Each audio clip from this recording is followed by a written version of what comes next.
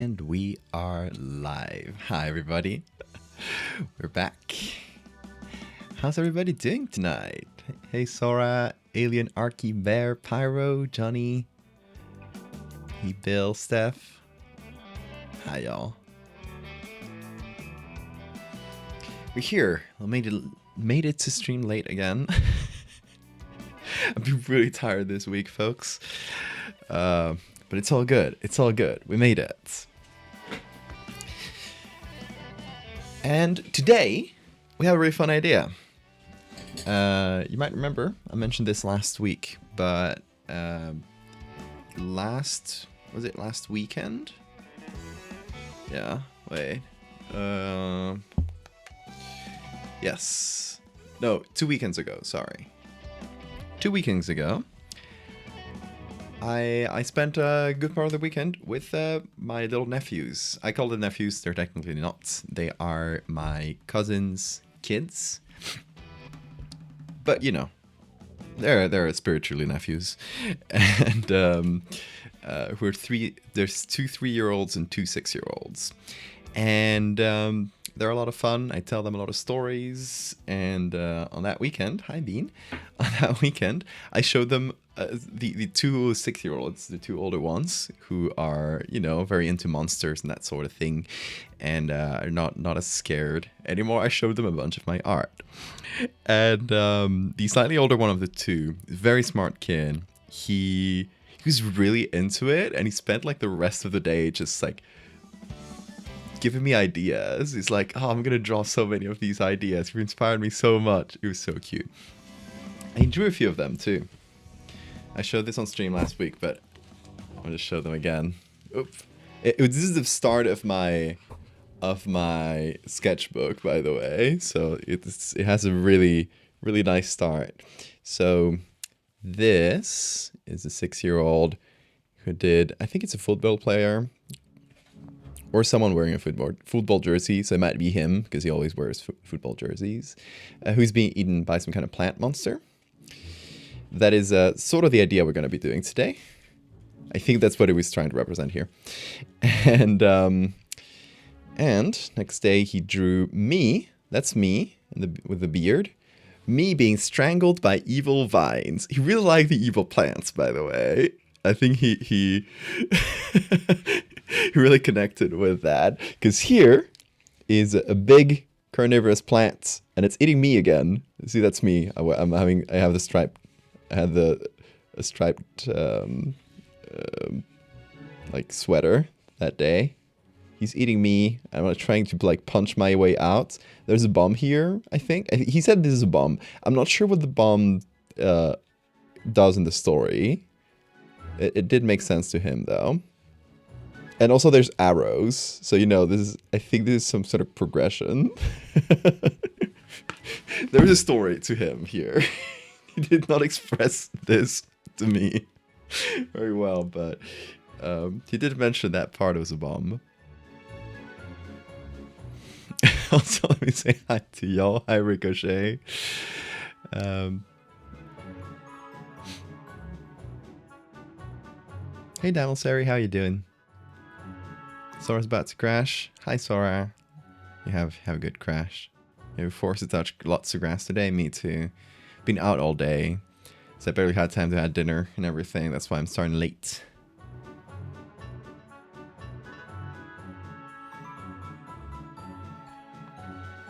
I'm in a one-man plague house. Hammy, I hope you feel better soon. Here is a dragon that he drew for me, and with very thick legs, and also there are snakes coming out of his wings, and the snakes breathe fire as well, and they're fighting a little soldier, like a Roman soldier or something. Oh, focus camera, it's not focusing. But yeah, got a bunch of drawings by the kids, and here's another one that they did. This was a collab between the 2 6-year-olds.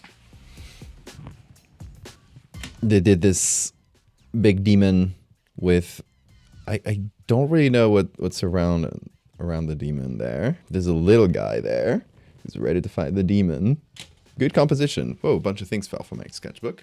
It's fine.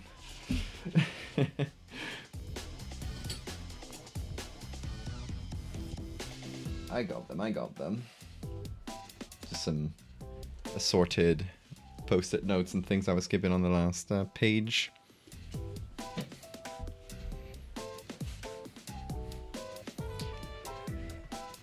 But yeah, little nephew was super excited. He was so into my art and my horror stories, and he especially loved the animals because he's very into. They're all kind of like they're all very into animals, honestly, but the specific one that gave me the idea I'm going to be using today, he. Like right before me showing him his art, like we were looking at a big book full of shark photos, and he knew every single shark that was in the book. He's a very small walking encyclopedia of shark knowledge, which is cool. It reminds me of me when I was a kid. I had like phases with like different obsessions where I would be really into, I don't know, ancient Egypt or dinosaurs or like fossils, or like I just had several phases like that. I think many of us here in chat can also relate to that. But yeah, he I guess has a shark phase, but he's also really into any kind of dragon and monster. Fellow dino phase, hell yeah.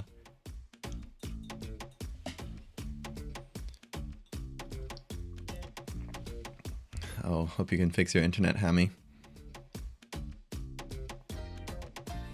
Yeah.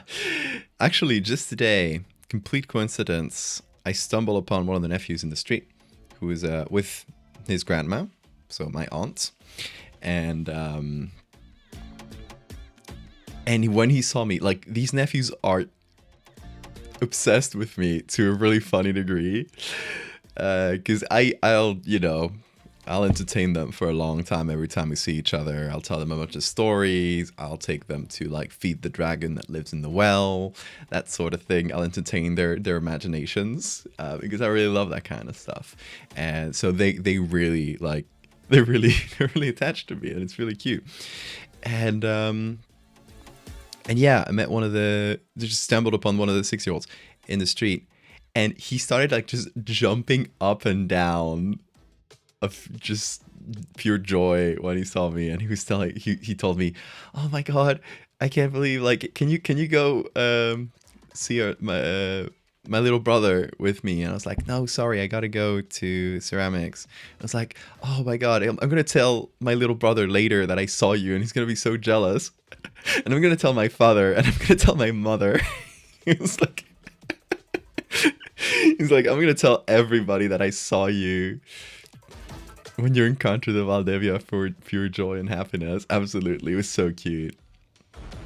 They're adorable.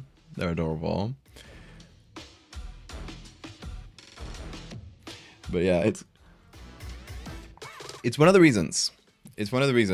By the way, I'll ramble a lot this stream. I've been out all day, so my brain is pretty tired, and I tend to ramble when I'm more tired. But one of the reasons I've been on a folklore phase again. I guess I also have phases. I never stopped being a kid, I think. I still have phases when I'm obsessed with different things. I'm on another folklore binge, and the main reason for starting that was the nephews, because I started telling them stories, like the few folklore stories that I knew from Asturias, right, from our region, and because I thought it's important to keep oral history alive, right? It's something that is pretty much lost nowadays in a day of in an era of just like globalized media, where all our local legends and stories are being lost. and oral history, a lot of it was discontinued, right? It's been going on for hundreds of generations, and all of a sudden it stopped. And it's only thanks to the few people who have done the legwork of going around asking old folks who still remember these stories, asking them and registering them. It's all thanks to these folks who that we have register of our own culture, which is very sad, isn't it? And I love reading things about folklore. I love learning about it because it's like I did hear a bit of folklore things when I was a kid, but it was something that was stripped of our generation. And it's good to like try to take it back a little bit.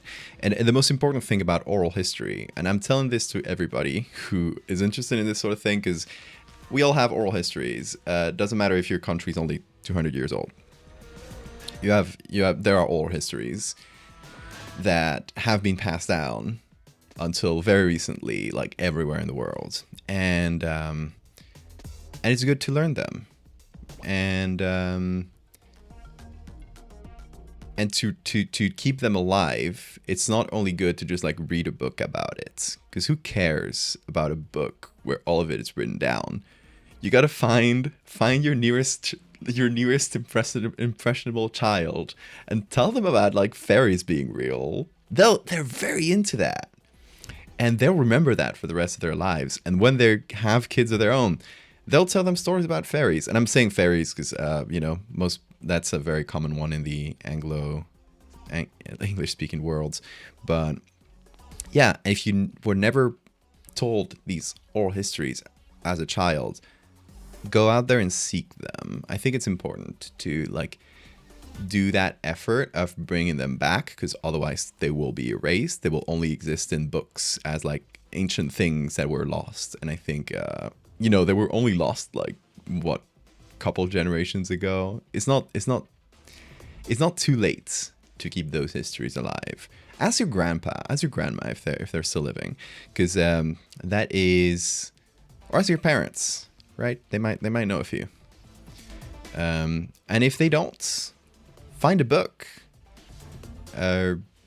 Research on your own ancestry. Maybe if you're from a colonized land and you're like, okay, I don't know the stories of this land, but maybe I can find the stories of my family and their ancestry. I think that is also very valuable. Or find the stories of the land where you currently live in. Even if they're not from your culture, you are like keeping a bit of that culture alive within you. And you tell those stories. You learn them a little bit, remix them, maybe modernize them where you need to, and keep them alive, keep them going, because I think that's beautiful.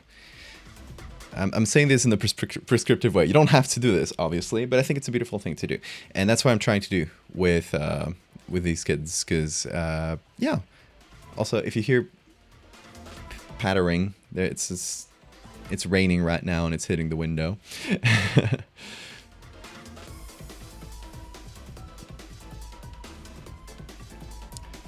Oh, good time zone, Hammy. I'm sorry the stream didn't work for you. Hi, Witch. I love hearing the folklore of my area and knowing the warnings your mom always told you. Right, it's great. And honestly, like, even if, because I know I'm saying this like specifically like about colonized lands because I know a lot of you guys are American, and the folklore maybe of the area you live in. The old folklore is not the same as maybe the folklore of your family's culture. This also happens if you are just like descended from immigrants wherever you are.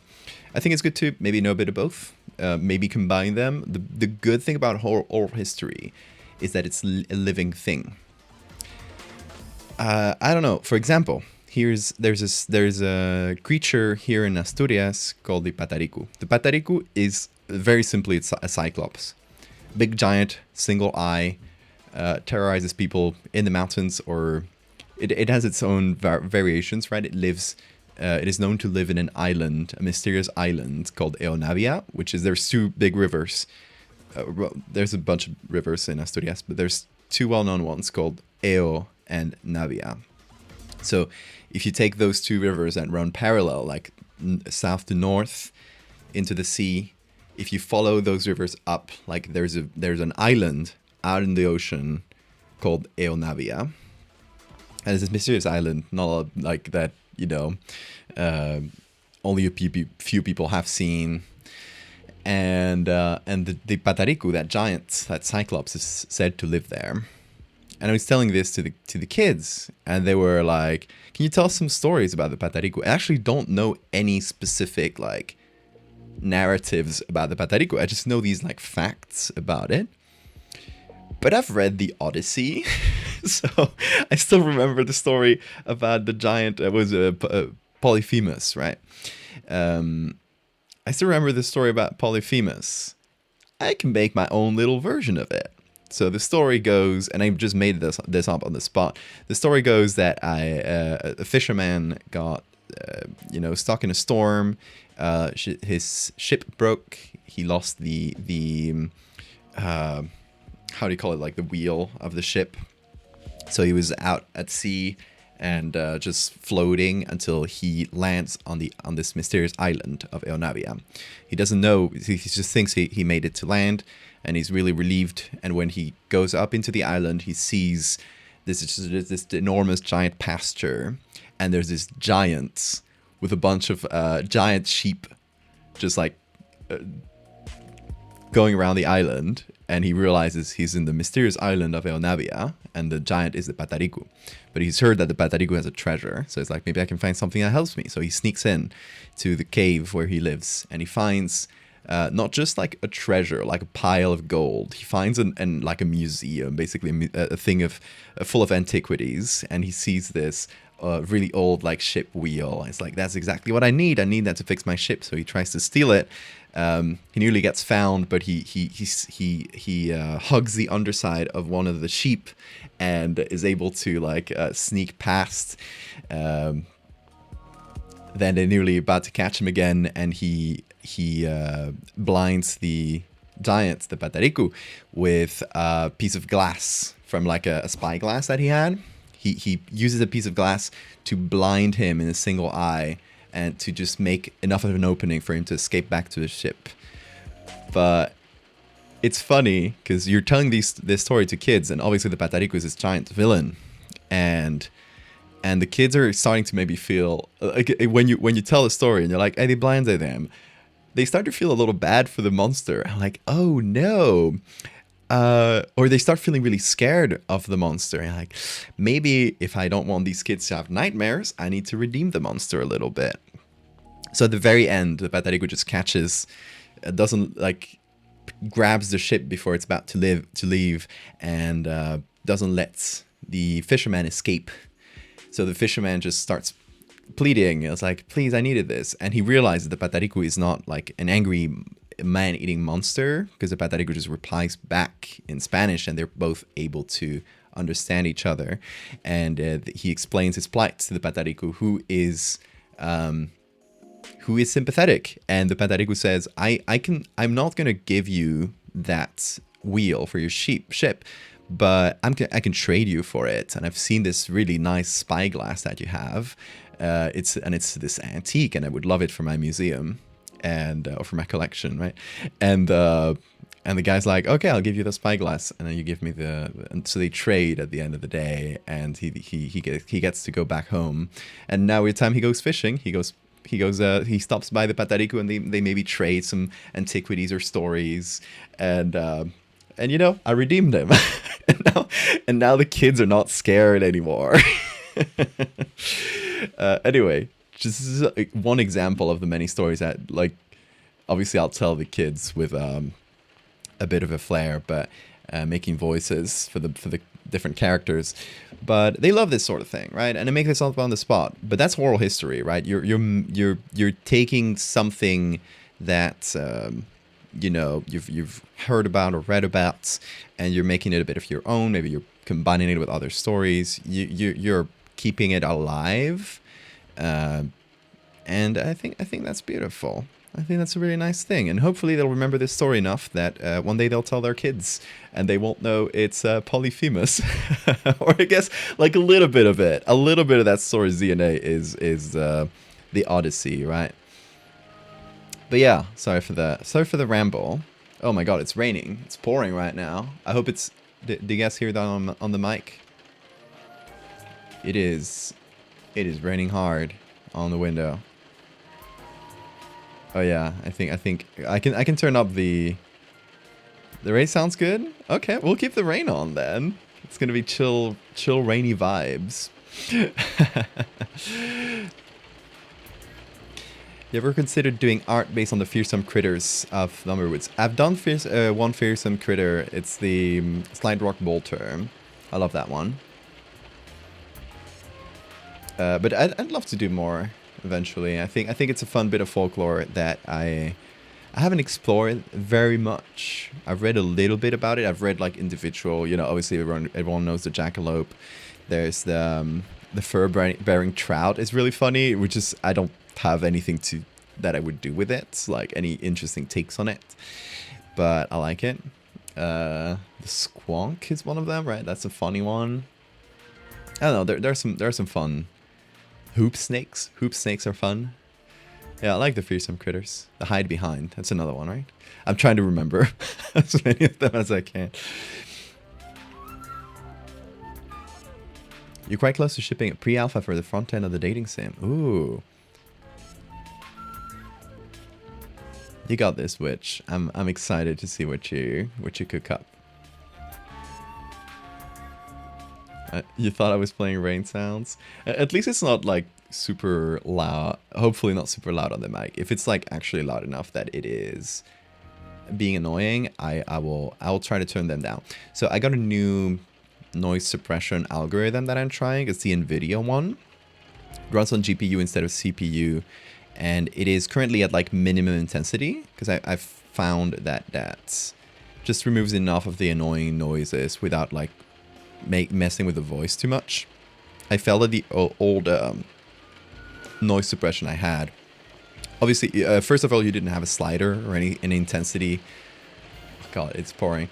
Any way to change the intensity, which the NVIDIA one has. It ran on CPU, so it fought with Photoshop for CPU use. And yeah, since you didn't have any sliders, it just like at some points I could hear in the recordings that it would make the voice sound weird. I figured, hey, new mic, maybe I'll try new noise suppression things to get the best sound out of it. But yeah, it's like a very, very minimum level noise suppression that I got right now. Snallygaster. Like that name. Cactus Cat is a good one, yes. It is pouring. But yeah, I guess today is a rainy time folklore stories with Ed. So I was about to show you because I just got all these books on my table. I've been filling up the collection of folklore books because it's good research for my art. Sad Kiwi Hours, thank you for the follow. Good research for my art, also good to like tell the kids stories. And also just because I'm interested. I already showed this one, I think, which is just beautiful. This is like a self-published book too, which is insane because it's just like full of. It's completely illustrated. Not this bit. That's the index. It's completely illustrated with watercolors. And it's a lot of like the culture, the nature, the history of Asturias told through a lot of their folklore creatures. Our folklore creatures, I should say. So it has a few of the ones I've represented. That's a snake. There are some little traswus there. Traswus haven't done traswu yet, but it's a little house elf that does a lot of trickery, has holes in his hands. There's this masked individual that I like. I should read more about it. I really want to do this at some point. It's called Half Face, and it's just sort of half a guy. But the one I want to make is literally cut in half, so you can see the insides. I think that would look really creepy. But yeah, that's the Año Burlón. The Año means devil, and it's the laughing devil or the joking devil. He does a lot of trickery, and those are also real animals. But yeah, it's really good. I bought this one for myself, and I bought 2 more. First of all, because I want to support an artist who's doing like self-published work, and who probably spent a lot of their own money in making it happen. And also because I want to give one to each of my cousins with their kids, right? One to each family. I have 2 cousins, like 2 older cousins that have 2 kids each. So I bought them each a book for their household. Then I got some more serious folklore books, and these are both from the same author. This one's actually printed in the 90s. It was never printed again. It's about witches. It's about witches and witchery in Asturias. So it goes through some... I haven't read the full thing yet. I'm going through it. But it goes through... every chapter is like an actual case of a documented witch that was maybe prosecuted or something in Asturias. It has a lot of Goya illustrations, because Goya obviously loved to draw witches. But yeah, quite fun. It's a rare book. It was the only one they had on a secondhand market, and I haven't found any other copies of this, so I was a lucky boy to find this. This one is a republished version of an older one, but it's also full of really beautiful illustrations. Honestly, I had never seen these before. Sad that they're not like on the internet. That is the Nuberu. Nuberu is sort of a wind spirit. It's a guy with a kind of Odin-like guy with a big beard, a cloak, and a hat. Sometimes missing an eye, so kind of Odin-like. Maybe has common origins. It probably descends from a Celtic god that was fairly similar to Odin, but yeah, it's like this old man that lives in the clouds, and he brings storms with him.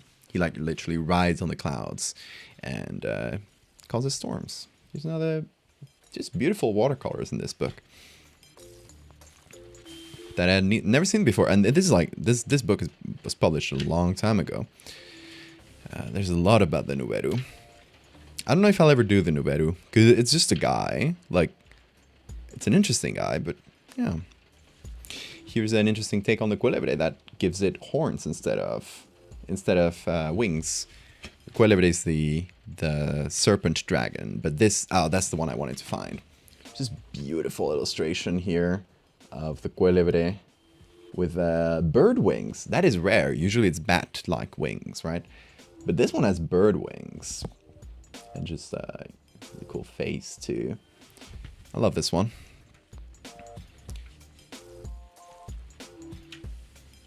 Here's their take on the trasco, I think. Really interesting. They gave it like a red cap mushroom hat instead of a literal like red cap. I might do that someday. If I do the trasco, here's the Huestia. I've done that. I've done this one too. The Huestia is a procession of souls.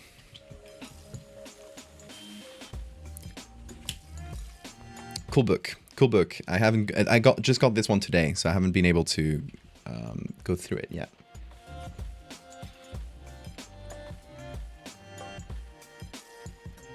Did you ever end up looking the Flash Chat hates? Not yet. Haven't had time. I've not been able to stop at home for a long time this week. I had a fencing competition. Did I mention this? Wait, no. I haven't streamed since the fencing competition. I had my first small fencing competition, right? It was just a sort of like little open tournaments between the people here in the region. So people came from across the region. There was about like 30 or so competitors. So not something huge, right? And I knew I wasn't gonna do great, because obviously I'm going against like really really good people. I got into the elimination round. There was an earlier round where it was everyone against everyone. Did pretty well in that, considering my level. And then got into the elimination round against one of the best people in our gym and one of the best people in the region. He's like fast as fuck, and I thought it was like, okay, I'm done. He's gonna destroy me. He did beat me. He did eliminate me first round. Came out third at the end. But I thought he was gonna, like, it was 10 points. I thought it was gonna be like 10-1 or something like that, or 10-0. It ended up being 10-4, so I'm pretty happy about that. I was able to get a few good hits in, so I was proud of that.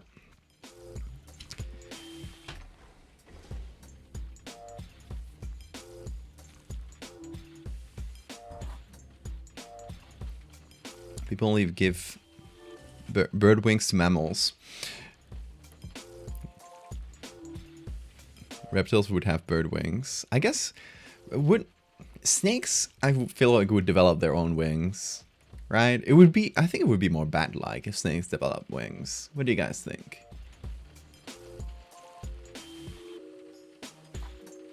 Would the snake with bird wings thankfully be an amphitheater? I don't know, you tell me. Pterosaur wings. Oh, pterosaur wings would be fun. When I did my Collab With A, I gave it bat wings. But it is explicitly, in most of the stories, it is described as specifically having the wings of a bat. So it had to be bat wings.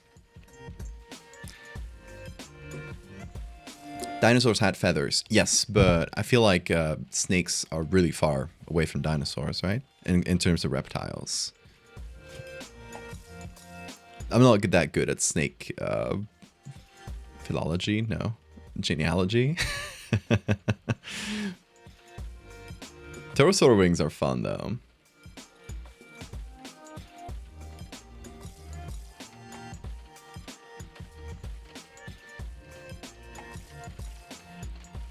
They just become one big wing. Oh, they've become a frisbee. Have you seen those frisbees that are like just like the circle, the outside circle, and they're empty inside? They go really fucking fast. You can hurt yourself with one of those frisbees if you're not careful. They're really thin, right? They're basically like a circular wing. You throw that, it goes incredibly far. They're cool. I like those frisbees. The snake would do that. The snake would just get really flat and just start spinning. I guess it would need some sort of like force to start. I guess it would use its tail as a spring and then just get in a circle and start spinning. Frisbee snake. We're creating here. We're developing completely new animals, folks. Yeah, here's another book. This book is from the 1910s. Not the actual book. There's a more modern print of it. Don't know when this was printed specifically. But this was written by this guy here, Aurelio del Llano. He was the first folklorist who... When was this? This version was edited in the 70s, but the book was written in the 1920. 1922, sorry. This guy wrote about folklore throughout like the early 20th century. This was this was actually printed in 2001. This has been in the bookshop for a long time. But yeah, this guy was the first, I think the first at least to a large degree, that went all around the region and registered a lot of folklore stories. Nowadays, a lot of the stuff he writes, a lot of the stuff in this book has been debated by later folklorists, because he tends to editorialize a lot, right? He tends to, for example, if he sees a piece of folklore, like the Sumithu is like this invisible thing, this personification of the void, it eats things. It just gets hungry and eats your things when you're not looking. So when you're suddenly like, you're like, oh my god, where's my pen? I swear I put it here 5 seconds ago. I can't find it. I guess a Sumithio ate it. It's sort of that expression. That's where the Sumithio comes from. The Sumithio does not have a shape until this guy comes along, and he hears people talk about the Sumithio, and he makes the assumption that, okay, this sounds a lot like a house elf, so this must be some kind of house elf. This is the guy who makes that assumption in the early 20th century. And he was like, obviously there's a lot of tradition of house elves stealing things. We have a literal one here, a Drasru, right? But it's all throughout Europe. So this guy's like, so the Sumithio must be a house elf as well. He makes that assumption. Wrong assumption. The Sumithio is invisible. It's either, if it is a house elf, it's so small, it's like microscopic or something like that. It's literally shapeless. That's why I drew it as a frog or toad that just swallows your things and disappears. Because I thought that was more fun, and kind of undoes a little bit of the assumption that this guy made, which did make a lot of damage. Now, if you hear about the Sumithio, if you Google Sumithio, you will find a lot of depictions of it as a house elf. There's no record of it being house elf before this guy writes about it. And obviously, since other people read about it and it kind of entered the consciousness of this creature, but it was a pretty, like, in the context of our history, it was a pretty recent addition. But yeah, so he's known to make a lot of a few fuck ups, and fuck ups that have had effects. Like, I've rippled through because he was the first guy to write about folklore. And yeah, he would try to do a lot of comparative folklore and say, like, obviously the Buzrosu, which is this goat creature that lives in the forest and is sort of protector of the forest. He's like, obviously this must be some kind of Greek faun. Nowadays, not believed to have anything to do with Greco-Roman mythology, but actually be of Celtic origin and come from the god Cernunnos. I don't know how to pronounce that. Cernunnos in Spanish, which was worshipped here as Candamo. And we know it comes from this Celtic god that eventually, through Christianity, it got pushed away and away from worshipping at your house or in the temple into just like being this sort of evil forest creature, which is what happened to a lot of pagan gods. As Christianity came in, it got pushed into folklore and superstition, and these good gods became sort of demons and evil a lot of the time. Although specifically with the Buzrosu, not as exact, because it is sort of a protector of the forests, but it will fuck you up. It will give you tuberculosis if you mess with the forest. So it is at least vengeful. But yeah, probably comes from this god. But this guy wanted to legitimize the folklore of Asturias by comparing it to the well-known and prestigious Greco-Roman mythology. So he said, no, this is a faun from Greco-Roman mythology, and it probably comes from the faun, which was, again, another assumption that was incorrect and that is still cited to this day. Very interesting. Researching these things is interesting, and this guy did a lot of good and also a lot of inadvertent damage. It was another time, obviously. Nowadays, we're still picking away at a lot of things he said and trying to, like, undo some of these assumptions. Thanks for the save reminder. There's nothing to save, though. Also, hi, Willow. Sorry, I've been yapping so much. I've forgotten to say hi to everybody.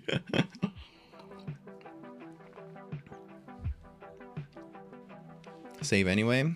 I'm saving. You're not seeing it, but I'm saving. Anyway, yeah, I want to show you my books. I also got this one. Just because it was illustrated by a good friend of mine. It's a book about dragons, and it's illustrated by Cintia Alvarez, which is a local illustrator from here, from Asturias. And it's just this is originally written in English. It was only recently published in Spanish, and that's why I got a copy, obviously for the nephews as well, because it's more for kids. But the illustrations are beautiful. Look at these medieval illustrations, and it's just a lot of dragons throughout like cultures and history. Cool, I recommend it. There's nothing to do with Asturian folklore, although it does have to do with the folklore of a lot of places.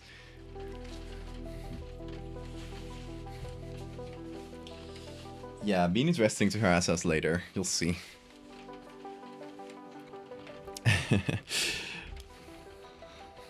Of course, you would love it, Steph.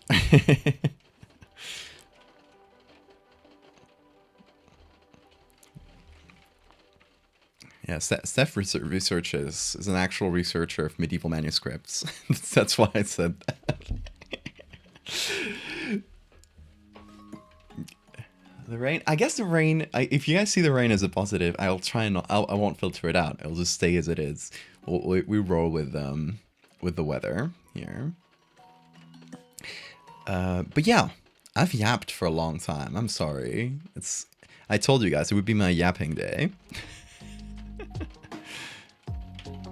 Highlighter is not coming off. Well, better get used to it. It's there for good. Anyway, so I am collabing with my 6-year-old nephew to bring one of the things he imagined and suggested to me to life as a speculative biology thing, because he just suggested a bunch of things, but there's one that stuck in my mind. I'm Welsh. There's one that really stuck in my mind, and it is a trapdoor creature.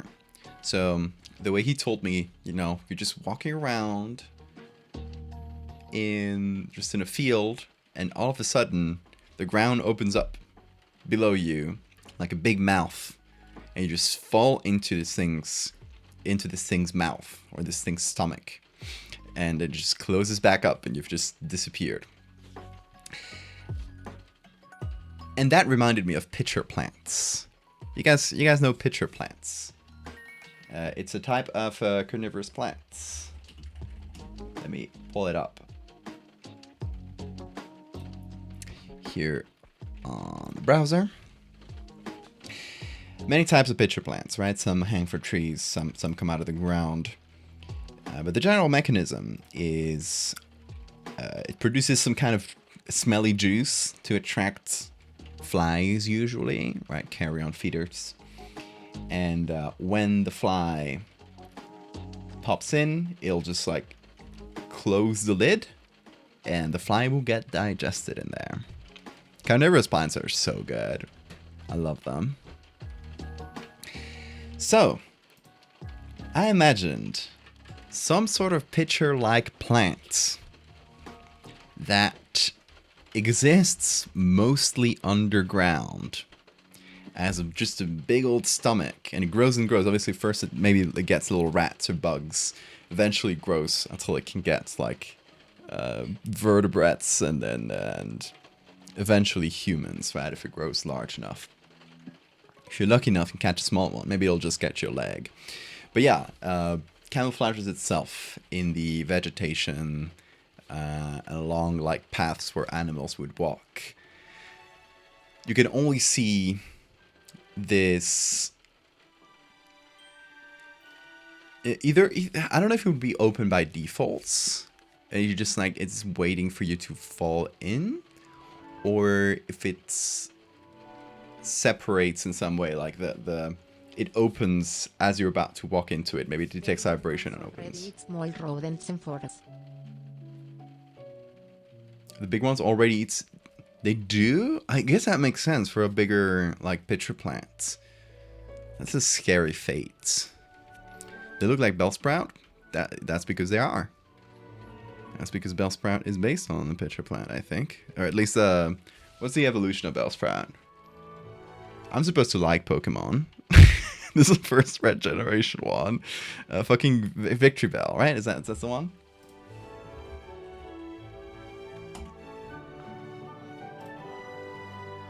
This fucker. That's a pitcher plant. Literally straight up a pitcher plant. Right? It has the leaf to cover the entrance and everything. I love the mega they came up with for this. It's very silly. But yeah, Victor Bell is a pitcher plant.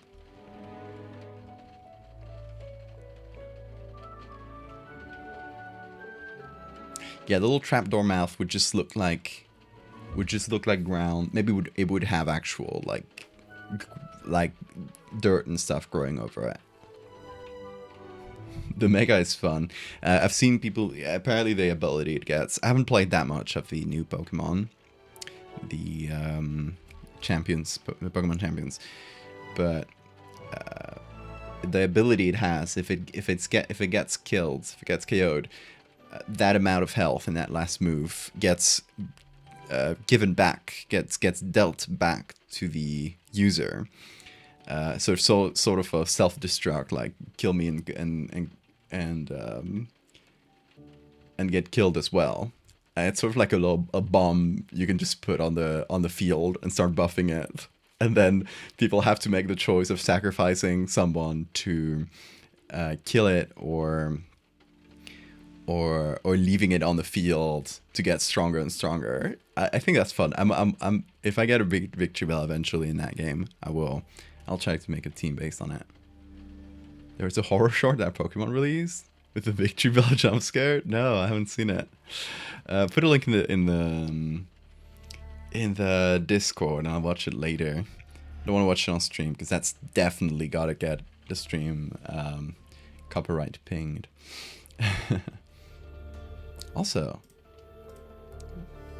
my camera selection is not up. Who turned it off? I guess it was a few streams ago. Usually, I'll leave it off. Usually, I turn it on before I stream, but I forgot. It's a promo for Halloween. Oh, so it's not a recent thing. Okay. Oh, there it is. Thanks, Twitch. It's a bit annoying to put it back up, so thank you. But yeah, pitcher plants. That's what I thought, like a pitcher plant that just like this big hole underground, this big stomach, right? And the actual body of the plant is somewhere else. Maybe there's like several traps around the main body, like a tree where it just has a bunch of these like hanging down into the below the earth that you can learn to identify. Not sure yet. Because I know some pitcher plants like this, they're just hanging from a tree or larger plants. I don't know what the actual tree looks like. These are cool. Yeah, I'm imagining like one of these evolved to just like be underground and became a much better trap. Or maybe it just exists, like most of the plant exists underground. Oh, this one has a cool fucking texture. Ampullaria?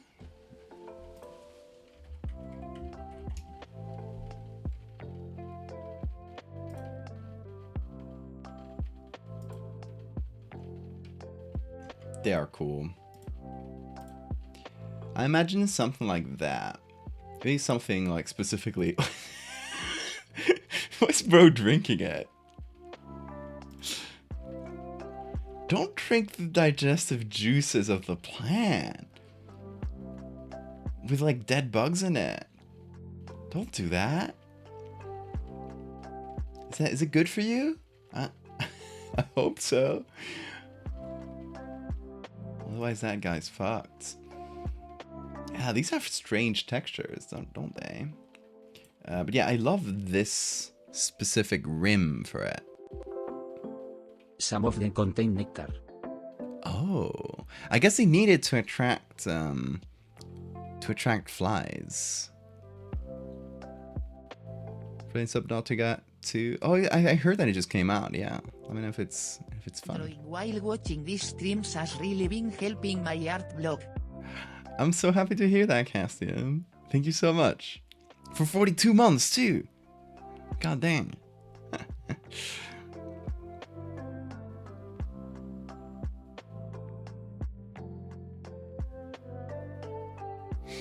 What if the body of the plant was underground? The part that attacked was some kind of vine structure emerging from the rhizome.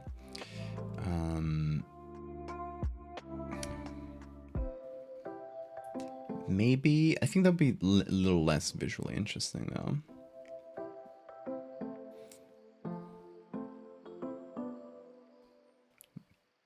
Name something with the likes of landmine or sinkhole.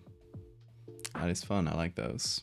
Or just like trapdoor. I think the common name for it would be something with trapdoor, while the scientific name might be I don't know, a more like historical reference or something.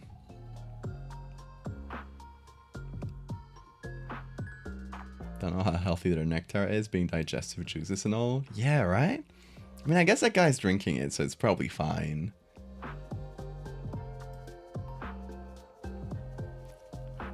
Huh. This one has like little teeth. Look how they point inwards. Oh, sorry. I was covering it. Look how they sort of point inwards. It probably makes it much harder to climb out. Western Australian pitcher plants. That's a cool one. No, fly! Don't go in there! It's gonna eat you. Oh, I see. So this whole rim is sort of it's sort of an even cooler version of that. It is just teeth. This one's called a trumpet pitcher plant. I look at the species name. Fucking great. So the edit for this, also one of the reasons I've been yapping so much, the edit for this would be fairly simple. It would be a hole in the ground where we edit some of this into it. You got the eyeliner off. Good. I'm glad you could. Trumpet pitcher. The lips are typically waxy. Makes sense. Just makes them slippery and hard to climb. Fuck is that? AI generated. Blech. Gross. Yeah, I love how it ends in spikes in there.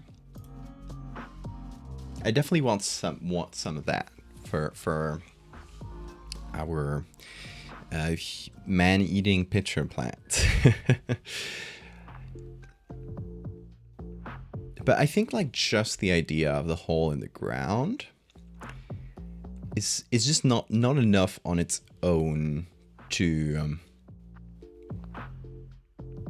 just be an interesting visual, right? The hole with teeth in the ground is pretty cool. Do not get me wrong. But we either do that, and we just let the hole like be dark inside, and have a second image that maybe is a cross section, or we have only one image that we can see through the hole. Like the hole is large enough and it's open. We're taking the picture, looking in, and we can see like skulls inside, like a little pile of bones in the juice. Someone looking out of one. Someone looking out, like a live person. I think it would be cool if it was like the skull to imply like, yes, this is like digestive acid. This will this will turn you into bones. It's a big pile of bones. But yeah, it's either that or the simple hole plus a cross section. I don't know how I would do the cross section effectively though. Because for a cross section to be a real photo and not just an illustration of what it would look like, it would be like, I don't know, maybe some sort of museum exhibit where you have like a glass and you have a sort of prepared cross section to kind of show you how this works. And maybe I can find like similar things that exist in real life. Like cross sections of ground, use that as a base, kind of dig a hole into it, put up textures around the walls, liquid, and like stuff floating around in the inside. Could make that as a photographic thing if it exists like within a museum, which might be cool. Could also just be an illustration. I could just draw it. I'm not that good at drawing. But I could make it into sort of I don't know, textbook sort of illustration where it's not very like super shaded. It's not hyper realistic. It's just sort of schematic, and maybe something I can just do with pencil and maybe colored pencils or colored digitally. Gotta think about it. Gotta think about that second image.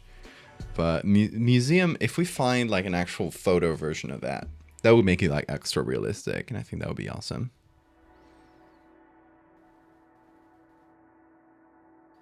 Image from the perspective of a botanist. Document this huge picture plant filled with half-digested humans and animals. I mean, in either case, it would be from the perspective of a botanist or someone who studies it.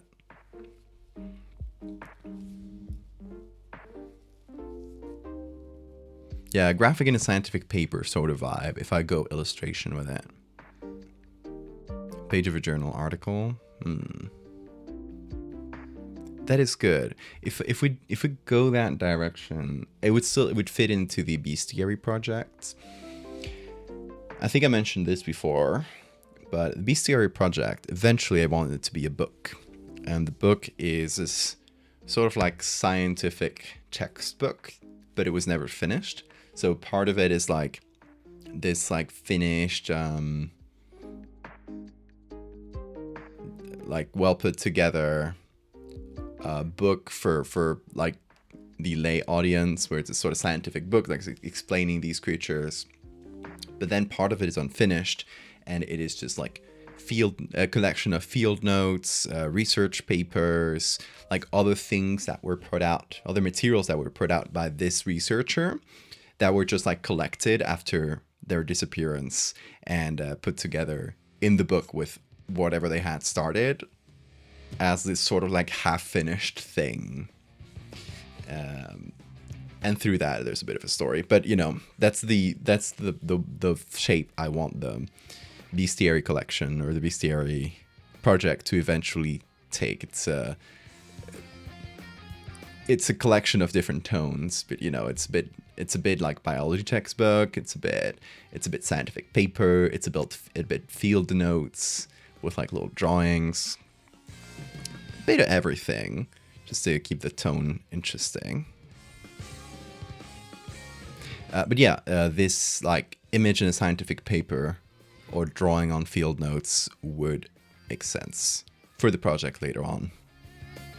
Obviously, so far on the project, I've just done like sort of the main images for each species. But for most of these species, they're going to be expanded quite a bit. So they're going to be, I guess a better example of what the bestiary series or collection might end up being for each of these is the wait, let's just take the individual. The siren alligator. More images, just a lot more context on it. So it's not just a single little paragraph on a thing, it's just something a lot more complete. Like this would be the clean version of it, I guess. And even more than that, obviously this is still like fairly light on text. But it's a better idea. Hey Dean, love you. Disappearance of the author mid-book. Yeah, a little bit House of Leaves, where you have the author of the book presenting a thing, but there's like the editor that put the book together that also has like something to say, has their own agenda. I don't know, it's gonna be fun. I got a couple things like cooking up here.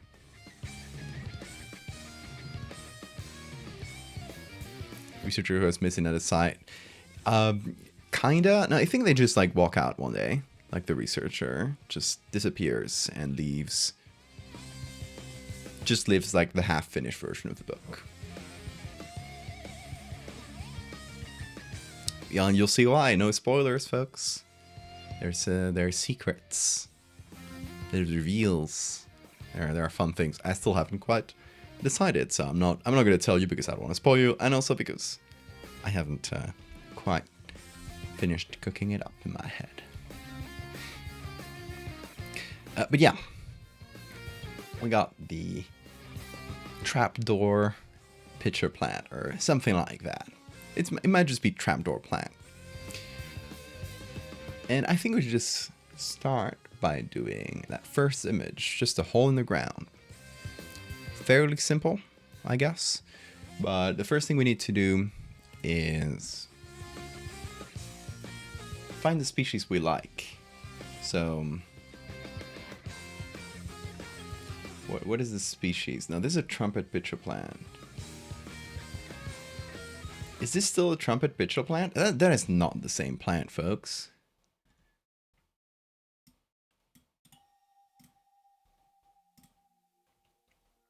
See, that's a pretty standard picture. What is that? Carnivorous Plant Club on Instagram? Come on, they give me the species name, folks. Come on. Okay, that's the one here.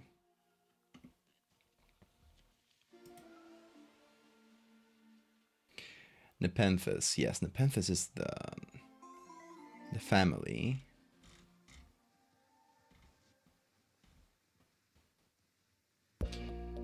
Okay.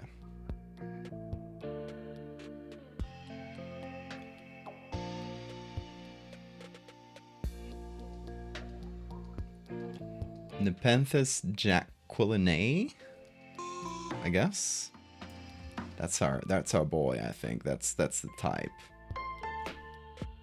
Toothed. I love when they're toothed. So we're gonna hop over to iNaturalist. And we're gonna look for Nepenthes jacquelinae. That is not toothed. You lied to me. You lied to me, research paper.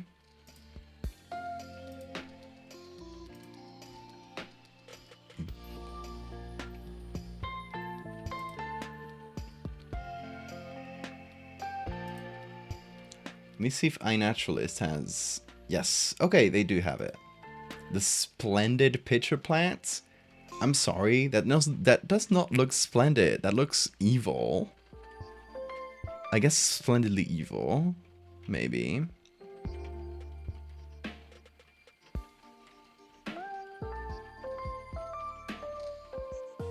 I did not say anything about eels, Bill. I don't know where you heard that.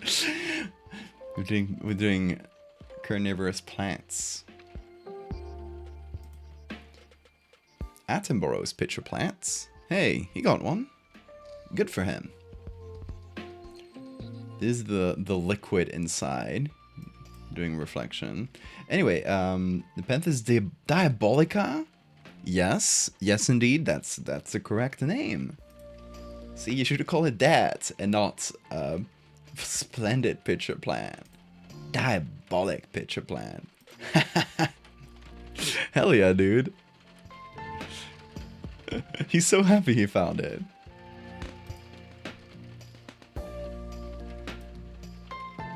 Flask-shaped pitcher plants. Oh, these are cool as hell. I love how the lids fit perfectly. Here's the toilets. That's just the toilet.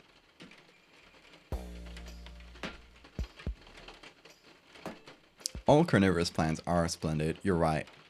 Do you want to see the Japanese book I got about carnivorous plants? I think you'll like this, folks. Hold on. Look out for the toilets for me in the meantime.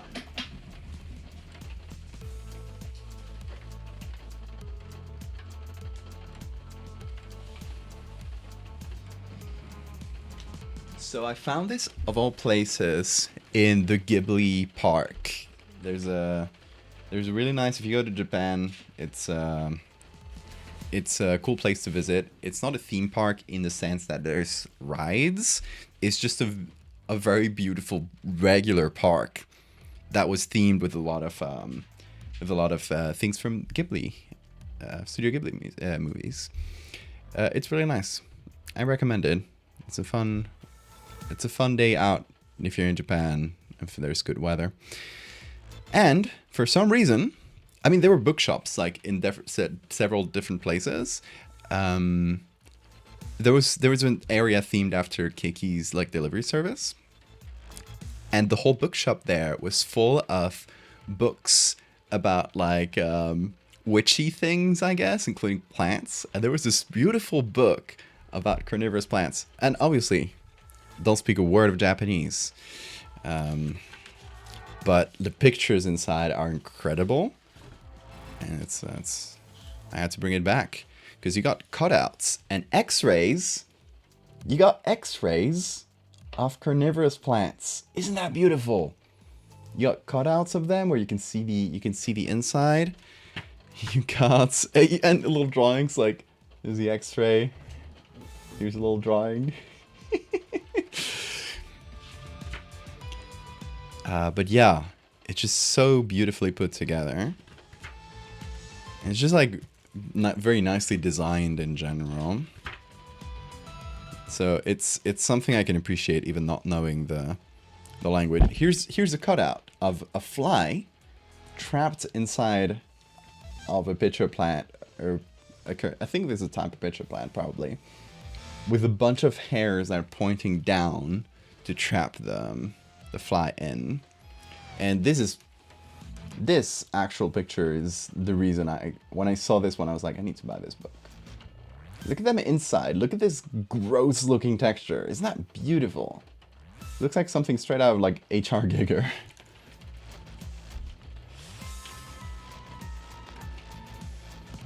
Anyway, it's just full of pictures like this. Here's classic pitcher plants. The liquid down there. Here's a cutout of a pitcher plant with all of its prey.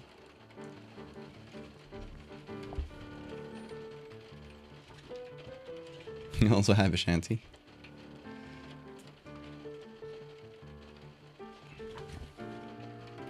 But yeah, I love these. I love this sort of book, and it's just like inspiring photography, honestly.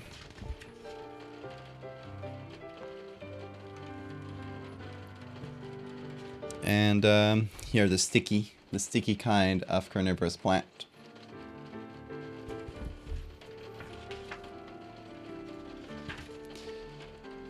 Here it is catching a bug in 2 steps.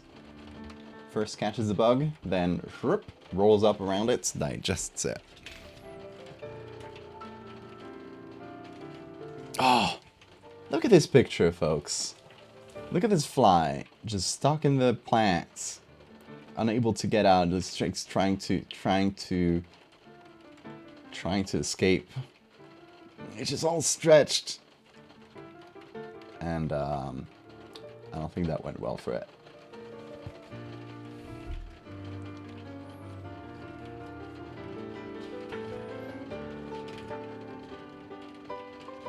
Anyway, yeah, wonderful book. Very inspiring photography. Cool thing. I keep showing you books today. I'm sorry. My library just keeps growing at this point, like every week.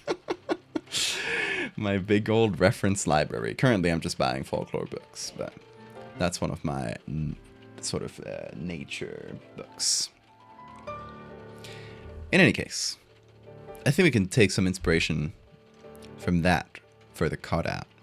I'm not going to do an X-ray though, because that would be the actual size of this fictitious pitcher plant we're making is too large for an X-ray. But let's see what we have just in general for pitcher plants with no copyright. Tell me you got some good ones. Oh, here's like a broken one. It's very cool. Yeah, this stuff could be useful actually. for the cutout, perhaps. Creates a nice shape. Let's hope for one of the toothy ones. Give me one of the toothy ones, please.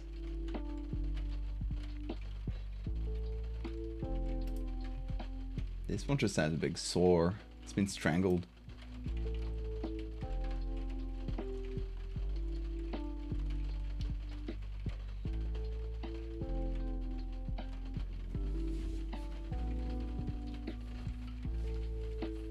Never apologize for books. I will not. I love showing you guys my big old collection. Okay, there's a bunch of no copyright picture plants. That's good. So let's see, Nepenthes Diabolica. It's just the coolest fucking name, though. Oh, I don't think we'll find. There are only 4 pictures, none with no copyright. Damn it.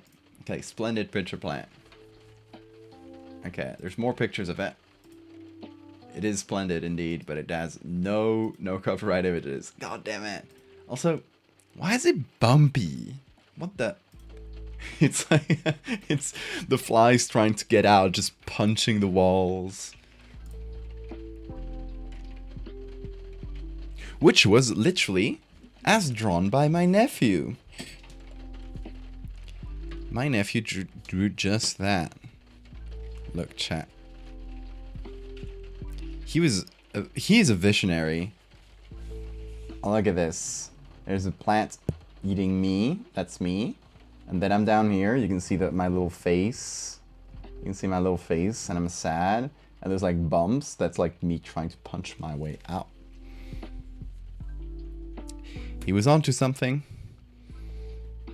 Because we found the bumpy pitcher plants.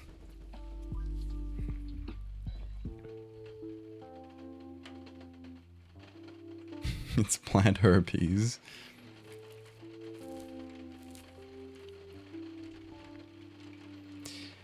Okay, where were we? Browser.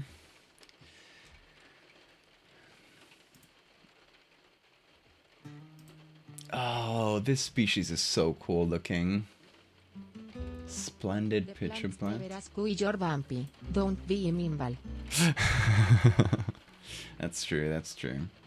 And I am bumpy. Well, I used to be. Now the bump is much smaller. But I'm slightly bumpy. Let's see. Public domain. Nothing for the splendid pitcher plant. How sad. Okay, let's keep looking through the whole genus, the whole of Nepenthes. I like these tiny ones.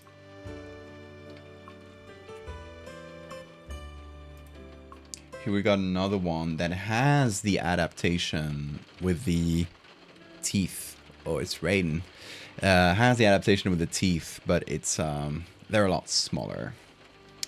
It's not as interesting. But I guess I will still open it. No, ants! Don't go in there! It's a trap! It's a trap! Don't do that. This one has a pout.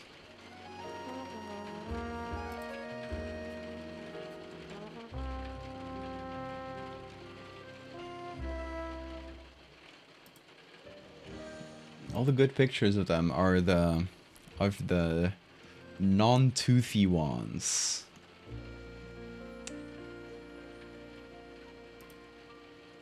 My luck is terrible. Gotta get one of the toothy ones. Let's see, Wikimedia.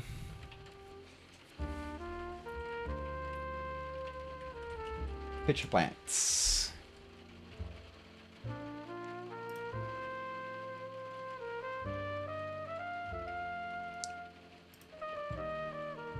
Ooh. That one's cool. Does not have the tooth though. But it might be a cool one to use. Oh, it's tiny. It's tiny.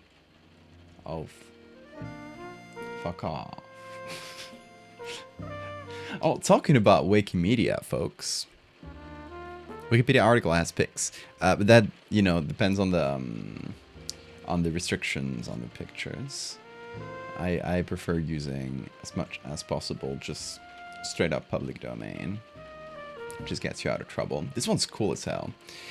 Talking about Wikipedia, by the way, if you were on Tumblr, you saw me talk about it. But this whole folklore series, you know, I'm sorry I'm talking about folklore again.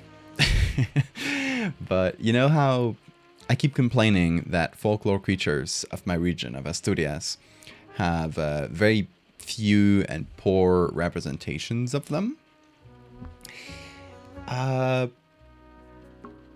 If you look it up online, you'll find very few good images of these creatures, right? Wikipedia doesn't have anything good. And I figured I'm gonna try, now that I have a sizable, well, at least like not tiny collection of folklore creatures. I'm just gonna release them as CC by SA 4.0, which is compatible with Wikipedia. And yeah, I did that. I released them under that license, and I put up a few of them all around Wikipedia. So if you look up the Wikipedia article for, I don't know, La Huasca or La Huestia, which you'll find the Santa Compaña, which is the Spanish version of it.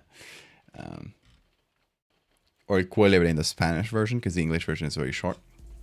But I put up my own art in it.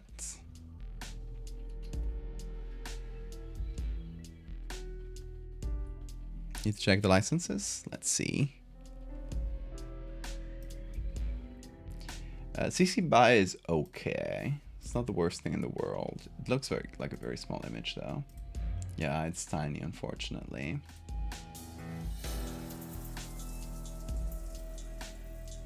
Another CC BY. Another really small one. At least it's like more zoomed in. Public domain. Hell yeah. Okay. This is the most promising one so far. Another public domain. Another public domain. We're cooking, folks. Another public domain. Who posted these? I love you.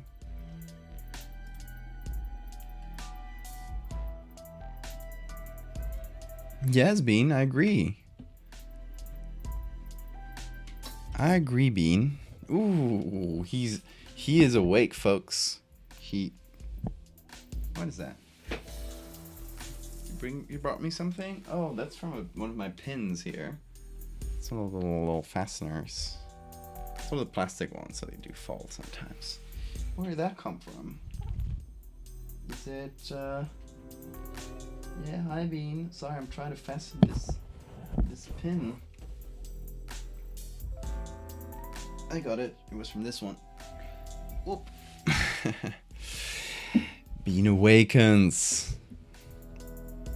What does he have to say? What do you think about carnivorous plants? Oh, I think he likes them. Come over. Hop on. Let's go. Oh, he's thinking about it. Here? Here? No? Here? Here? Over. Look. There you go. No help. Good job.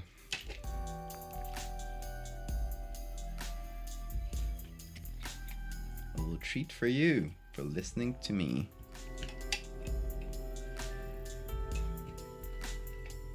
Oh wait, I wonder how good the audio will be with the rain and everything, but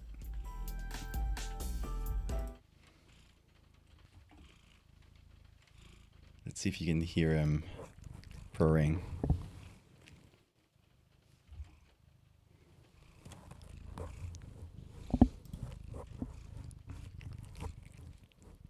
Can you hear him?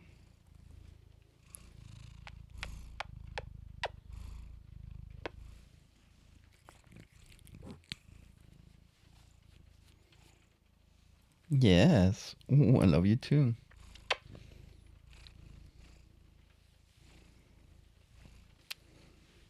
Let's give him another little treats, just so chat can hear the crunch. Give it a good crunch. That was not very crunchy. That was wet as hell. that was a bad wet crunch. Not a great one, Bean. Good attempt though.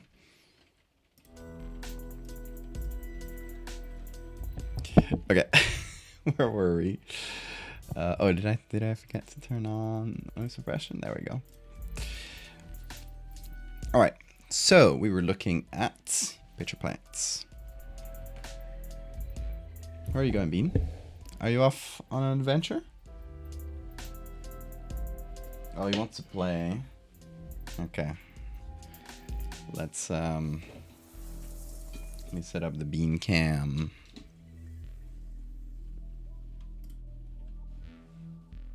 The other one.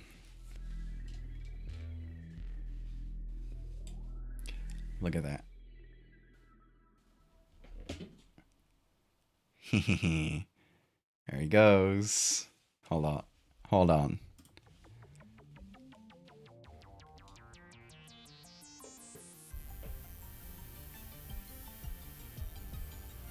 Big jump.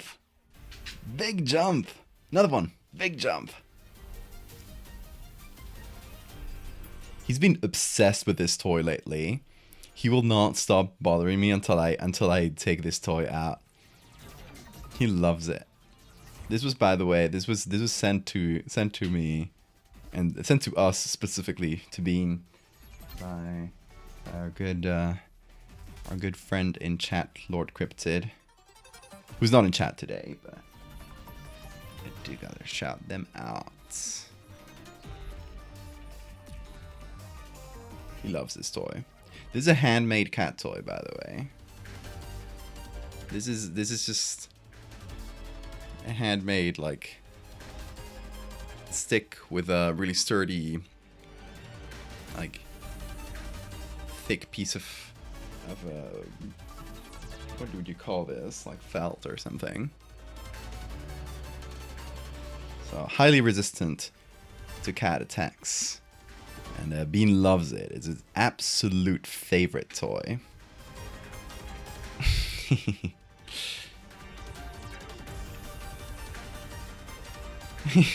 Yes.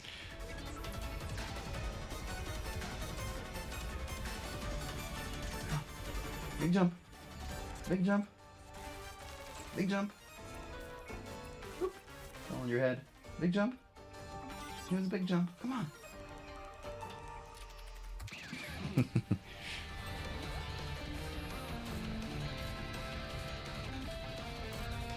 He's so fierce. Oh, big scratch. All right, let's keep working. I'll put this in my pocket. So like back here. And just me moving around will shake it around enough that he'll probably keep playing with it for a bit. Okay. Where were we? Browser. So we were looking at a few of the public domain images for Nepenthes.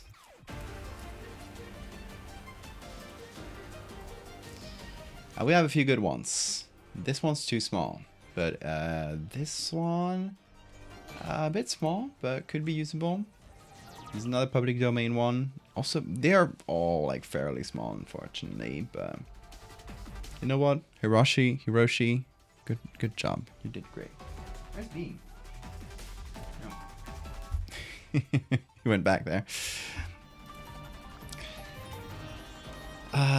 This one is pretty nice. This one is by user Nep Grower for Nepenthes. So this is probably a pitcher plant that they grew.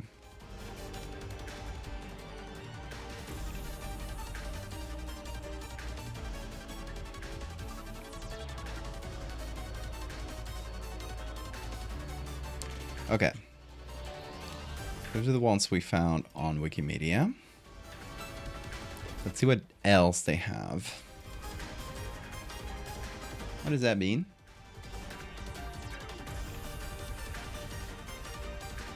Oh, it's gone from the camera. Okay, maybe I should look for scientific names here.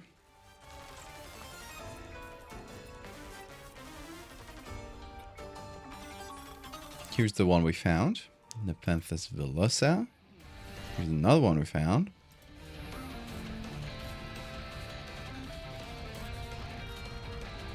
This one has little teeth, but they're not as dramatic as the one we like. Oh, hi Bean. What are you doing down there? Oh no! The dead bug's inside. Honestly, I really dig this view.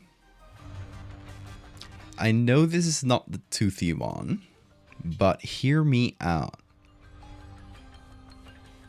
This at a macro scale on the ground, and we can see in there little human bones. Hey C4. I'm glad you made it, despite Twitch's best efforts. Good to see you. Yeah, this picture is really fucking cool. It's basically the angle, the ideal angle I wanted for this. Oh, cool larva. Getting distracted. See, like, this is not bad either, but I like this one because it just has, like, the shadow going down here. So it's sort of perfect lighting conditions. Also, how big is it? Not huge, not huge. That's the worst thing about it. So it's going to limit the image quality a bit. But I'm down for the image quality being a little bit more limited if it allows us to get a much better quality composition. Weevil! Sorry. Look at this Weevil though. Look at this snooty feller. Aren't they beautiful? Okay, I'm getting things that do not match my search at all. But we did look for pitcher plants, not Nepenthes. That's how you write it, I think. Hi, Bean.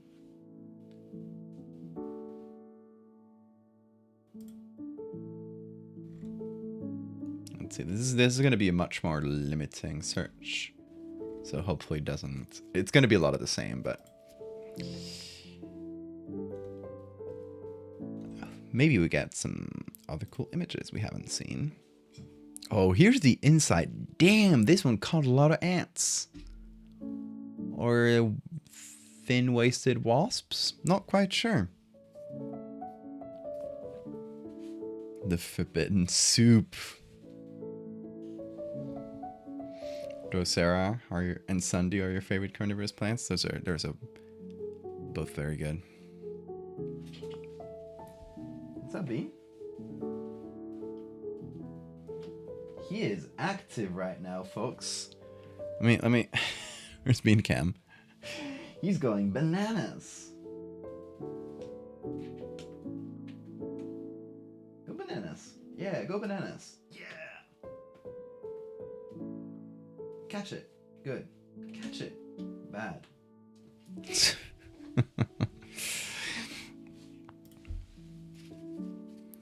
But yes, how much do I need to pay you to drink from the ant soup? What do you say, chat?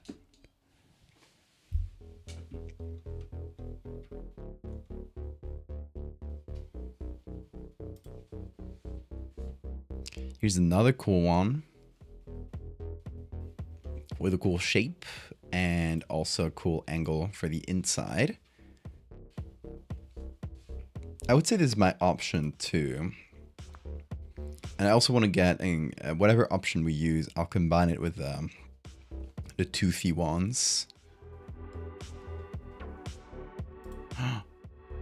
Whoa. Oh, those are teeth. Nepenthes hamada. Let's look this one up. One Stellaris DLC. Nepenthes hamada. Let's see. Love the teeth in this one. Let's see, no copyright. Oh, god damn it.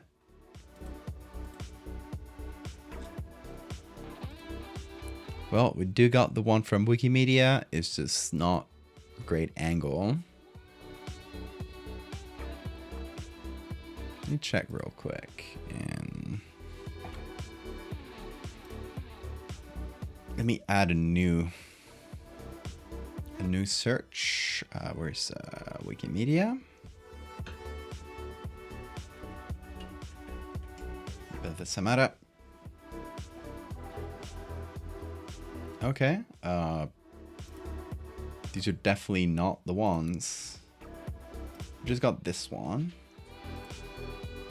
Oh, and these, but they're really far away. I wish I had it like straight on view of just the mouth of this species, because I really like these like dark teeth. They're cool as hell.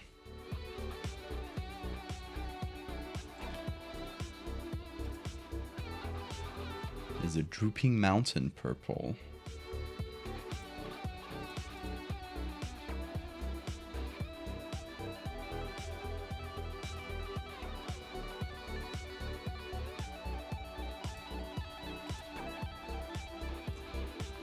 I guess we can use Edwardsia now. They're cool, and also they're named after an Edward, like me.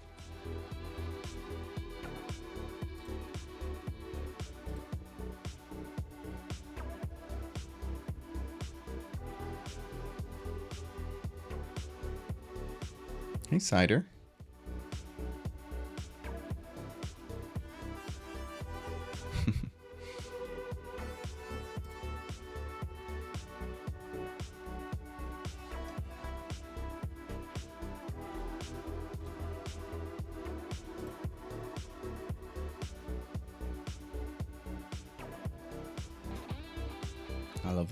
I love the hold them gently pictures.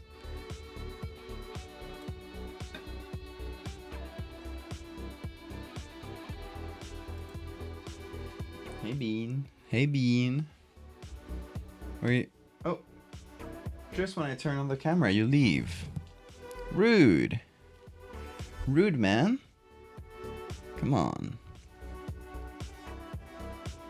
Bean is not collaborating today.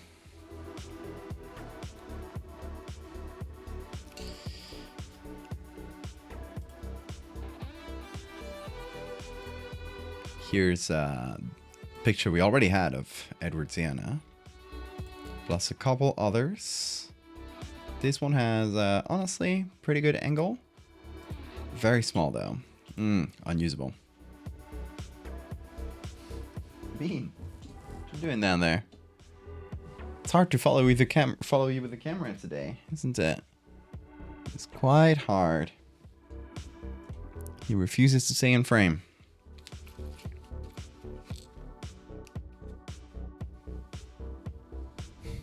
Rosin paparazzi. Are they censored? What is censored?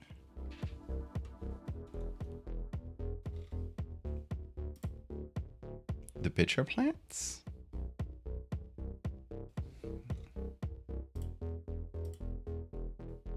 Here's another good one of Edwardsiana. It's again quite small. It seems that most of the Edwardsiana pictures here were uploaded in a really small quality. Same with Macrophylla here. Here's Hiroshi. That's him. That's the guy who's been uploading all these pictures. In really small quality, but still, thank you, Hiroshi. The inside of some them are completely white. The inside of some are completely white. Like this? That's just how they look, I think. I don't think Hiroshi tried to censor picture plants. Some of them are just white inside, I guess. Thanks, Hiroshi. You're the goats. But you maybe should have uploaded your pictures in a slightly smaller or a slightly larger size. That would have been even cooler. Oh, great picture. You put everything in focus except for the plant. Yeah, honestly, thank you to Hiroshi and everybody else who just uploads pictures into the public domain. I think they're The lighting makes it cool as hell. funky. Yeah, it's just the flashlighting, I think, that messes with it. Okay, we did get a few good images. So let's see what we can do with them. Is this Hiroshi? No, I thought it was Hiroshi with the hat. Let's see what we can do with these, even though this one is pretty small. All the Hiroshi ones are exactly the same size. This is not Hiroshi one, I don't think. Let me check. No, that's Nep Grower. That's a Hiroshi one, exactly the same size. It's like 500 pixels. God damn it. If only we had more. And this one is about 1,000 something pixels. 2,000 pixels on the large side. So it's again Nep Grower. Yeah, Nep Grower is also an unsung hero of this story. I'm sorry I've been focusing only on the Hiroshi. Both of them are really cool. Maybe we can use these teeth in some way. This one maybe for the cutout later. Spidey fell in. That's the entire goal of them, though. It got self-promotion. What should I self-promote today? I've talked too much about my Patreon. I've also talked about my newsletter and the guest book lately. You just like spiders? True. Someone's got to feed on them. I'm sorry. Sometimes even spiders feed on other spiders. That's some of my favorite jumping spiders do.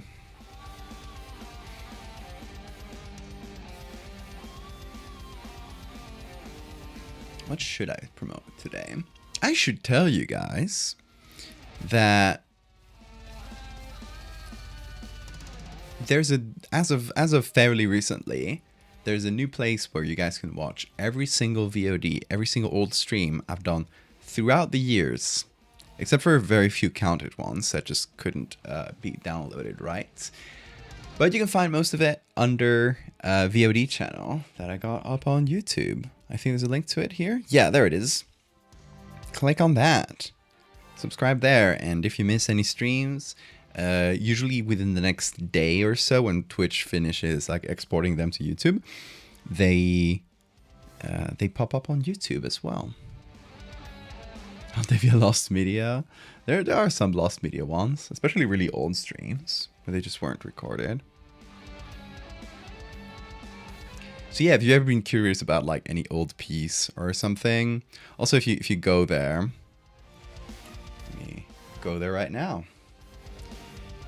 You got playlists based on themes, and you got a lot of Megalomorpha ones, fractals, short-lived podcasts I did. You got gaming videos. You got one I've just named Classics, which is just a bunch of well-known edits and other fun streams. Some I don't know, subathons, streams where funny things happened, collaborative streams, fun things like that. That's in the classics one. Then you got Bestiary and Shipetotek. And you can see by the number of videos, you can see what I worked on the most. I guess a lot of some old Megalomorpher ones are lost. A couple Shipetotek ones are lost, unfortunately. I don't think any of the Bestiary ones are lost, because those are more modern. There's just like a few streams that just did not get uploaded rights by Twitch to YouTube, so it just be like that. But yeah, and you got them here just in chronological order, if you missed any old ones. No medical ones? I don't have one for medicals, but I maybe I should do one. Oh, Bean is taking a shit. Good shitting, Bean. The forbidden edits. Twitch storage limits suck, yeah. Hi, Bean. You have a good shit? Yeah? What? He's looking at me from the corner. Okay, I think we downloaded all of them. Let me check. I think so. At least the ones I really want to use. So, let's go into Photoshop, shall we? Here's the Photoshop, completely empty. Still, nearly 2 hours into the stream. Damn, I yapped. Here are all the pictures, though. Not empty anymore. And some of my favorites. Oh, honestly, this one with the bloodstain looking mark there and the teeth. Ooh, that one's good. Thanks for the save reminder. Not that we've done much. That one's good. Okay. I really like the red inside. This one has a similar thing going on, but look at the quality. Yikes. This one, you know the bad thing about this one? It's focus. The focus of this image is completely on the leaf. And I couldn't see this when I downloaded it, but it is true. All the important bits, the bit with the teeth and all shiny bits and all the gunk inside is out of focus. Not super out of focus, but just enough to bother me.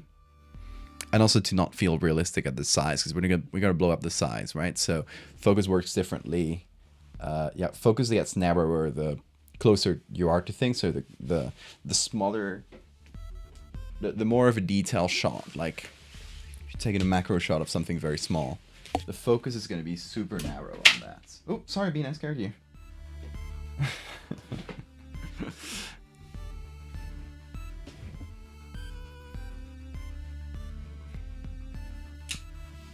Many people don't understand how to focus an image. And that's fair enough. Most people depend on autofocus. And autofocus is not great in many cameras. This picture, though, is focused. It is quite small, but it is focused. And we can see the bottom of it. And a bit of the side, so we can make it blood red as well. Like, it's not my favorite, but we can squish it, make it a little more round. That's gonna look weird. Not super weird. It's fine. It's abstract enough that I think our brains get fooled. And we're just looking at the circle in the center here, by the way. Then we got these. These are very small images. Maybe, is this one small? How big is this image? No, 1600 pixels. It's fine. We can blow this one up a bit. Get a decent detail out of it. But the problem with this is, again, focus, and that it's taken really close to one of the sides instead of being taken from the front, which is unfortunate. This one is taken from the good angle, taken from the front, but it is, hi Bean, but it is a pretty small image. Where'd you bring it? Oh, you want to play? Yes, very good. Here, go for it. Go get it. See, he's going for the... Yep, and he brought it to me. Give me. Thank you. He played fetch. You saw the whole thing. Here, have this.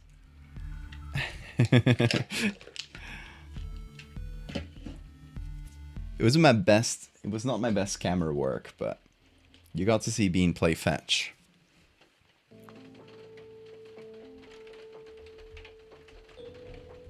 Go.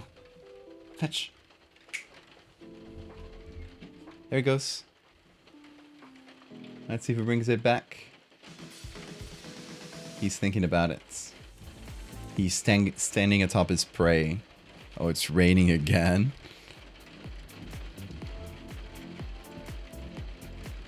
$100 is, yeah, the Twitch VOD limits.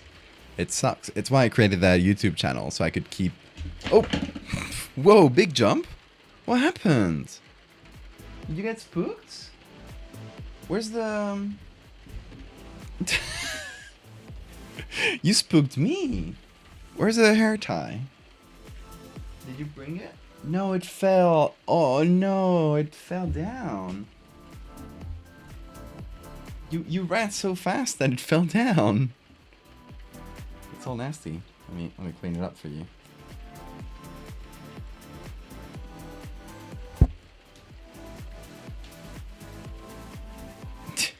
Go get it. Let's see if he gets it and runs back. Hopefully he runs without dropping it.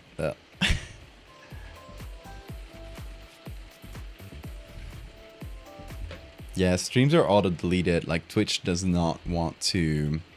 Nope. Did you bring it, Bean? It fell down again. No, Bean. Oh, Bean. He's very confused because the hair tie fell from his mouth. Oh no, Bean. Go get it. Come on. You got this. Just bring it. Oh, it fell. He's confused now. Where is it? Here.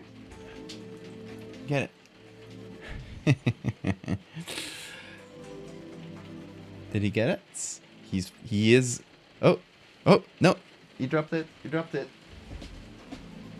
You dropped it. You clumsy. Fishes that get their main source of nutrients from ants are actually less waxy than the ones that don't, because, like, pheromones or something. Interesting. Where did it fall? Oh, back there. He's looking at it. He's just staring down at his prey. Let's see if we... Yeah, he's grabbing it. He's grabbing it, folks. Oh. Did he finally succeed? Did he bring it? Where is it? Where is it? Did he bring it, folks? Oh, look at what he has. Give me. Give me. You gotta give it to me, otherwise you don't get the treats. Give it to me. Yeah. Give it. No. Give it to me. Hand it over. Hand it. No. You get... He's so close. He's so close. He needs to learn that he has to hand it to me. Otherwise, he just, like, hops on the table with the hair tie. Give it to me. You know what to do? Yes. Grab it. Now give it. Give. Don't shake it. Give me. He needs to, like, put it in my hand. Come on. You're so close. Yes! You did it! I'm so proud of you, Bean. I'm so proud of you. Your brain, I could see your brain gears turning in this one.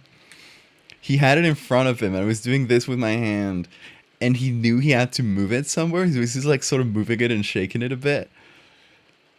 And eventually, something clicked, and he put it in my hand. Or at least he touched it to my hand, which is close enough. I will give him a treat for that. Also, you're making my tablet all nasty with bean slobber. You're so clever, Bean. You wanna get another one? Here. Go.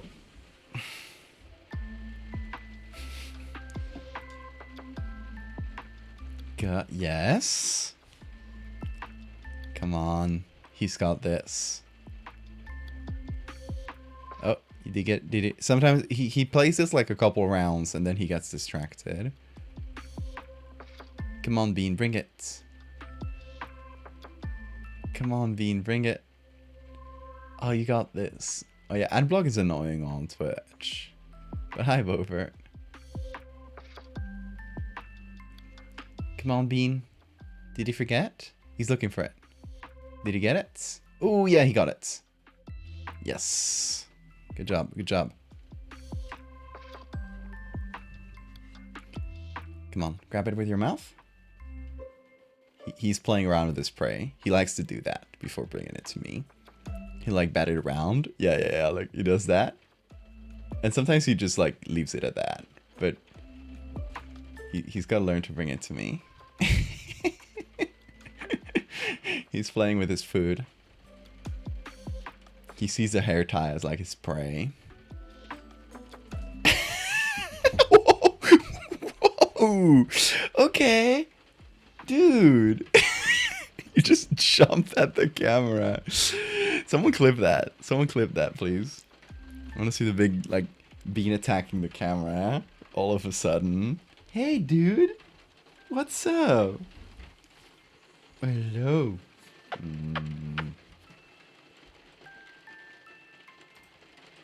Look at him. He's so full of energy. He's so full of energy. Kiss? No kiss? Yes, thank you.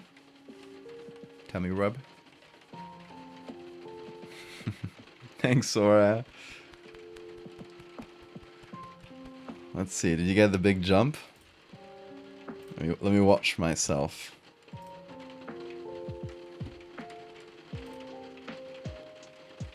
Oh. Come on, clips. Work with me. Is it too young of a clip? Or is it ad blocker? Maybe it's ad blocker.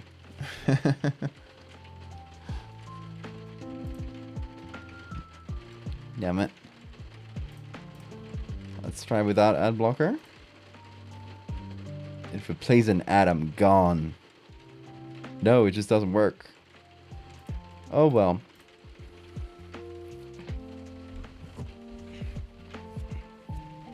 Let's do Cider's version. Oh, this one works. Okay.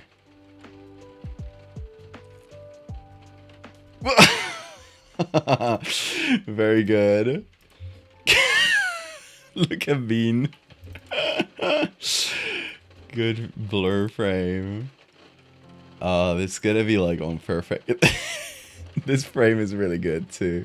You can see the glint in his eyes. Just zoom in by. Hey, Bean, don't bite cables. Don't bite cables. Hey, no.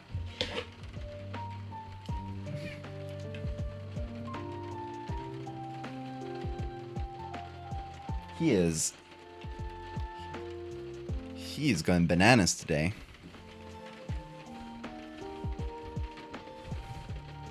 Bean jumping at the camera as a screen transition. Wonder if you could do that. Trying to get the best frames here. This one's really fucking good. Just look at the dynamic frame here. Just zoom in by. Very good frames. I'm glad this was captured. This is my favorite frame. The bean zoom. It's just like you can see enough of his shape. You can see the hand. You can see the face and the ear. You can see the glint of the eye being like stretched.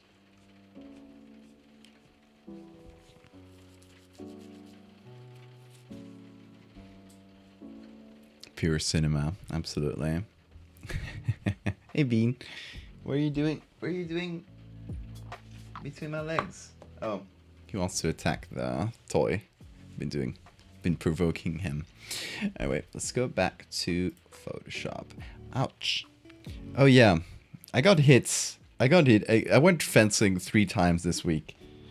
That's one of the reasons I'm so tired today. I think it's like a little bit of that from fencing 3 times this week, and one of them was a competition. Look at this. Look at this gift I got. Bang. Bang. I think it was 3 different hits in the same area by the same person. Which clearly told me my hand was too low because I was leaving my arm exposed, and he saw it. Okay, yeah. Just fencing. I mean, you're protected, and this is through 2 layers of Kevlar. And the guy who did it to me, he's 70 years old. Like, there are really good older fencers. It's a sport where the it's a sport where the age difference is not that noticeable. So yeah, it's a big noticeable one. It doesn't hurt too much. Actually, the one that hurts right now is right here, but it's not. It's like right next to the nipple. There's no bruise or anything. It's just kind of hurts when I touch it. And I know this was. I remember the exact moment this one happened. It was in a fight against one of the 7th best fencer in Spain. Obviously, like, best guy at my gym. He is efficient. He is fast as fuck. And yeah, he gave me this one. But no way I'm winning against that guy in, like, many years. What do you mean you were fighting an older man? Yes, I was. I was fighting an older man. Like, about 70-ish years old. He's very fucking good, by the way. Where's Bean? I thought he was going to be attacking this. Oh well. We'll leave it here. We'll see if Bean attacks it. What's Bean doing? I wish I knew. Where is he? Oh. I can see his shadow. There he is. You saw him on camera. Okay, let's go back to Photoshop. Yeah, I got another small, like much smaller bruise than this one. This one's like from last week, so that's why it's like yellowish, and like more extended. Last week it wasn't as scary looking, but it was a lot redder. What's Bean doing back there? Hold on. Hello, Bean. We observe you. Okay, so I've been so distracted today, folks. We're getting nothing done. So I'm in between this one. Let's blow it up to about this size, I think, maybe bigger. Not sure. But yeah, I'm between this one and this one, maybe. The problem with this one is it has to be stretched quite a bit. This might be better fixed by Puppet Warp. So first thing I'm gonna do is blow it up. And a good old Puppet Warp around the sides. And this hopefully allows us to stretch it without messing with things too much. Like, I don't mind if the background gets stretched, because it's going to be transplanted into new background.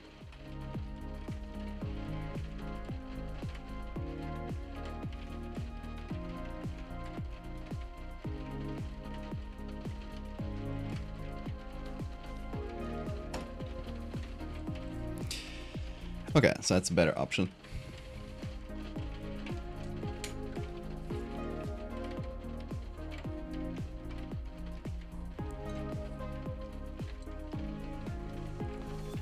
You laugh very loudly and the cat left the room in disgust. Damn, you got judged.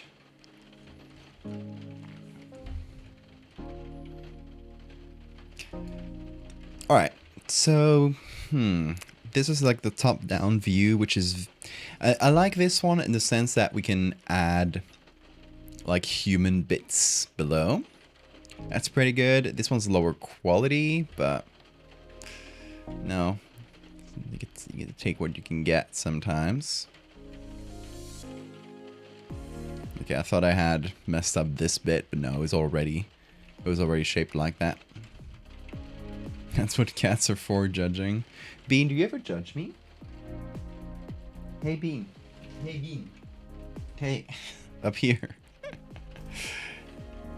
Hey, Bean, up here. You, hey. Devin is plotting. Hey, Bean. You ever judge me?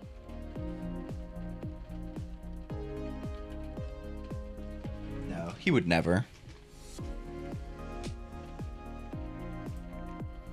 He is looking at the toy, just like keeping an eye on it. he's tired of chasing it, but he still doesn't trust it.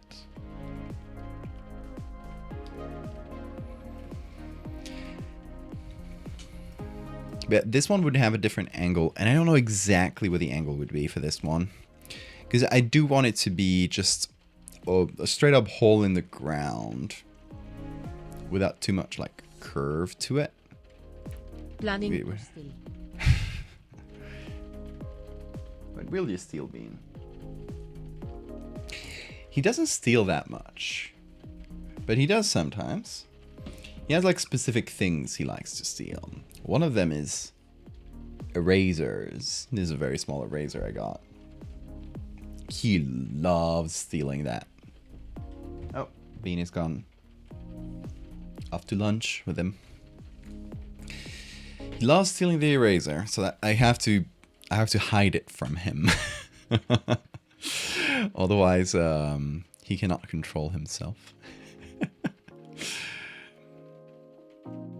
The allure of the eraser is too much for him.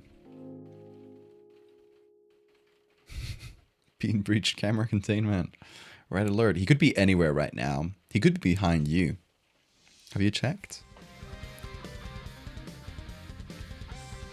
It all still erasers. You are much like Bean.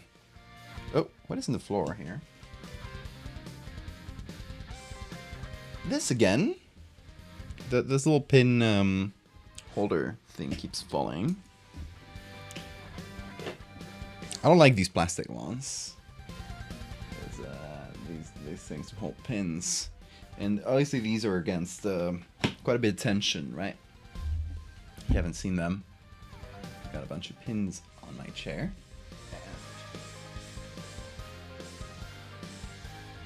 Oh, this is a new one, by the way. You see it? It's not new. I bought it a year and a half ago in Japan, but I had it on my backpack all along, but it was very like it kept falling down, and I figured I would eventually lose it, and I really like it, so I put it on my chair now. And where should I put this?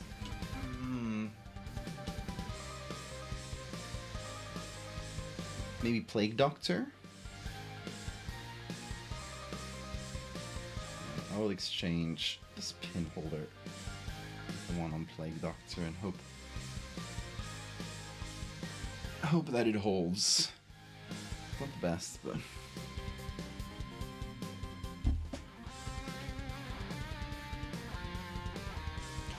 The Baby Bill? Yeah. Alex Hirsch gave that one to me when we met.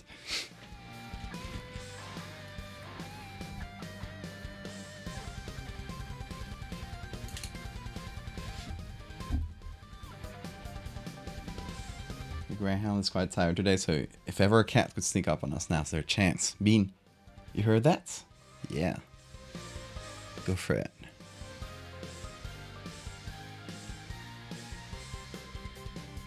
Pins on the chair is environmental storytelling, and the chair owner is short hair. Yeah. Honestly, I mean, just the way this chair is built, if you look at it this way, the way the chair is built, I guess the lighting is not great in this angle. But even if I press my back as much as I can, I don't touch the pins. Oh, the pin holder fell again. Don't bite at me. Yeah, this one sucks. I guess. It doesn't matter where I put it. It's just gonna suck. Maybe if I stick it at a different angle. Anyway, I'll probably have to find a new one. But, yeah. Even if I press my back as much as I can against the chair, Doesn't know hair doesn't is touch it. poofy. Hair is poofy, yes. But I bet, like, maybe you couldn't put them that low, because I got them right up to the limits. Like, it barely, like, this shoulder barely touches this little one there. But it doesn't. It's all calculated. If you have longer hair, you can probably put, like, the first row, though.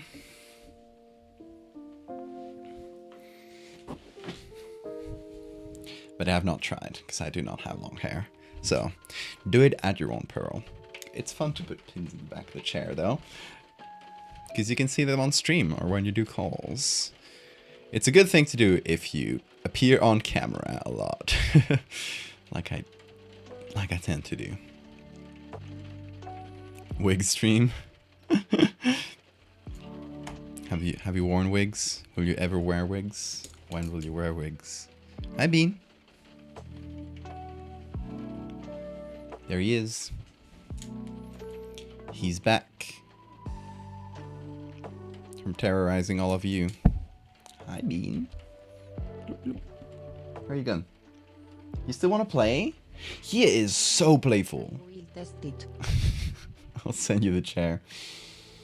It's from IKEA. It's not the fanciest of chairs. You can probably get it at your local IKEA.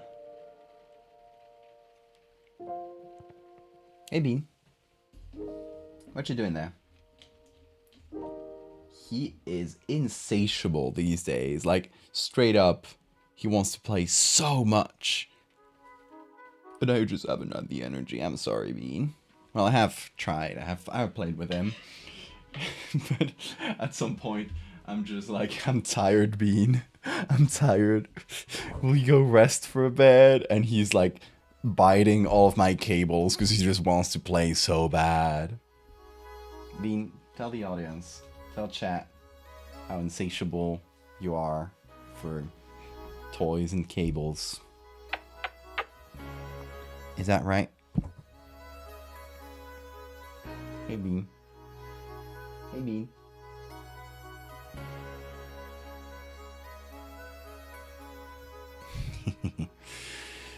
So full of love.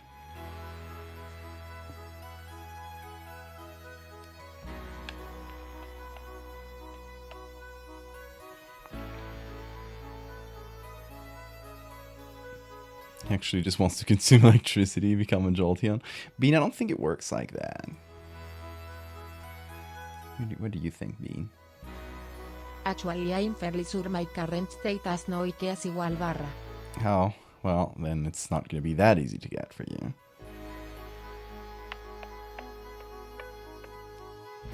Bean, what are your thoughts?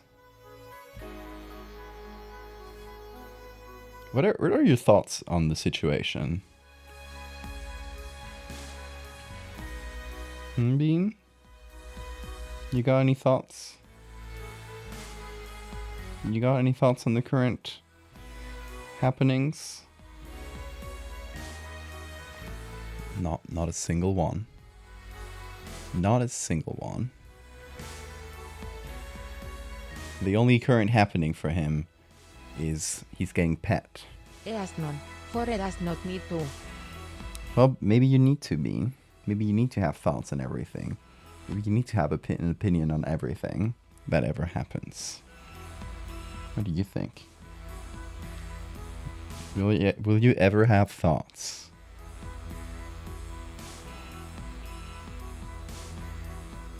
Will you ever have thoughts? No, I don't think he's interested. I do not think he's interested. Look at him. Will you wear wigs? Have you worn wigs? Will you wear wigs? When will you wear wigs? Are you wearing a wig? He wants to be released. He wants to escape my evil grasp. I'll let you. I'll let you. I'll let you only because my nose is full of bean hair.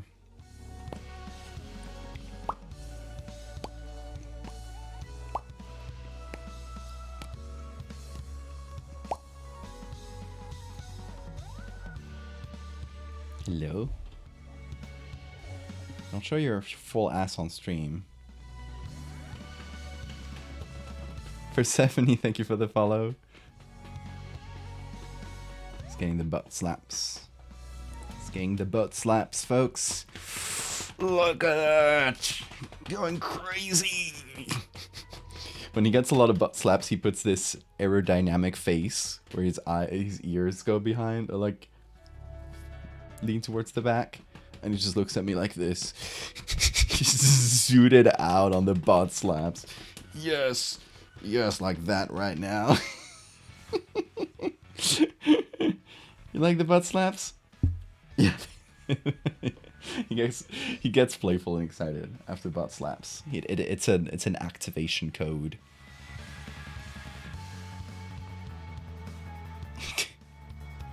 Activation code butt slap.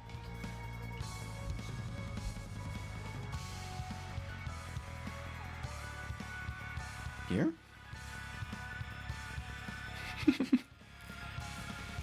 You check the Discord server? Sure thing. Hey, go! Don't bite cables. Go down. He was biting the cables.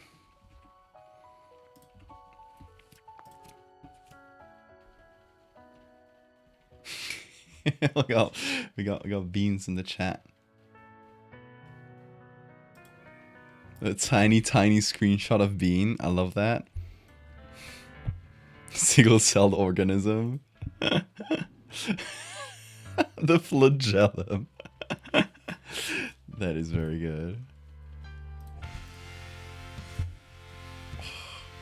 I love when I grab him and his two little hands are like this. The cutest thing. What's up, Bean? Did you bring me the... Whoa, where did it... Oh no, Discord page got huge. Did you bring me the hair tie? Bring it to me.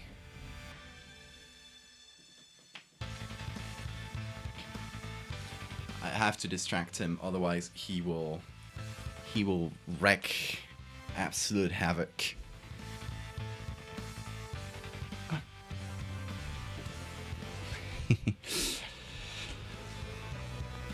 Alright, I'm not super happy about the shape of this one, but it's gonna be a start, because I like that we can see the bottom. Because it'll allow us to put some...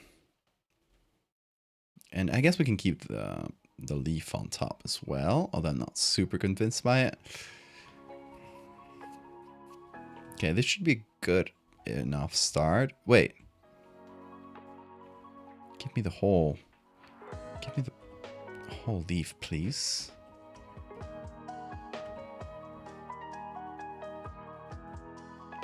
I don't know if I'll use all of this. Oh shit. Don't know if I'll use all of it, but...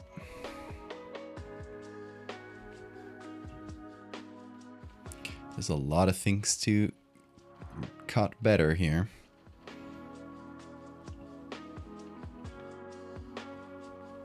I wonder how these little spike keys developed. They're really cool. I wonder if they're like modified veins of the plant or something like that. Whatever the veins of a plant are called. I'm not good at plants.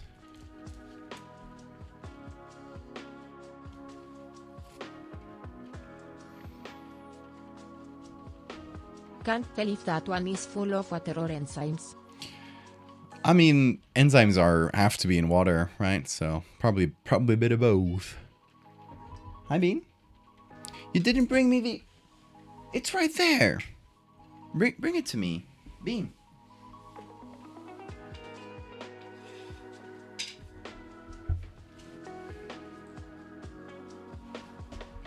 Will you get me the hair tie? Maybe you got to bring it back, otherwise the game doesn't work.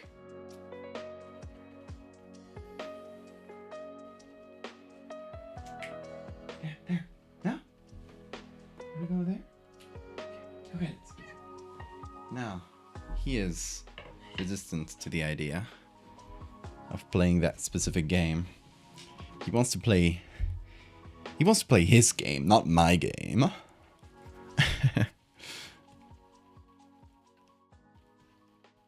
Pretty sure they're still called veins even for plants? Oh, interesting. I thought they had a separate name. I'm sort of like half remembering from high school science class, probably. Alright, so we got this. I guess the water's not perfect in the sense that maybe it looks, with the surface tension and stuff, it looks small. But we'll see once we put it on a grass texture.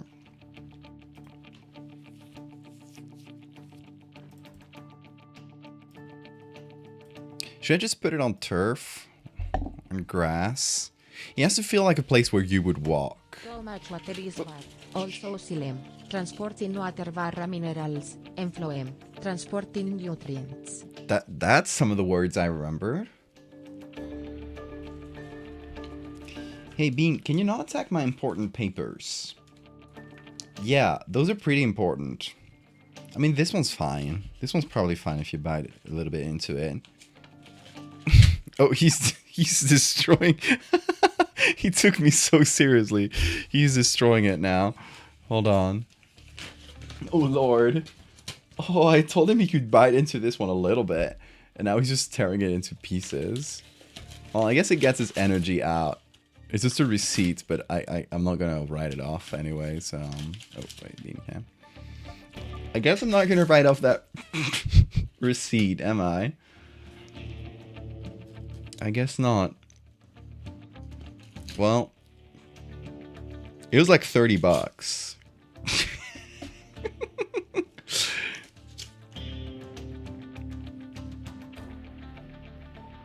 Yeah, you sure tore that receipt in pieces.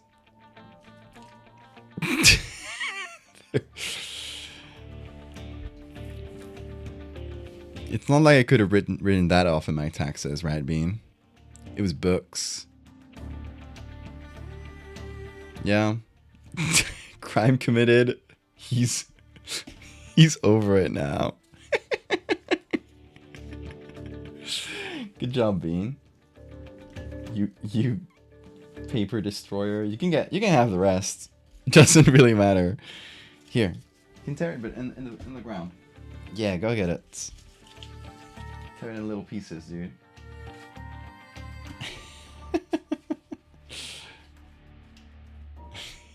He's eating my taxes. No, even worse, he's eating my tax write-offs. No, I wasn't... I was gonna throw it away anyway, because I don't think I could have written off that.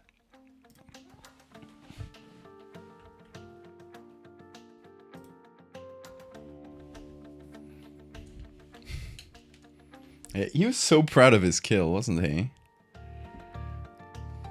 Little gremlin.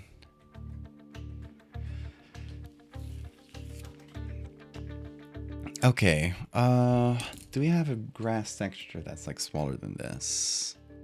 This looks like what do you call fake grass? Yeah. That stuff. AstroTurf. Why is it called AstroTurf? Why Astro? Anyway. Yeah, maybe a grass texture from further away, because this doesn't feel like a hole you could fall into.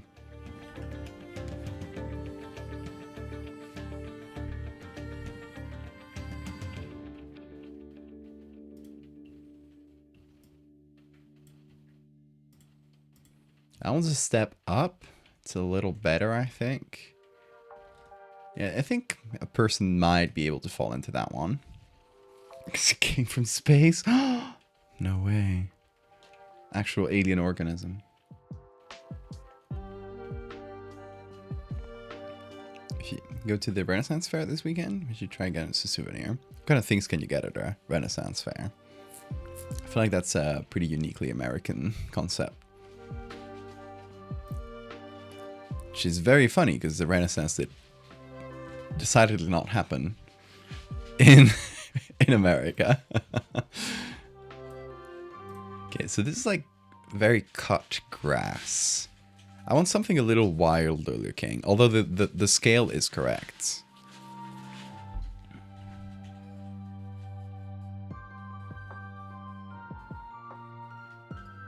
You can get the Black Plague. Really?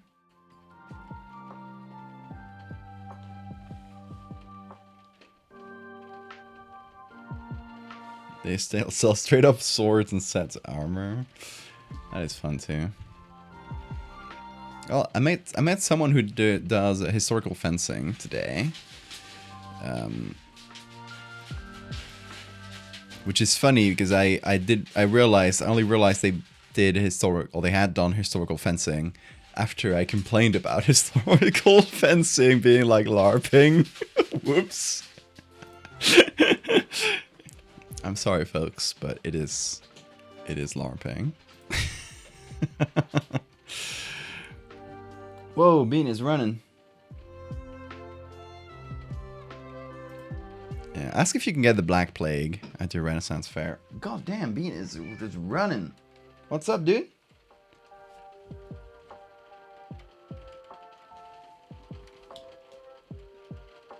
What's up, little man?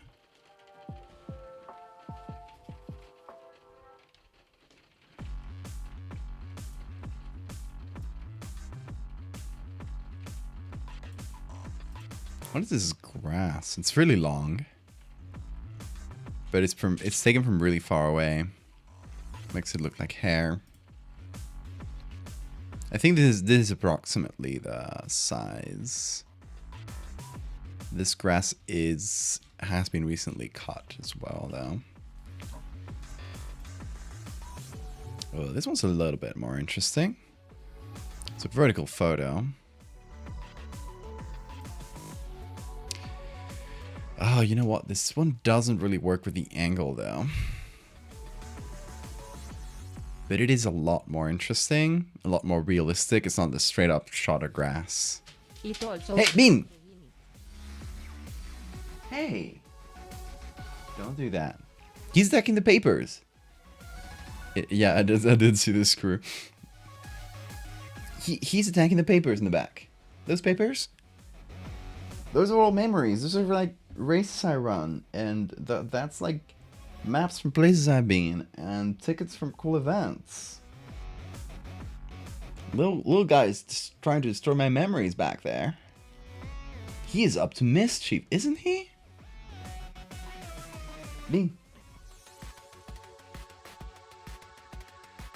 Don't even think about it. You see, the problem is if I try to like get him away every time he does that, he will learn that it's a great way of getting attention. So maybe I just have to distract him with something else, like paper receipts. I'm waving it in an alluring way. I'm not looking at him. This has to look casual. Otherwise, he will learn that he can get my attention through biting papers.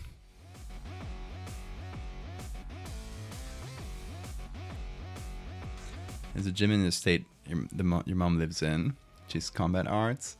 Sister breaks down to wear a ton of metal armor and well on each other with weapons.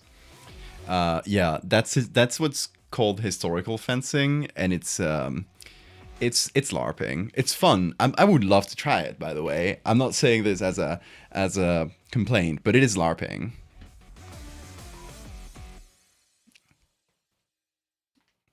Well, like fencing it's a sport, right? It's an Olympic sport. It is also a bit LARPy, right? You get into your really cool white clothes, and you get to look cool as hell, and you get a sword, and you get to poke people with that sword. Cool as fuck. Kind of LARPy, but his quote-unquote historical fencing is just LARPing without the sport. It sounds like a fun evening, right? But that's basically it. As much that's as far as it goes. I think I've never tried it though. I would try it. I wouldn't be against it.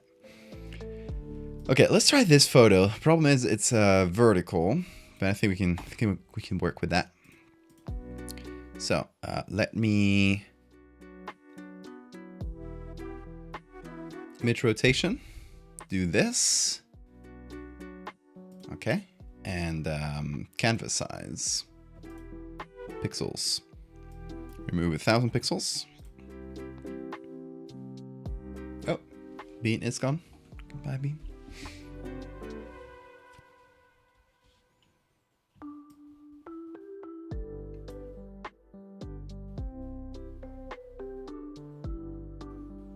I thought Val meant LARPing in the way that it's been used lately. It essentially means like posing a poser. No, I mean in the more literal way. In the like live action roleplay way.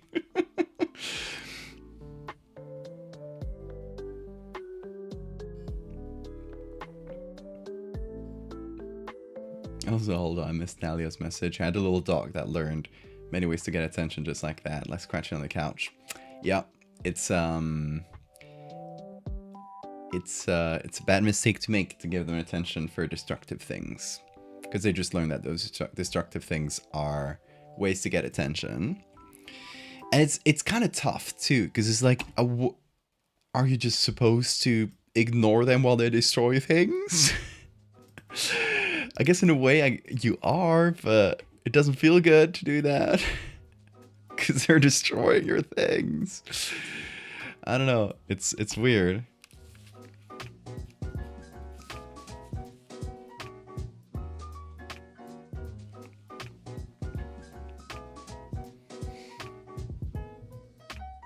Dang. All fencing is role playing because you're not murdering each other with swords is a fair point. I do admit that even sport fencing is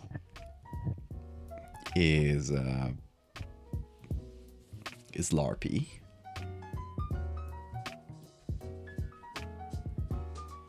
As long as they are doing historical reenactments of German pre-World War II dueling.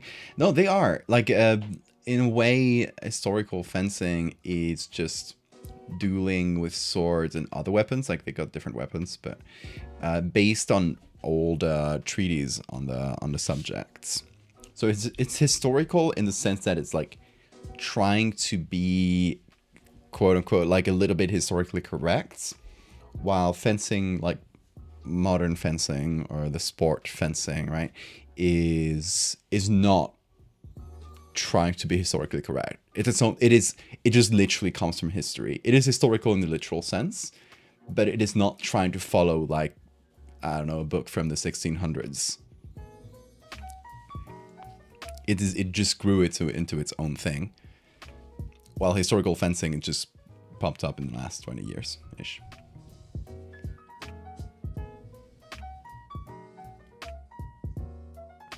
Does that mean that Olympic shooting is cowboy LARPing? Yes.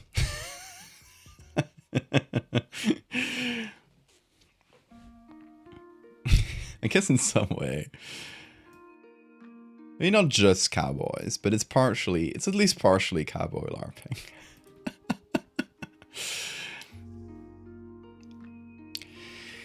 How do I work this one? This one is much tougher to work with, I feel like. Because it's a lot more angled. So it doesn't feel as much like a hole in the ground. Let me get the leaf as well. I am kind of stupid. I should have... There we go.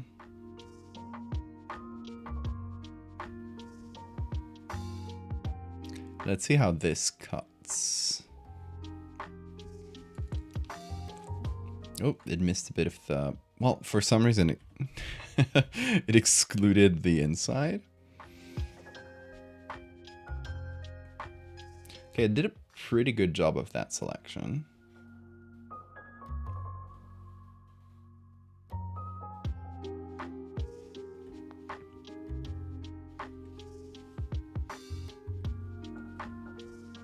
Will this work on the angle? I don't know about the leaf. It doesn't feel as much like a trapdoor. Like, it doesn't feel like this would close everything down perfectly, like tightly. It's just there to keep out the rain more than anything, it feels like.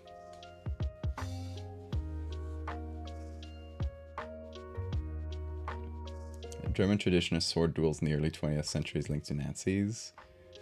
It was a fashion to have scars from dueling clubs because it showed status. So cringe. Oh yeah, here's... There is one thing I've heard about historical fencing that is one of the things that makes me biased against it. It's apparently like full of fascists. At least the local clubs.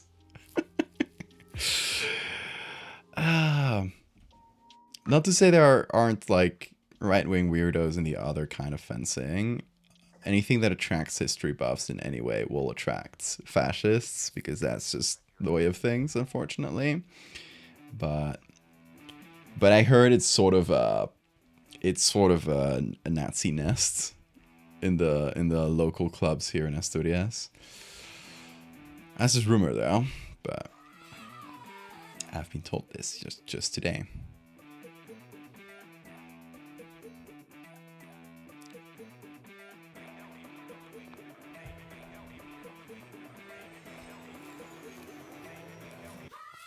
Sport fencing is really varied. Like, I've met all sorts of people. I think it just attracts nerds, which also always carries the risk of also attracting fascists. It's like, I don't know. I feel like it's similar to like history buffs or Warhammer, like Warhammer people. You know how they're either like trans women or like actual Nazis? That's the vibe. That's a vibe that fencing can have. I guess it'll depend a lot on like whatever, like your local community and the kind of people it will attract. And obviously if you get Nazis, then it'll like push a lot of like normal people away, and the kind of like creates this self-reinforcing loop. Which one are you, Val? I'm in regular fencing. I'm in sport fencing. So yeah, there is a bit of everything. I haven't met any like actual disgusting people through it, thankfully. So my club is a chill place.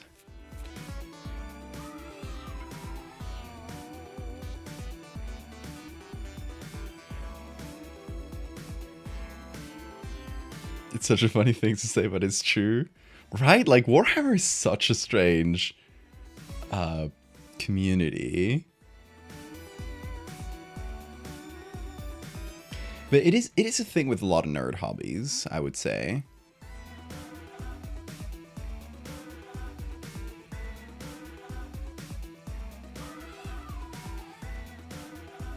I think anything that attracts weirdos will attract the good kind of weirdos and the bad kind of weirdos, if that makes sense.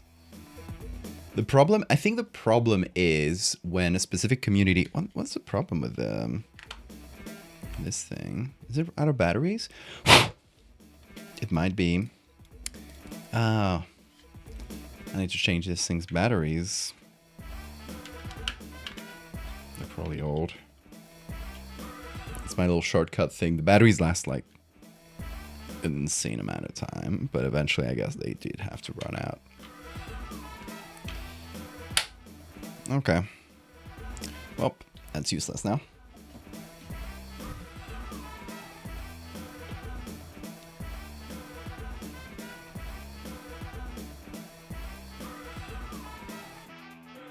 But yeah, what was I saying? Oh yeah, I think the danger with these sorts of communities that attracts good weirdos and bad weirdos is, you know, for your specific like local community to start having like a few Nazis and people tolerate them, right? So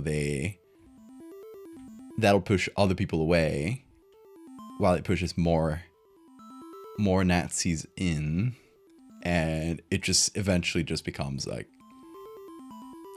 the Nazi place. Which is what I assume happened in the historical fencing clubs here. As far as I've heard. Never met people from there, so this is all hearsay.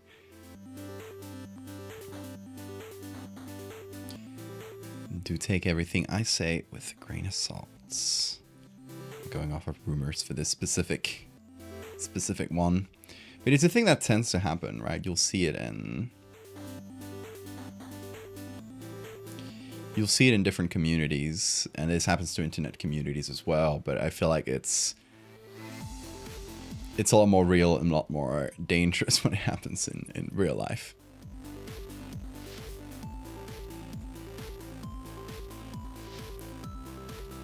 Anyway, don't let that dissuade you from trying out like actual fencing if that sounds fun to you. Because it's full of really cool people. At least here. Everyone I've met here has been honestly wonderful. And they're all weirdos. They absolutely are.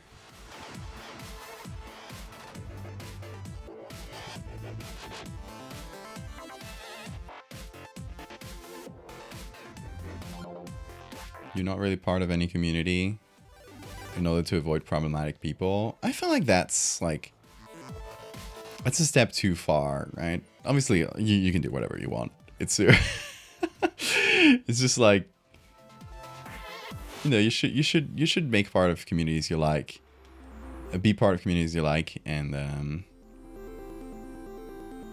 help those communities push away the bad folks. That's fine.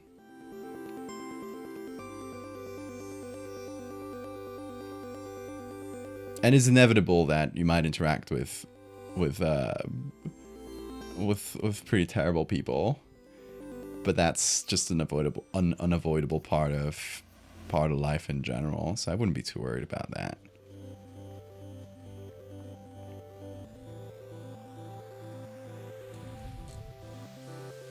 The Valdeviverse. Maybe I should get into Warhammer. I'm not a Nazi.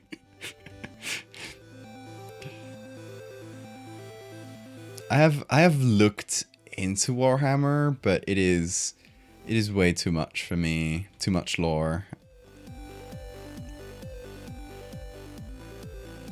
So my sister, I know a lot of this about the Warhammer community because my sister's really into painting minis, and a friend of mine as well. And they've told me about these things. They're mostly into the like painting part of it. It's a big community, right? And I think my sister likes like watching lore videos and that sort of thing.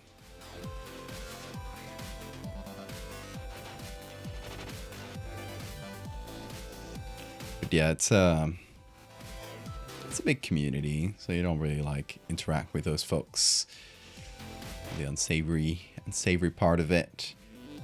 But you'll probably end up crossing paths with them.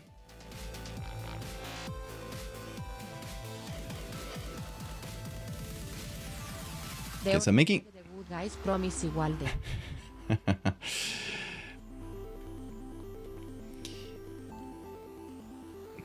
I'm burying these like little spikes in the ground because that's giving it a first like pass of I don't know, cohesion. I like how it looks. It just kind of like digging into the ground a little bit. And lets me use this cool like not spiky, but what would you call this? Sort of ridged texture.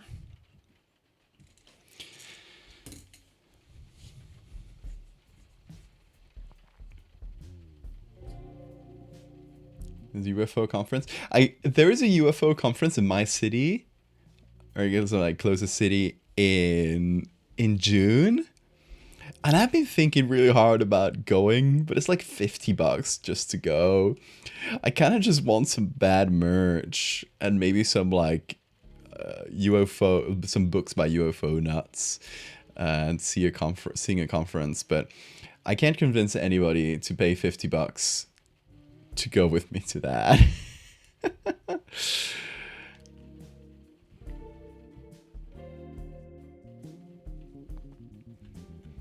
Well, Bill, if you find any good books that might be a good reference for me, do get them and you can send them my way. I'll pay for them obviously and for shipping. I got here's an example of the kind of book I'm thinking about.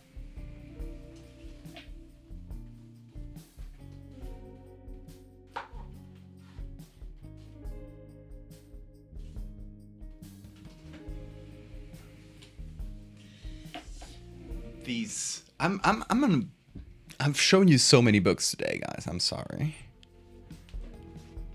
But this is the kind of book I'm thinking about. Where's the music, by the way? Okay, it was just really, really soft in my headphones. There we go. Okay.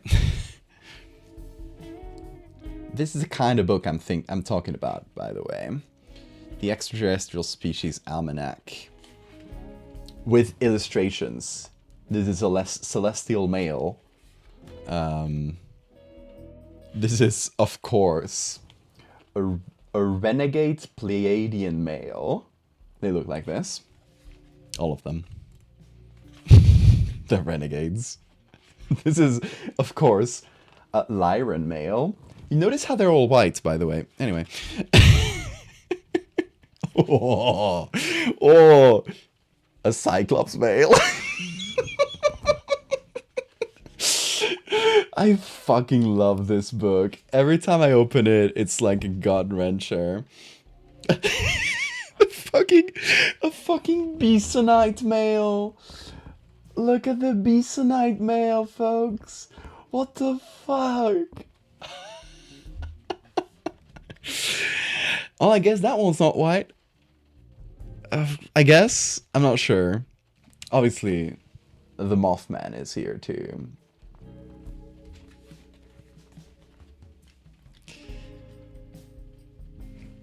And of course you got the Zeta humans of the golden and blue caste. Yep. They got a caste system. Watcher male. You mostly get the males too. This is a very male-dominated book. The fucking souls are being. I love this book so much. Especially the illustrations. Like, some of these are from straight up stolen from DeviantArt, by the way. I'm not kidding. I'll show you. Like, some of these are straight up, like, pilfered from DeviantArt.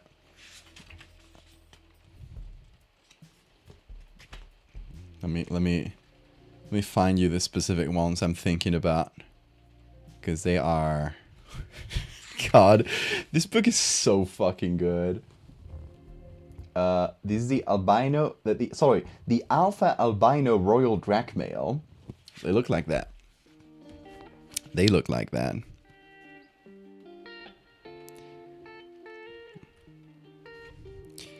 Okay, dragons. Straight up again. Another DeviantArt steal.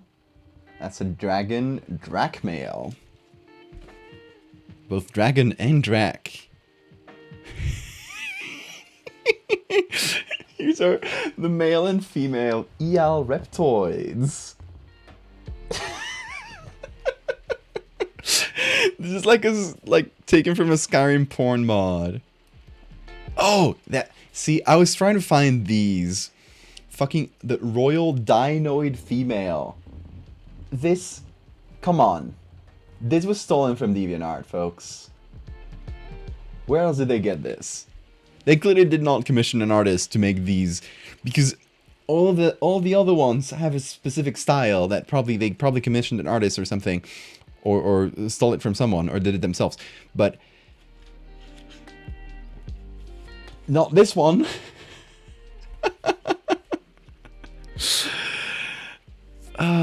That is someone's OC. Yeah, it is someone's OC. I fucking love this book. Anyway, Belle, if you go to the UFO convention, you see something like this, you don't even need to ask me. Buy it. I will pay it. I will pay whatever it costs and whatever the shipping is. Okay? Even if there's several books. I love these for reference. Also, honestly, this one's just for the laughs. I don't think I'll... maybe I'll make something based on it at some point, because I think it's funny, but I don't know. Also got this really cute small one about UFOs. It was part of a collection about a lot of folklore things, but I liked it because it had like some cool UFO sightings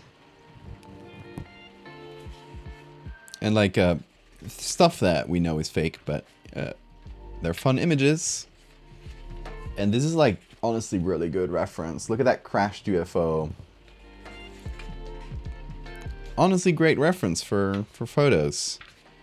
There's one that I picked this book specifically because of one picture. This fucking picture. This is from the, what is it called? The Battle of Los Angeles. This is in 1942. There's this UFO flying over Los Angeles, and it's, they try to shoot at it. They point at it with a bunch of lights, and look at this thing. I love how it's just like glowing white and everything's pointing at it. It's like the most conspicuous UFO ever. And like most UFOs, it was probably something innocuous, but people got really scared. It was 1942 as well, so people were thinking like it was a bomber or something like that, so they were taking it as like a war thing. But yeah, I love that shot, and I had never seen it before getting this book. I'm showing you my whole book collection today. Welcome back, Witch. I will save. Oh, here, saved.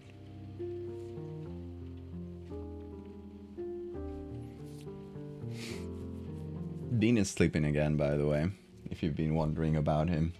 He finally spent all his energy. It was, at the end of the day, it was finite.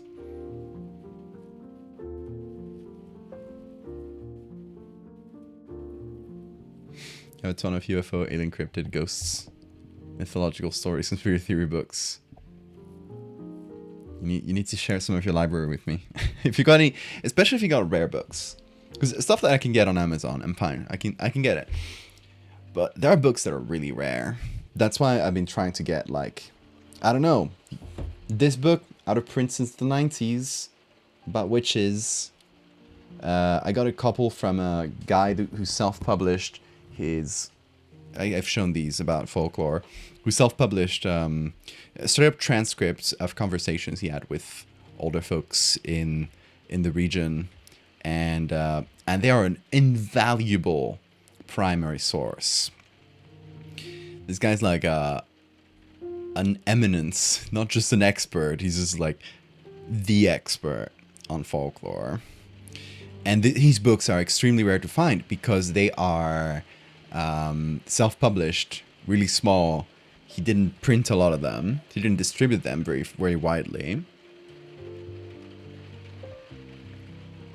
There's one book from his, specifically his folklore books. He did write about other things as well. There's one of his folklore books that I'm missing that I would really love to have. You go look for it on secondhand like platforms online. Minimum price I've seen is 150 euro. So like $170 or something like that. It's really expensive. It's a rare fucking book. But I might have a chance to meet the guy, which is really exciting. Because the lady who wrote this book that I showed you earlier.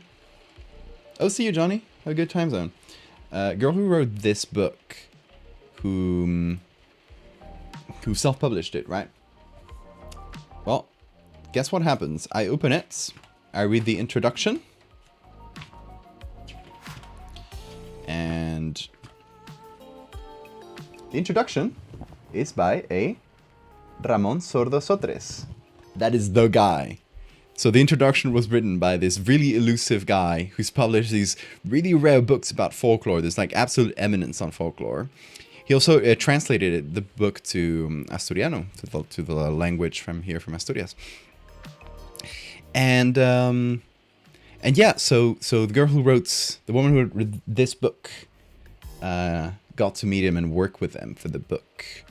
So since I met her, because I bought these books in person, I found them on Amazon. I was like, I'm not going to buy a self-published thing through Amazon. I'll contact the author directly. We ended up meeting and having a coffee and talking about folklore a bunch. She was great.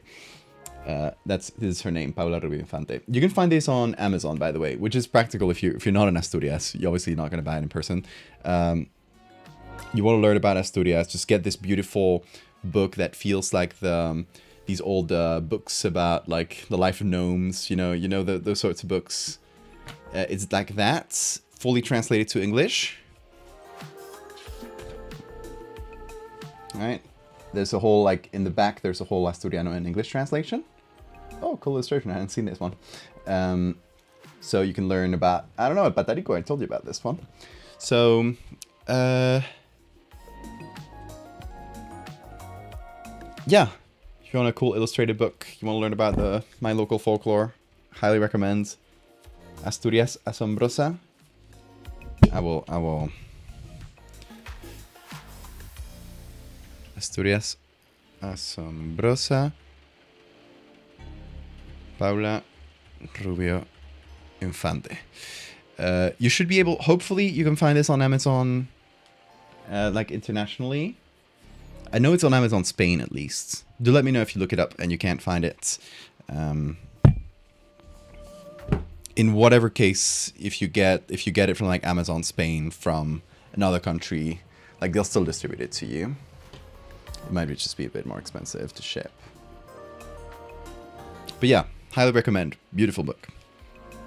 Also, like for the size, the amount of colored illustrations, hardcover, it's like 20 something euro. It's cheap.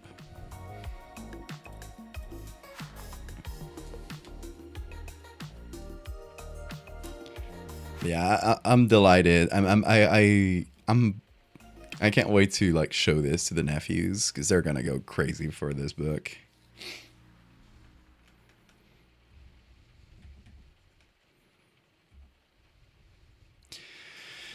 Okay, so we got this. I don't love the lid. I might get the lid from a different one, I'm thinking.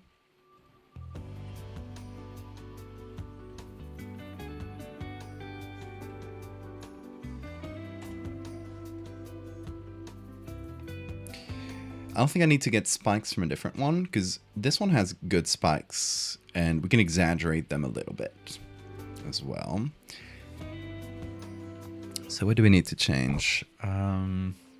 Okay, first of all, here, the first thing I'm going to do, which doesn't need a separate picture, is I'm going to undo the puppet warp.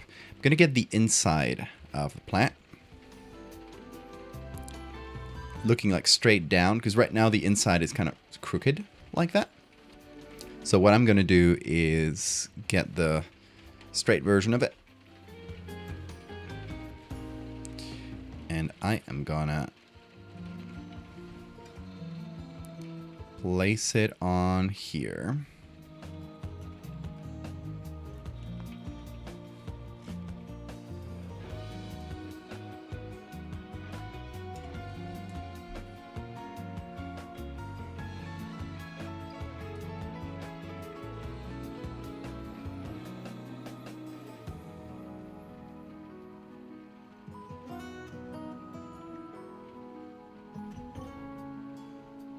I can also get away with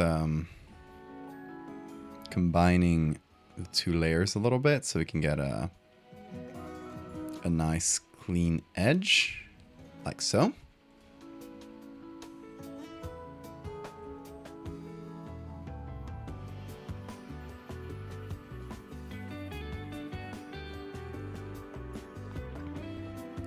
Darken the inside. I don't know what I'll do exactly for the inside. There are a couple options in my head right now. One of them is just keeping it dark, keeping it as a black hole.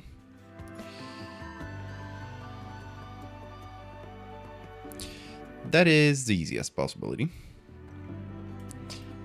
The other one is playing with the light just enough that we can see, like, at least fairly deep inside. And add a layer of water.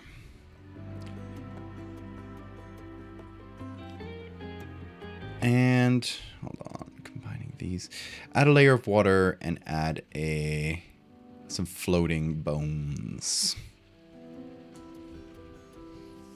Well, I guess the bones would sink, right? So maybe floating bones isn't the best.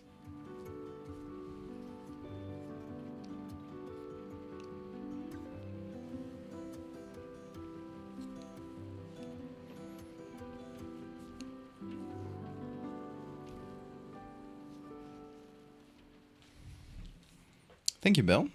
I would appreciate that. Yeah, honestly, if you guys find any cool books that might be good, like reference books for my work, feel free to just like send them over to me, or send me like tell me about these books, and if I'm interested, I may ask you to send them over to me. I can pay for them.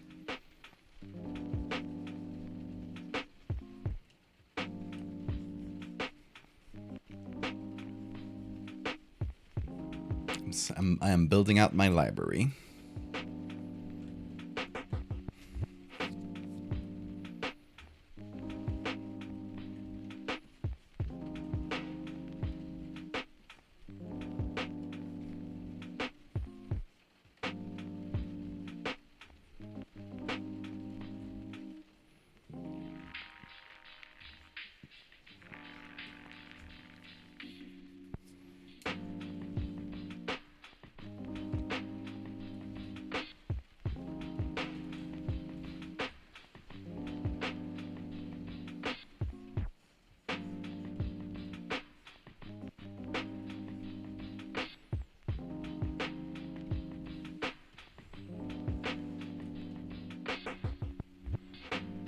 What I want to get is a good contrast between the spikes and the inside,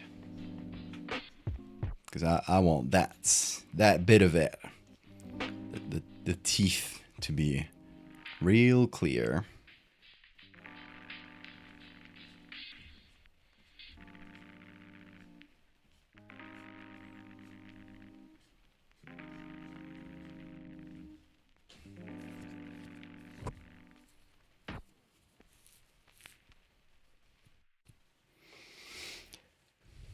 If it's acidic, can bones break down into CO2 and hydrogen gas, causing bubbles in the marrow, so the bones float? Is that true? The bones float in acid because of that? Or did you just make that up? Do you see the cards I put on the Discord? I put cards in the Discord. Where? Where in the Discord? Tell me.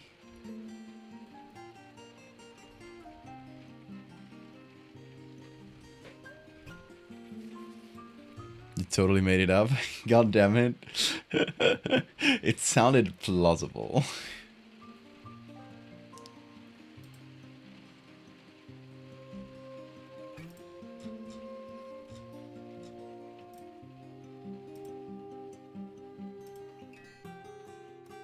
Oh, those cards. Is it like a tarot card? A little tarot deck? It's pretty cool. Oracle deck. Yeah, that's fun.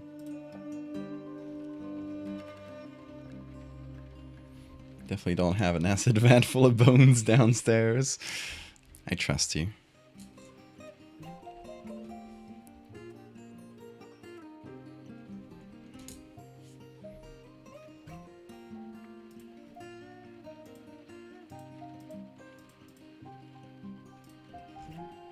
Maybe I should pick this for the lid. It's pretty nice. It has those red splotches. I don't know if I'll keep the red splotches, actually. That wouldn't be very camouflage, would it? Unfortunately, we gotta... What? Unfortunately, we gotta... lay low on the camouflage. What is that shitty selection? What is going on, Photoshop? Sometimes it just decides to do awful. Like, most of the time it's not a perfect selection. Sometimes just, like, selects a completely different thing.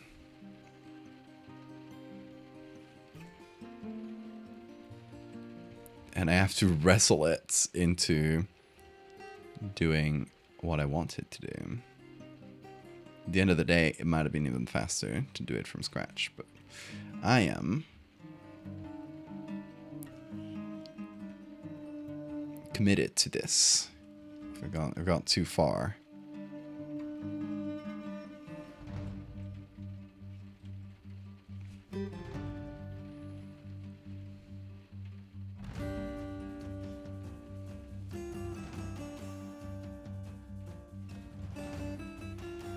Okay, so with this one, the good thing I can do is partially hide it. So maybe you don't see it as that much at first. You know, it covers this chunk of it.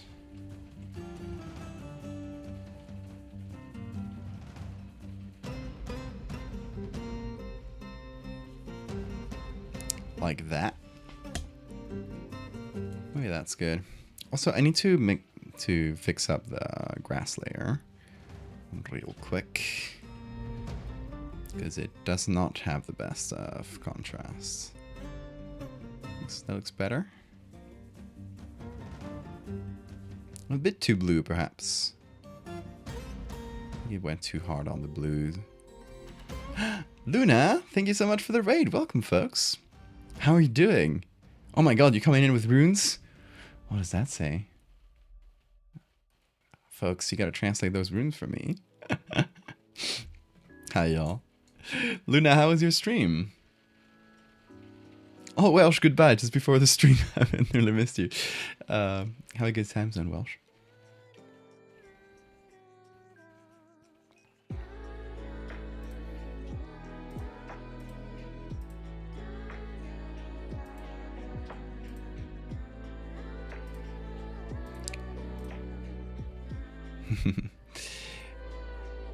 But yeah, what we're doing today is I'm taking a concept that was given to me by my 6-year-old nephew, and I'm turning that into an actual like creature design. So just recently, my nephews visited, and I showed them a bunch of my arts because they're old enough for horror art now, I guess, and they really loved it. And one of them got so into it that he started just suggesting a bunch of creature ideas to me. And my favorite was like, I gotta collab with this kid. My favorite was this. It's sort of a trapdoor plant. It's a carnivorous plant that lives underground, and it just looks like, you know, it camouflages in regular terrain, so you'll walk over it, trip, and fall into this hole full of acid where it will digest you.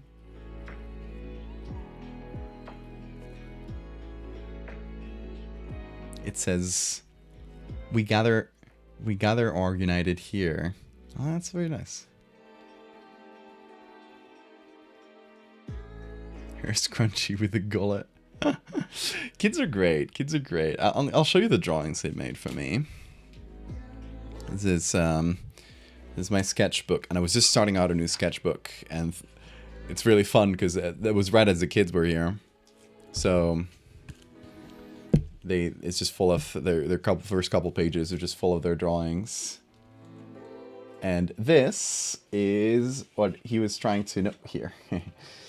This was what he... I don't know if that's exactly the idea he gave me, but that is a tentacle monster like coming out of the ground. And this here in the corner, that's me. That's me being strangled by evil vines. And then that's me being eaten by carnivorous plants. I think it's right after because there's an arrow pointed, so I think there's a sequence of events. And then I'm down in the plant's gullet, and you can see my sad face in there. You can see my sad face here, and I'm trying to punch out. That's why it's like little bumps on the sides. And then there's a bomb here. I'm not sure what the bomb represents.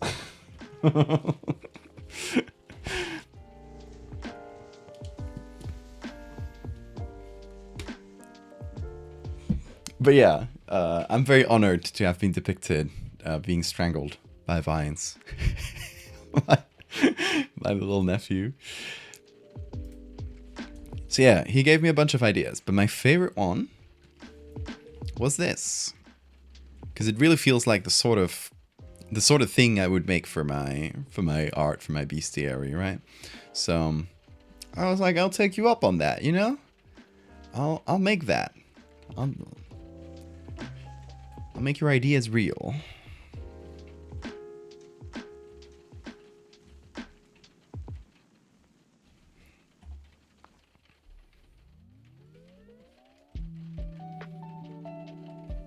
So first thing I'm doing is I'm taking the shadows in the base photo, and I'm matching them with equivalent shadows on the carnivorous plant. Teachers everywhere looking for parents' phone numbers. Yeah, he's gonna replace me eventually. Like he will be taking my job, and I will be proud of it if he does. 100 times rather have that than AI take my job, you know?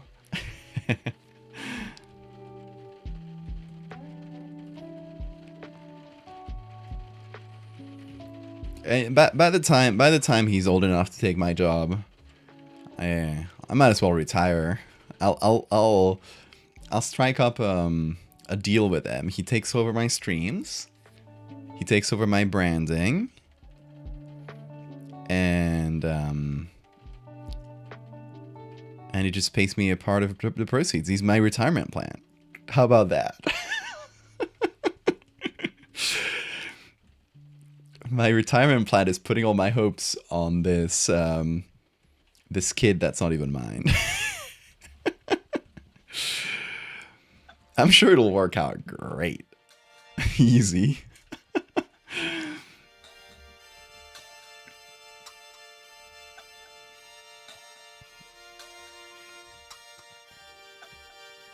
Okay, so this is the lid for the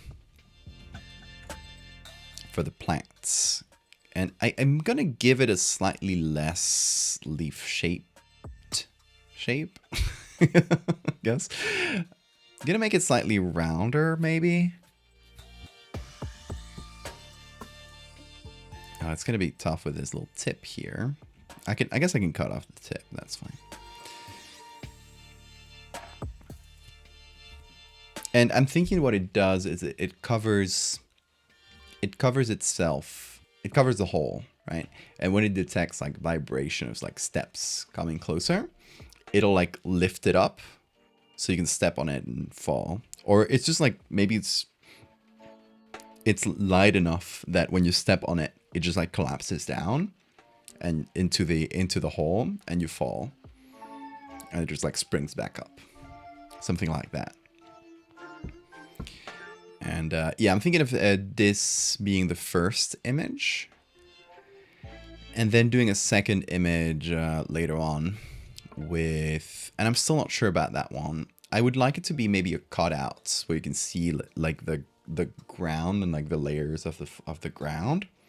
And this thing like cutting through them like a big stomach underground.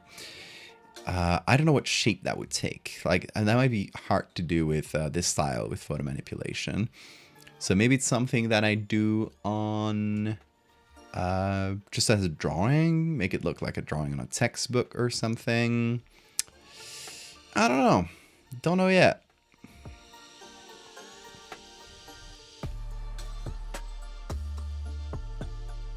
Okay. I think it... I wanted to cover just enough of the whole, but still make, you know, everything visible. Obviously the color will be green as well. Haven't gotten around to that though.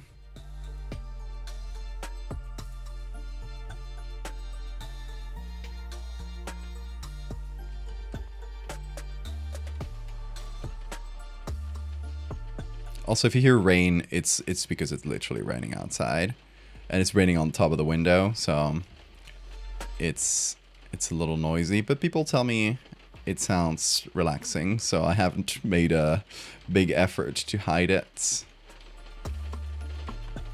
If it sounds annoying to you, do let me know, because it's kind of pouring right now. The rain adds to the atmosphere. I'm glad. I'm glad. I'm glad because that means I don't have to filter it out. Audio-wise, this is much easier. So, always glad to hear that. Let me try maybe a saturation layer.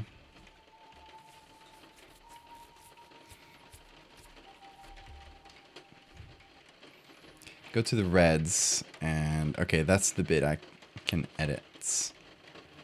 So, I'll turn the reds... maybe like a deeper green. I like this mottled look. I don't want to like reduce that too much because the mottled look would hide pretty well, like would combine pretty well with the grass. I just don't want it to be red because obviously that would not translate very well. That would not camouflage very well, right? It would look cool, but this plant is supposed to camouflage really well so you fall into it. And my thing is it starts out quite small. Each of these flowers start out quite small. I guess they're flowers. Are there flowers? Well, the traps. And at first they'll just catch like maybe a bug here and there. Whatever falls into it that's heavy enough, little rats, that sort of thing. And as a plant grows, gets more energy from them, it starts growing larger and larger until eventually it's big enough to like devour a human or other larger animals, you know, whatever's passing by. I don't think it's completely like species agnostic. It doesn't particularly target humans. I think this is just one that if it affects humans, it is because you were in the wrong place at the wrong time, or you were stupid, or you didn't learn about your local plant life before going out on a hike, and you saw a pretty leaf and fell for it again award.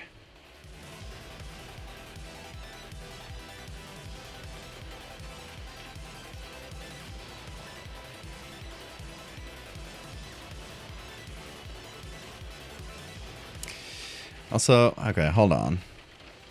I've been putting on this leaf. Where's the light coming from here?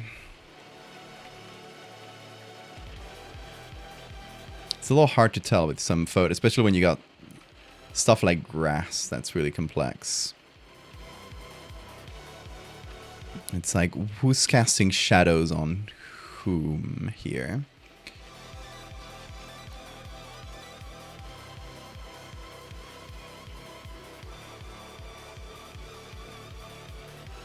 It's hard to tell, isn't it? I definitely know there's some shadows here, but I don't know if that's like branches to our left or behind us. Kind of between that. I don't know if it's coming from here or here.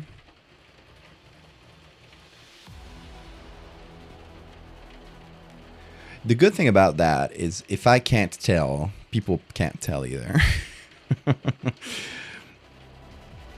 Maybe our brains can't tell, but I think it's fine enough if I assume it's coming from below, because that's like the most reasonable thing. Like this is probably the trunk of a tree. Have you ever done ominous, unidentifiable eyes? That's a broad category. I've done a lot of eyes, so probably some that you might consider ominous or unidentifiable. I'm sorry if the answer was broad.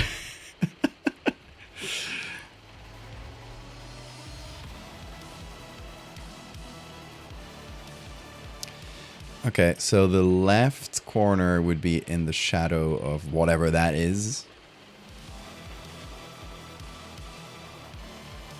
And it's raining. This corner would probably be in the shadow as well.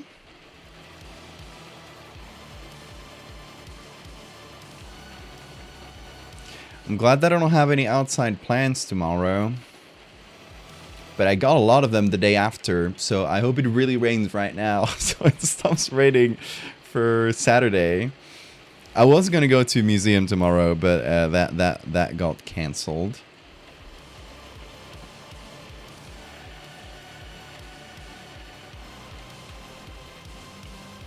I might be going on Saturday though, so rains so much here in Northern Ireland. You're in Northern Ireland, C4.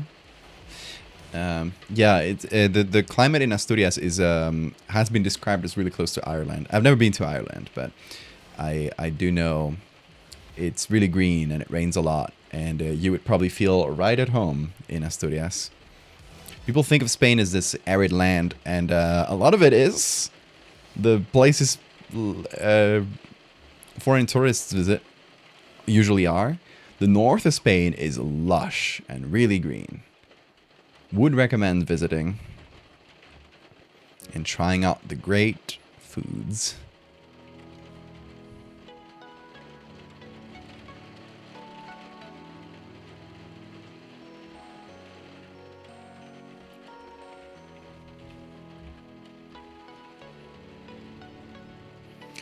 But yeah, the bad thing about being a lush and green place is you also get a lot of rain.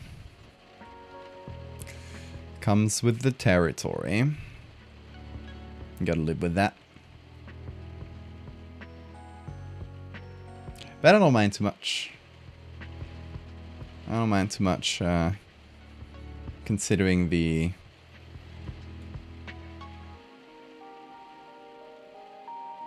effect of that is a beautiful, beautiful region.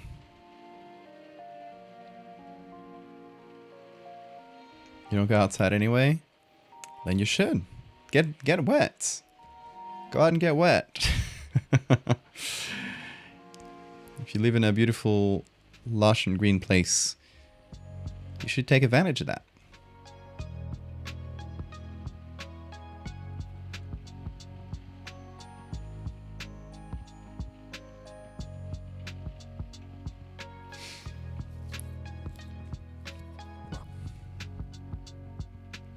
You're just trying to lure me into a giant pitcher plant? No.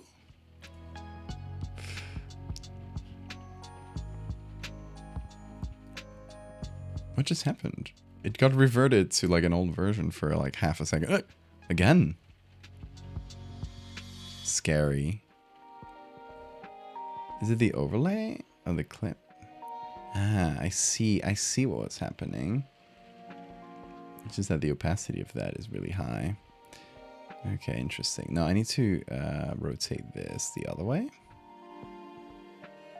Is it?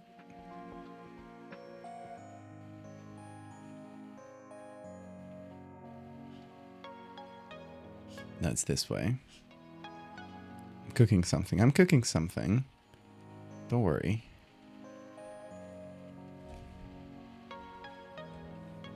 Put this in a new layer. Clipped. There we go. Haha.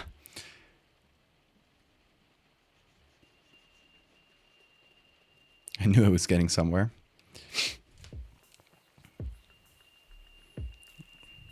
Dots. Eyes are dots representing eyes without any of this connection to anything else. I've done my fair share of just glowy eyes.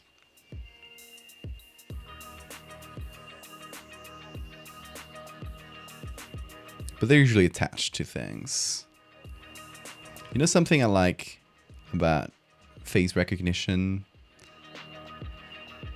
When a baby, or I guess a fetus, is still in the womb, if you shine 3 flashlights, making 2 dots, 2 like small dots on top, 1 big dot below, and you move that, you shine that on the mother's belly, and you move that around, the baby will follow those 3 dots. If you put the 3 dots in a different configuration, the baby won't follow it.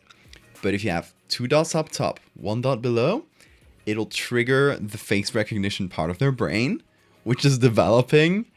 And like even in the womb, we have never seen a face in our life. We're not even born yet. But our brain still locks into things that look like faces in a very like simple schematic way. Isn't that interesting?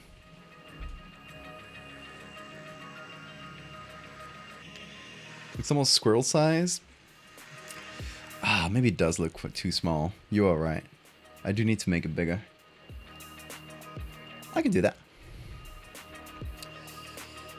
That is a doable proposition.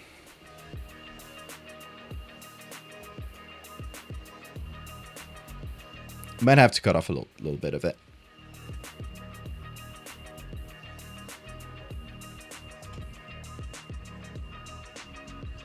And I'll have to redo the lighting on a couple places, but... Why is the top of this plant? Something's going on here. Hold on. There we go. Okay, it was just a visual bug.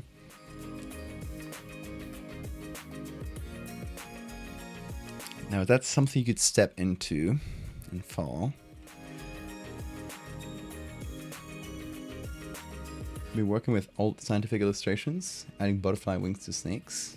That's fun. You like collage style? Are you like putting a few of them together?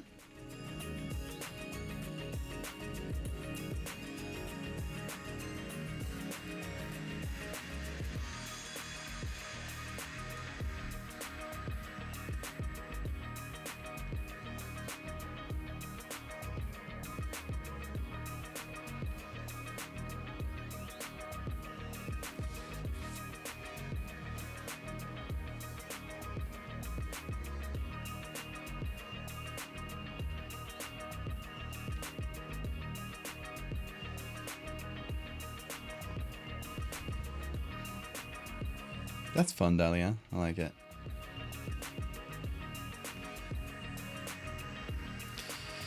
Yeah, it does make it more cramped, but I'm fine with that if it makes it look the correct size, something you could fall into.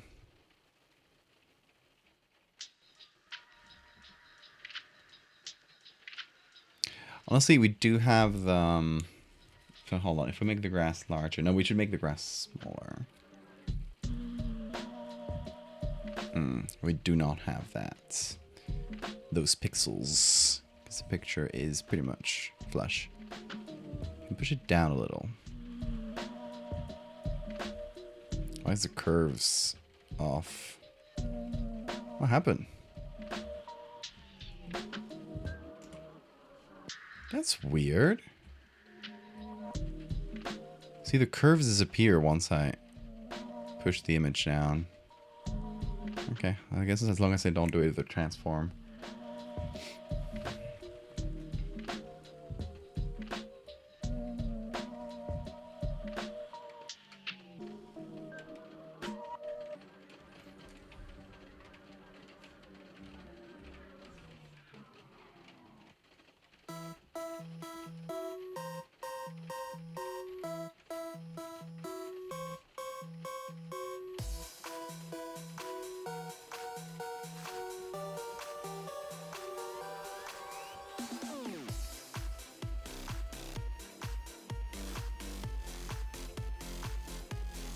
can also make the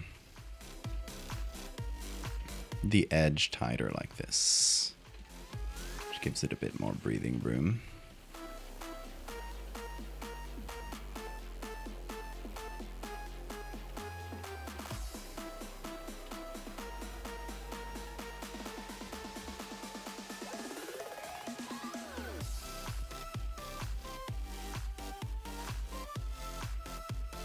Oh, no apologies, which I always appreciate input.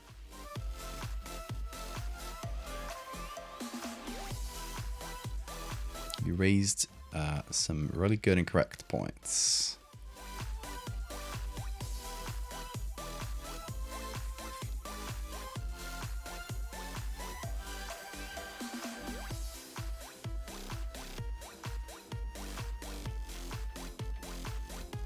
I'll be honest. The only like Twitch chats criticism that bothers me is when somebody says like, "Hey, the shadows look wrong," and I haven't even gotten to the shadows. Like, I know. I haven't started on that yet.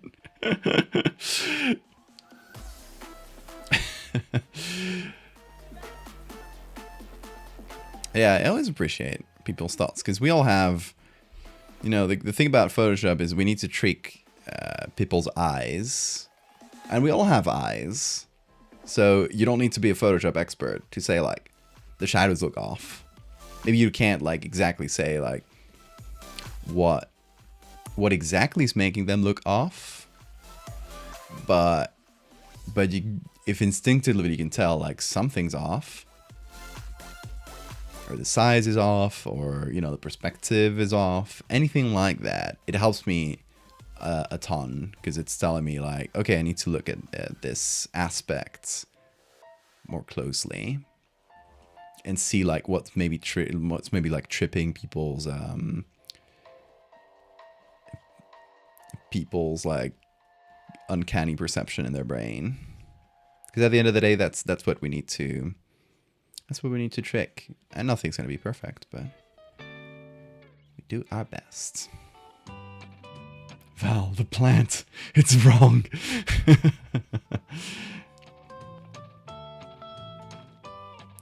Actually, plants don't get that big.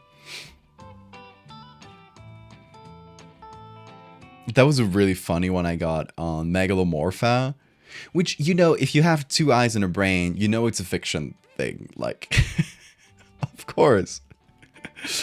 I remember, like, way back when I posted the Alfredo Megalomorpha story, somebody on Twitter was going like, you know, there's actually unrealistic. Like, bugs cannot get that big because they don't have lungs. Like, okay. Sure, they don't have lungs. Maybe mine do. It's fantasy, you know. They just kept arguing with people. It was very funny.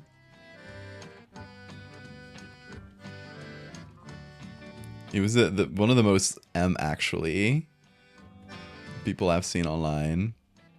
Always a delight.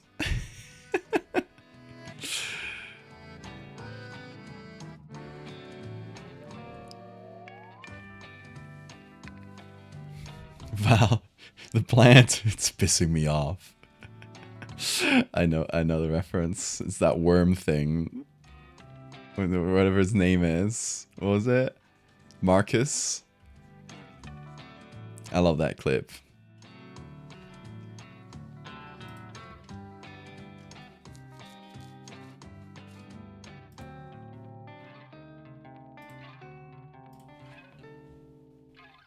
The Alfredo can have whatever organs he wants, exactly.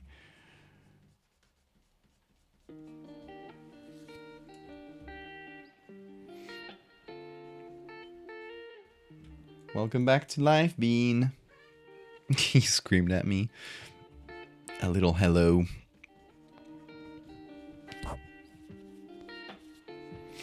Bean is awake.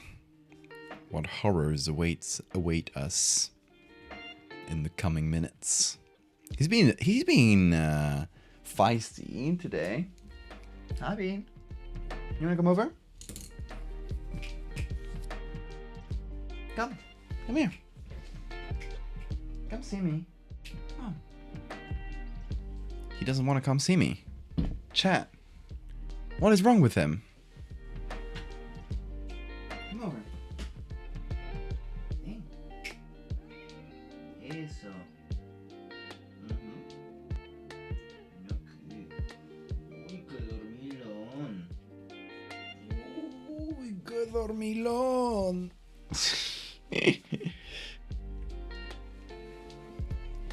Hop over. Like here. There you go. Perfect. Hi, little man. Oh.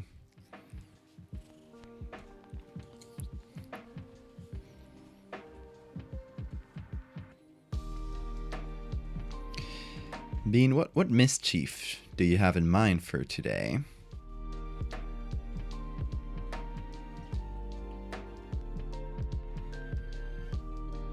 Anything else prepared? Can you tell us of your plans? Or do you not want to spoil, perhaps? Completely fair if you do not want to spoil. After all, the best parts of your mischief are the unexpected ones. Isn't that right? That's what you always say.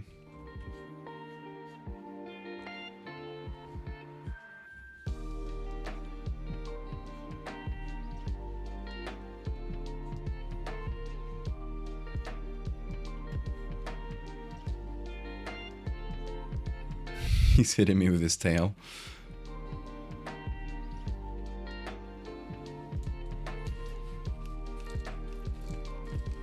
Hello. I love you, Bean.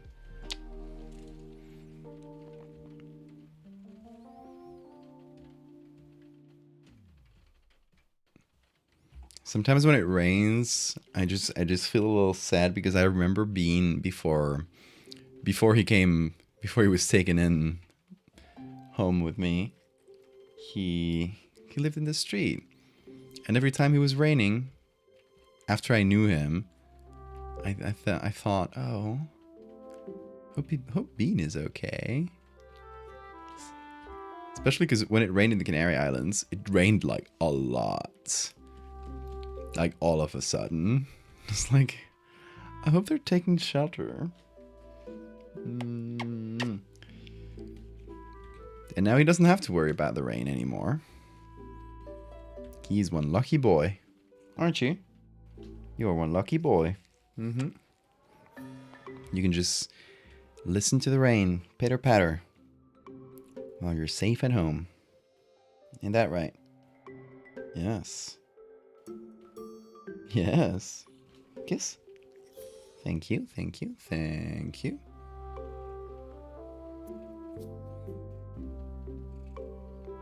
What maybe can convert Bean to like inside cats?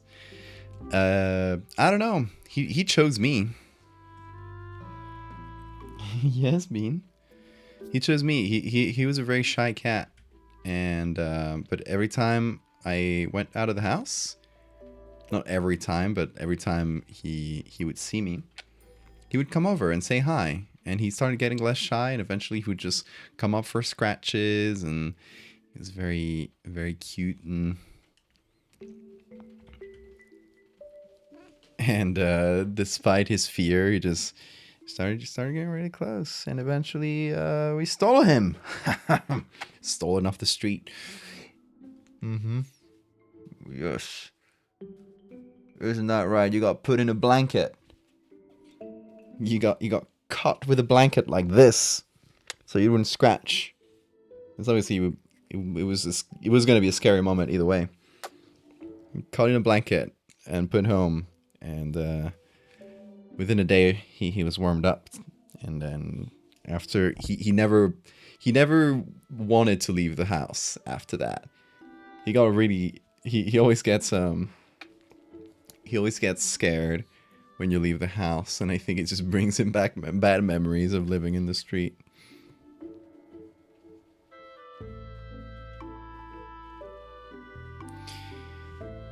So I even tried to get him a little harness. It's actually right there on the corner. I tried to harness train him so I could take him to the street, because I thought, like, oh, maybe he misses it sometimes. Like, he misses his old cat friends and that lived in the colony. So I tried to harness train him, and the moment I took him out into the street, he was terrified. He did not want to. He, like, the only thing he wanted is to go back home. I was like, oh, okay. I guess maybe not. Maybe let's not do that.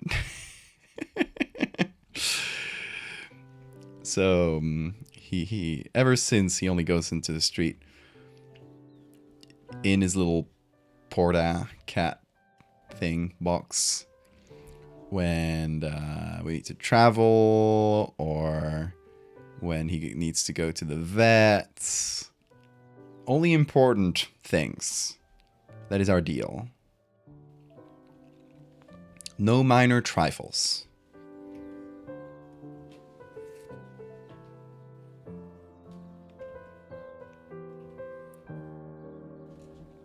And he'll still scream the whole way.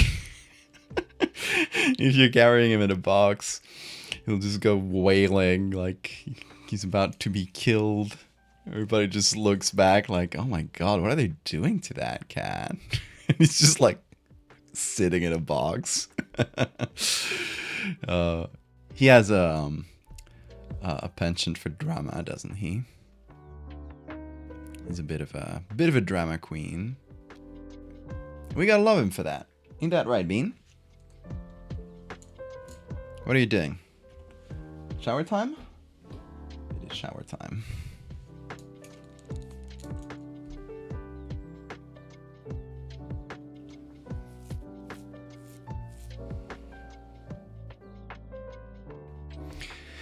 I wonder if I should add more spikes.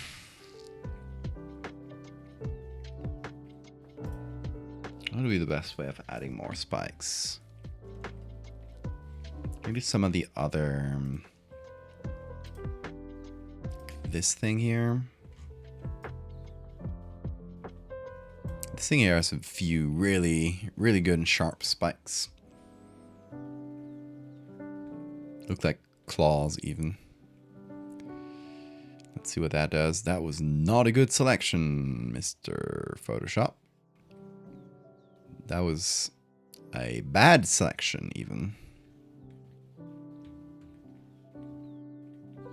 Oh, it's doing horrible today. The selection tool. It has days. It has days where it just doesn't want to cooperate. And it's like, no, this picture ain't for me. I'm gonna do the worst job ever. And you just have to go in behind it and manually clean everything. Okay, I wanted to try this. Word in Spanish. Good idea. What word should we teach you guys today?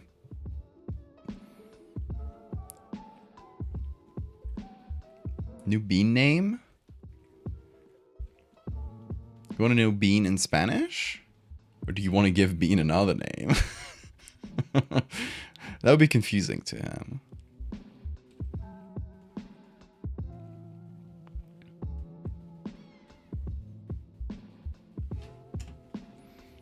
But there are a lot of words for bean in Spanish. Give bean a new Spanish name. I mean, bean has a million names in Spanish.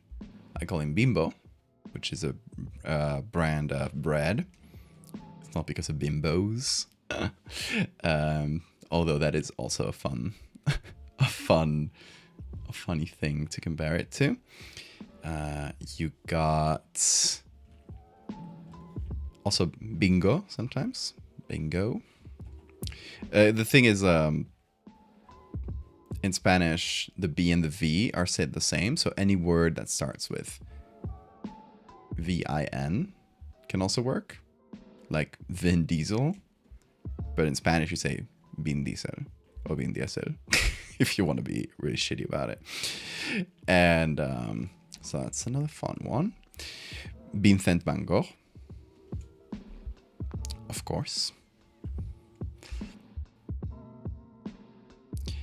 But you can also say synonyms of bean, because the word bean has a lot of translations in Spanish. Depends on the region, depends on the type of bean.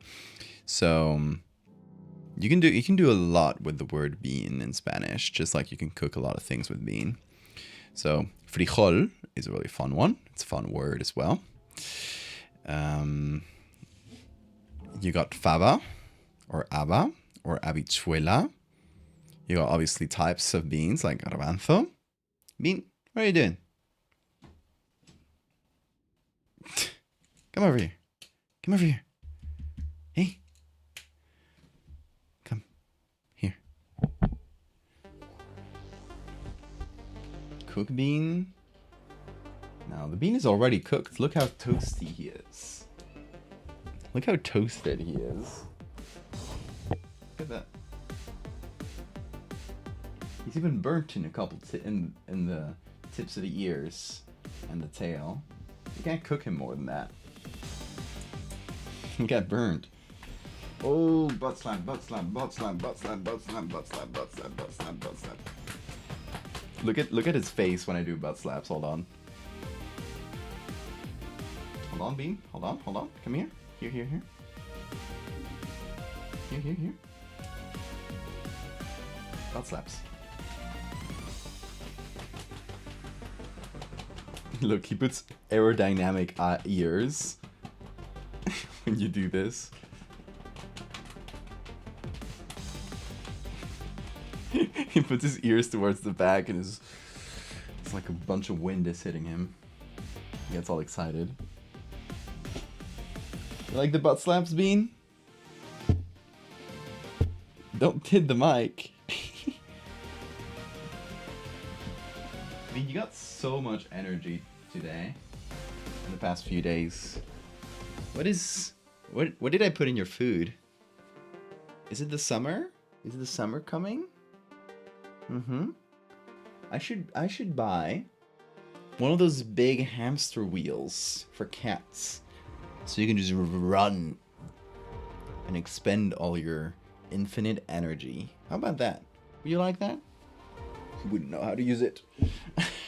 But I've seen cats use that. Those wheels are expensive as hell, though. You wanna play with that? Yeah. He wants to play with that. Let's get that bean cam.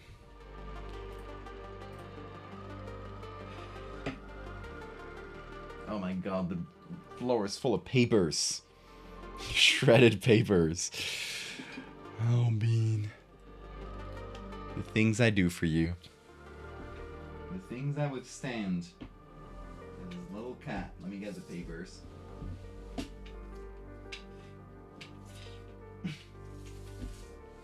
There, just missing one. Okay, don't touch the papers, Bean. I mean, do, but don't be very messy. A little bit messy, always okay. Not very messy.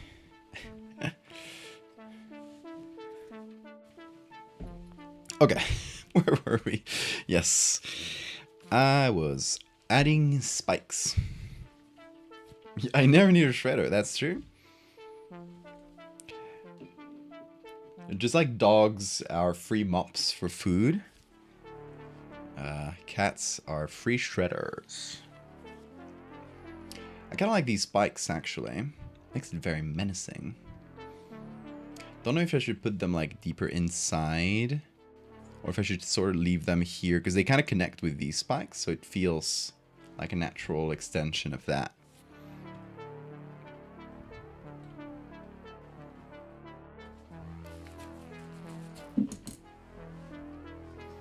Oh, you got the glowy messages. The mop dogs are they're better mops than most, yes. Love it's one of the good benefits of having dogs. You never have to worry about food spilling ever again. You got an instant, an instant way to pick it up. That also acts as a free treat for your dog.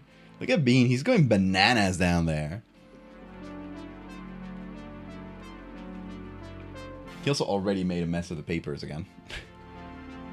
Come on, jump, jump, jump. It's hard to do art while you play with a cat.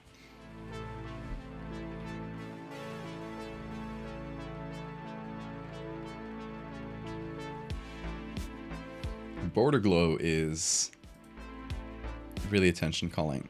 It's a good way of making me read a message, for sure.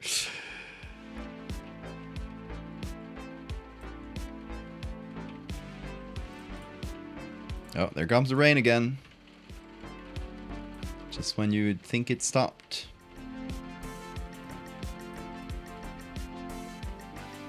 Okay, I might add just these few other spikes, and maybe add a couple more from this side to fill it in. What's the last one we added? This one. Okay, so if we add this couple of spikes, will that work? Yes. At least it's a better selection, folks. Photoshop is doing its job. Yay!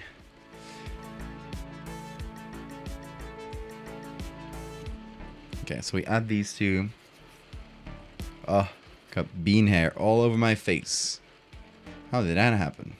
No idea. Not my fault. 20 cents USD to be slightly more fancy and obnoxious. I mean, being obnoxious is always a good way to spend money, in my eyes.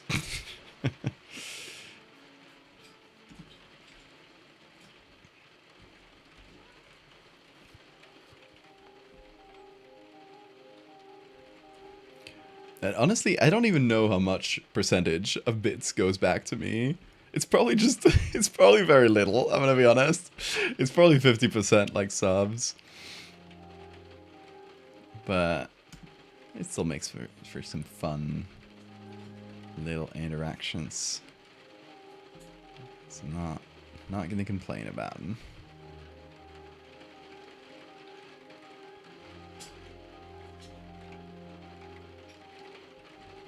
Oh, I hate when the puppet warp layers kind of cross over.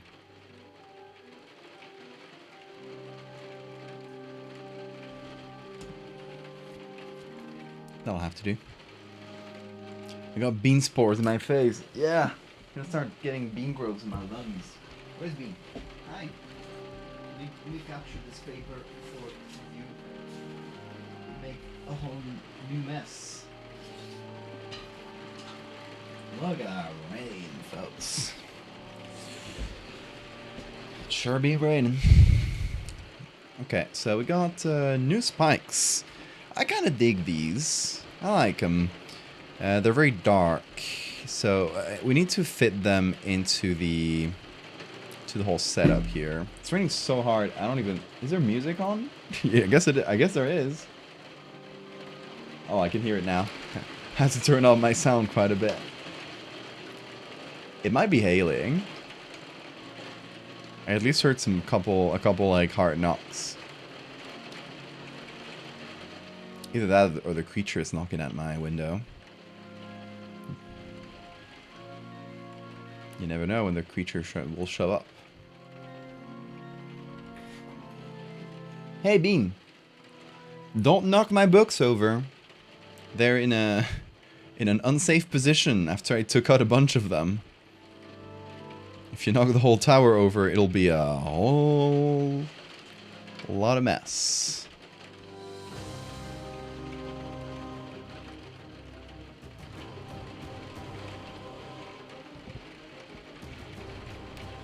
Right, 100 bits costs 1.40 USD. Streamers to get 1 USD for that. So it's actually better for the streamer than subs. That's wild. Would not expected that.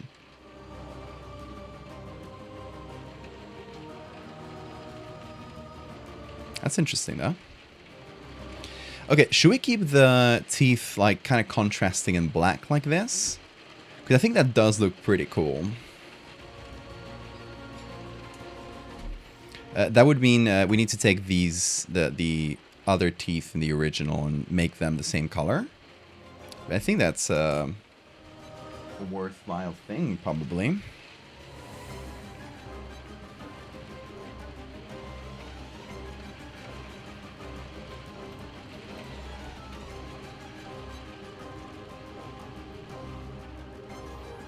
So the good thing about the quality differences here in between pictures is that since we're gonna have to lower the quality of everything to the lowest common denominator, and the lowest common denominator is the whole.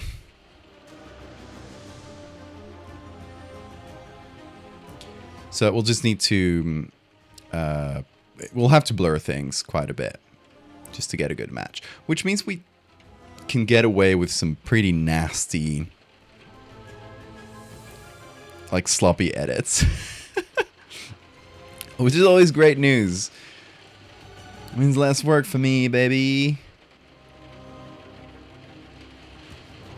And you always, I repeat, always gotta work smart, not hard. Don't forget that. Working hard is for fools. You gotta take the shortcuts. Or you will burn out, probably. In the end, it all comes down to whole. Very true. Wise words. I'll put the new teeth down here. Damn. It's really raining like more than it has the whole stream. Coming down hard.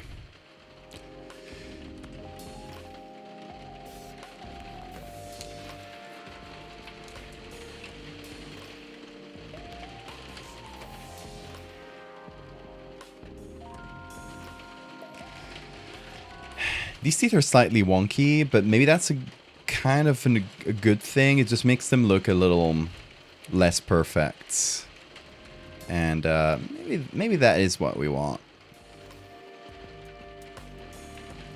You know, imperfection adds a bit of character.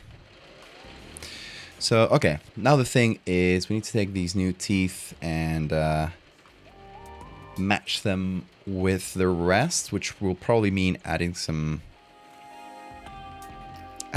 green color to the base.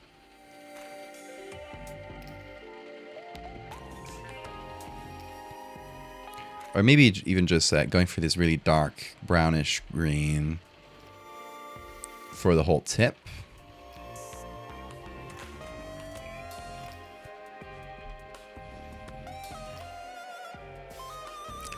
So I should have cut the edges of the new teeth closer. That is going to be an annoying little thing to fix, actually. Thinking about it. I can do a bit of that. God, there's bean hair at my nose. It's just making my nose itchy.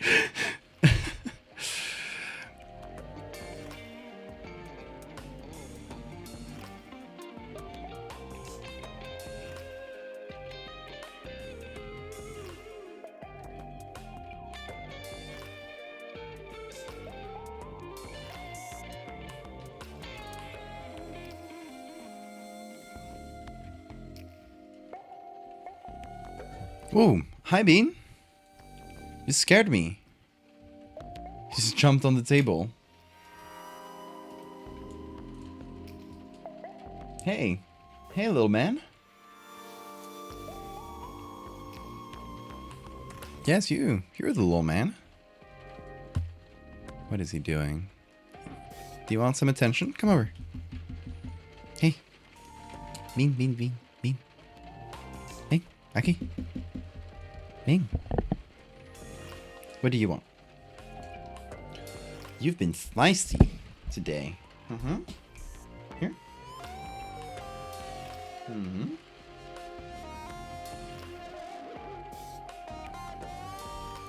Why are you full of energy? He wants to draw. Do you want to draw? Okay.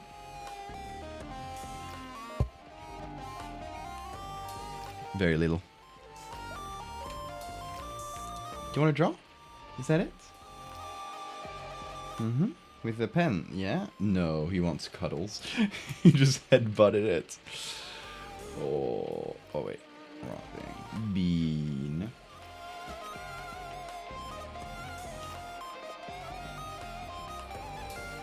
He just wanted some attention.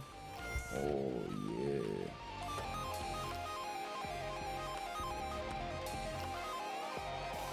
Look at those good scratches. That is the spot.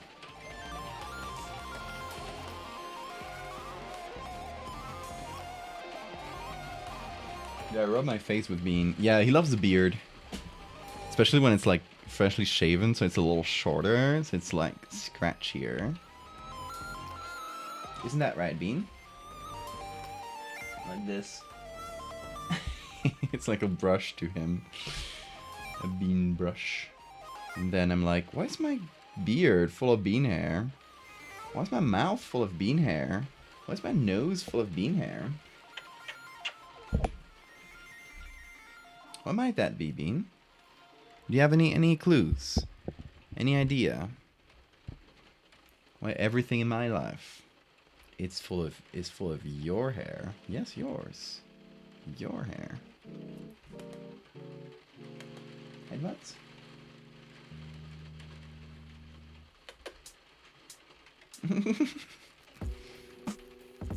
Headbutt. Come on.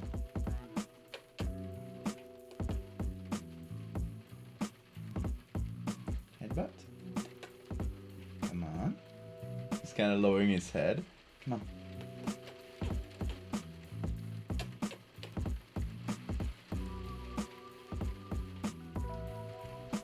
Kiss. Yeah. Kind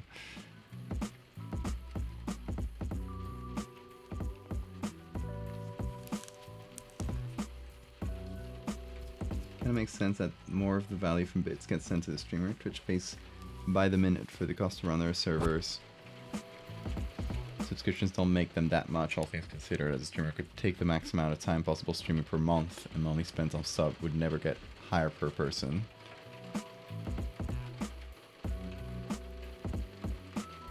Wouldn't that mean that bits are more valuable for Twitch? Shouldn't they take more from bits than from subs? It's true that subs are relatively capped, like per person. Oh, goodbye, Bean. I thought you wanted cuddles. What are you doing? Are you scratching the corner? Come over. Come over. Come over. No, he's about. I know when he starts scratching the corner. I know he's about to bite cables, and that is a ploy for attention. Mm-hmm. Your body's also full of bean flesh in places. Yes. I probably got more bean molecules in me than my own.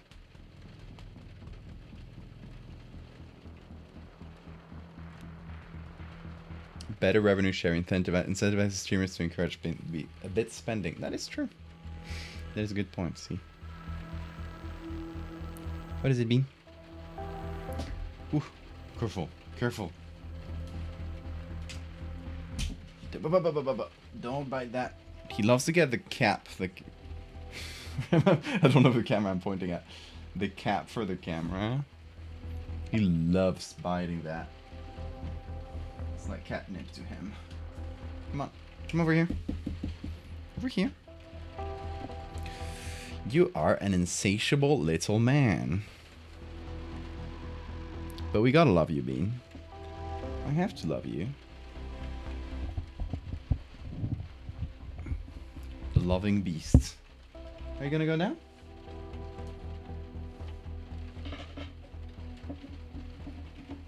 Hold on. Let me try to capture him doing this. It's always funny. So right now he's looking at the corner, right? He's looking down at the floor. I'm gonna make. Hold on. So I make a little bit of the. Oh, I make a little bit of this poke out, and he just tries to grab it from below, but he just jumped down. Hold on.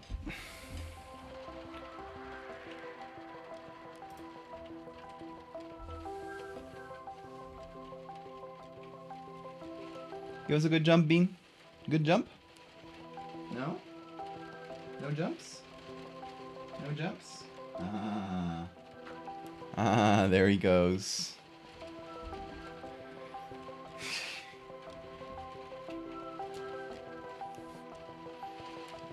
He's so full of energy today, folks.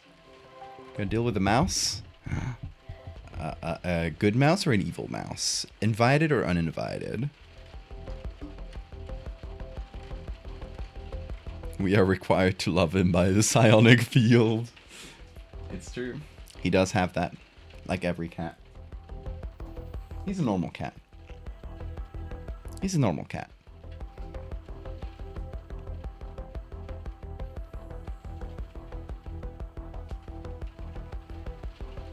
Cats are a type of liquid, actually. They are fluids. They're not solids. Did you know that?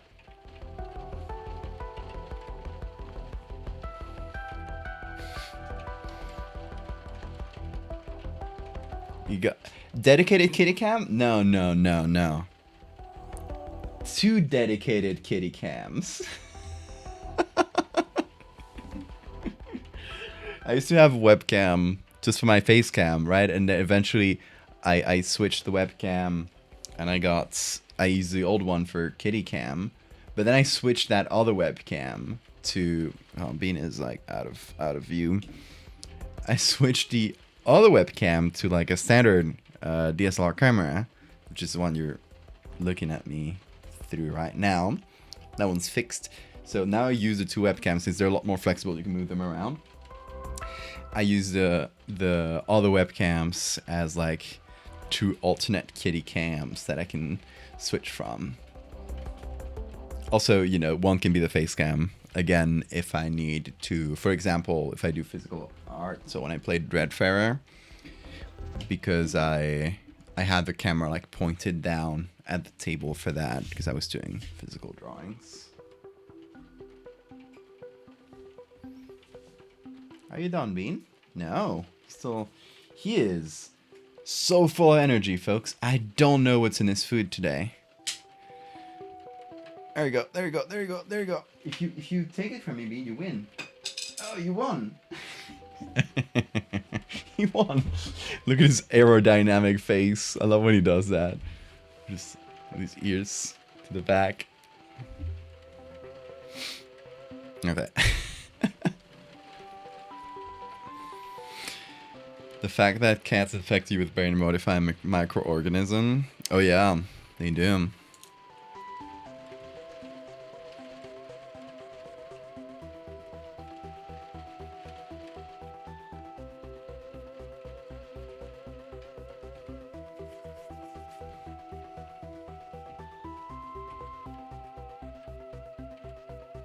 Cats for non-Newtonian fluids. They are. A cat gets sturdy when you give him little slaps. Exactly. The butt slaps are for that. Oh. Sorry. Bean hair in my nose made me sneeze.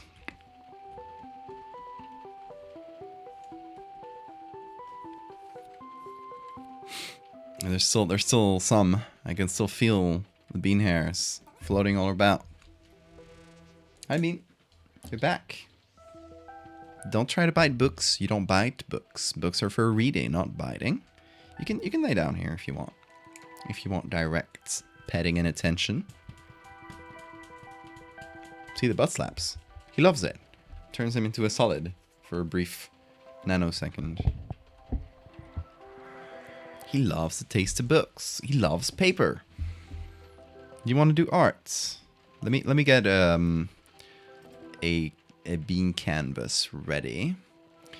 Bean, what color do you want to do today? Are you ready for art? Oh, okay. Oh, he's so sweet. Look at him. He lied down against me. Oh. Oh, you want to do art? No, you want to clean yourself. Oh, we're not on an intermission, Bean. He did that. I don't know when, but he definitely did that. He pressed on something. Oh, he's pressing on things. Hold up. Where's the canvas? I lost my Photoshop canvas, folks. Where the hell is it? Where's my canvas? Like, for real.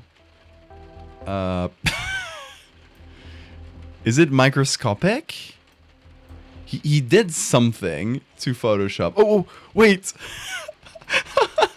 I found it. No, Bean, don't touch. Don't touch, Bean. Don't touch.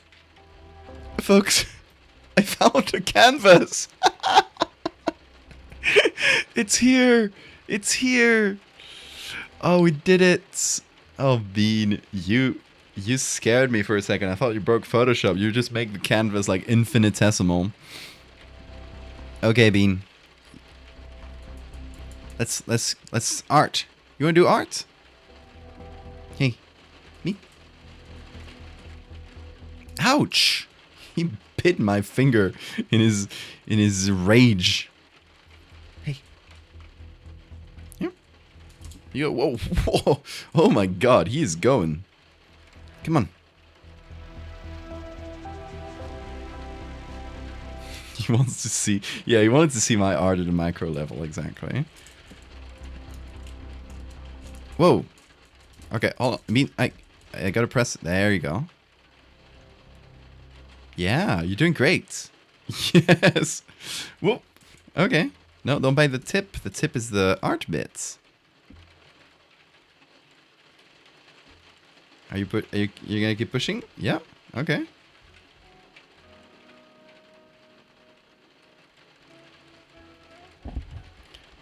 Whoa, Bean, you did great. Are you done now? You gonna take a breather? Yeah, I mean you filled the canvas pretty well, so. Are you gonna? Okay, goodbye. Well, folks, Bean art. He was fast today. He was so inspired. You've seen his energy. Isn't that beautiful? Look at that. What do you see? What do you see here?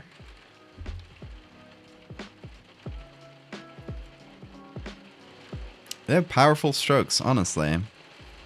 He just made them with such decision. A horse head?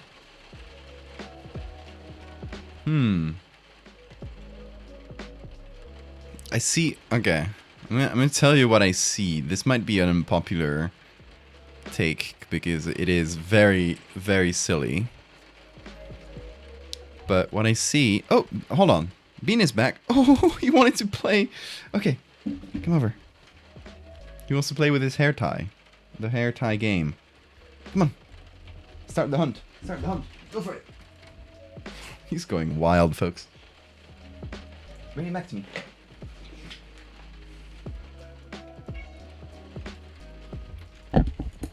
He has a sort of energy today that I rarely see in him. Yeah, good job. You brought it to me.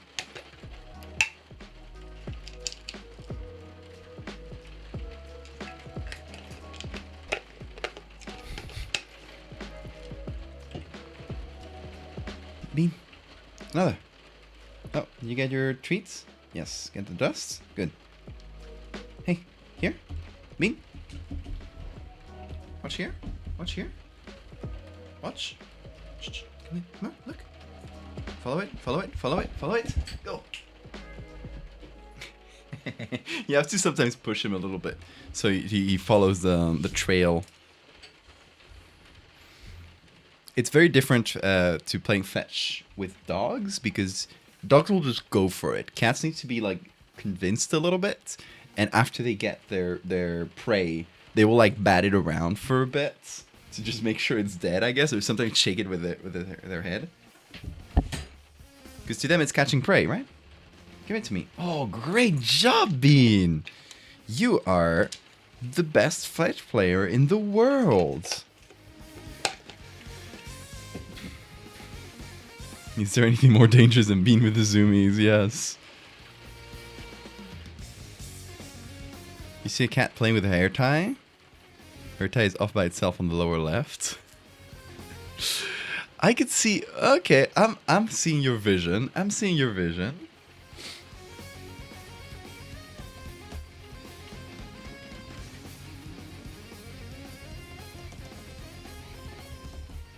Come on, go for it.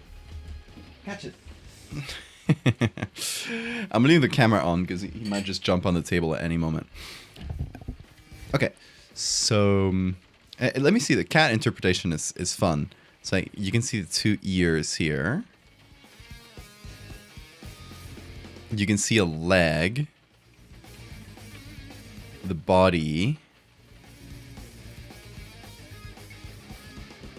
So maybe the beginning of a tail or something. And then it's all of his toys. So this is the fishing rod. Right, so that's the stick of the fishing rod. And then it has the string. The fishing rod is... Where is it? It's on the floor, but you saw me play with it. This is my hand. Right? And it's grabbing the paper slip that I just gave him to eat. And is this the hair tie? It's really twisted.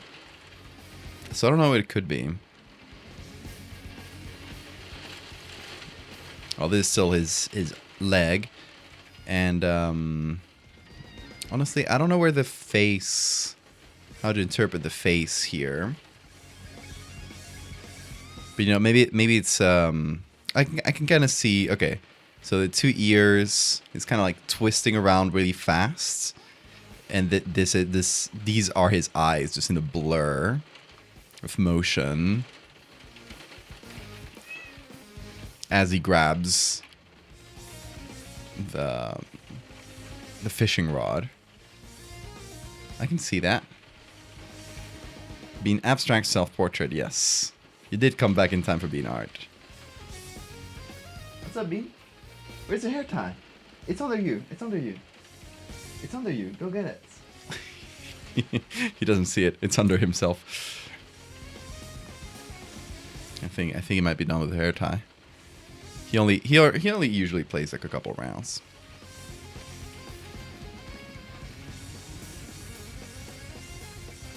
Gonna get a screenshot of it and of course put it in Val's operating room.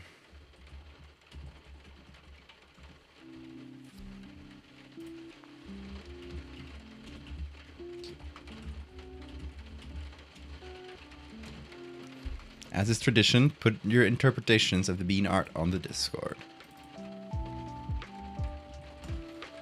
Bean, if you want to make another piece, you're let me know, okay? I'm right here. For like still a good half hour. Oh, see you, Bido. Thanks for hanging out.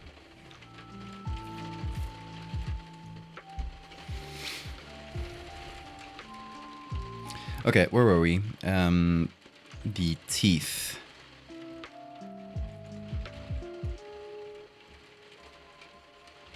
So obviously they gotta be like inward pointed teeth because that's how it gets you, right? You can't get out because the teeth are pointing in.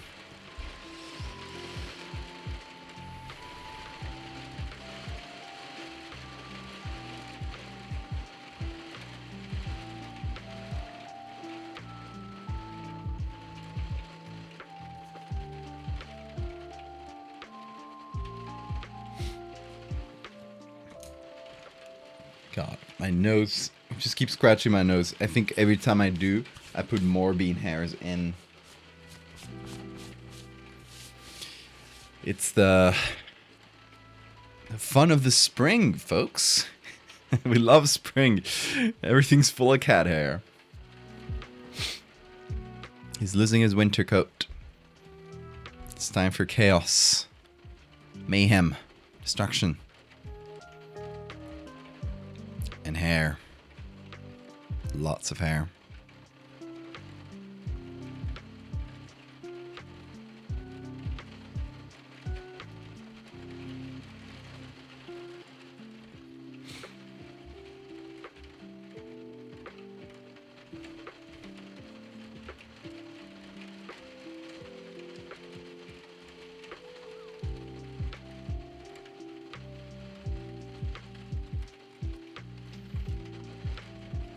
This pollen. Yes, then this then will grow into many, many tiny beans that will disperse through the world. Maybe even to your house. It's the magic of springtime, folks.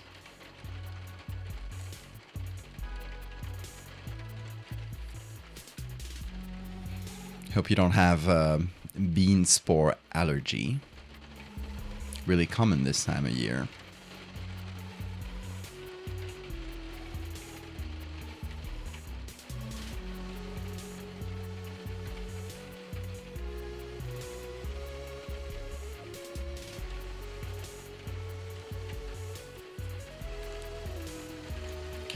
So, okay, if this thing covered, well, you can ignore that.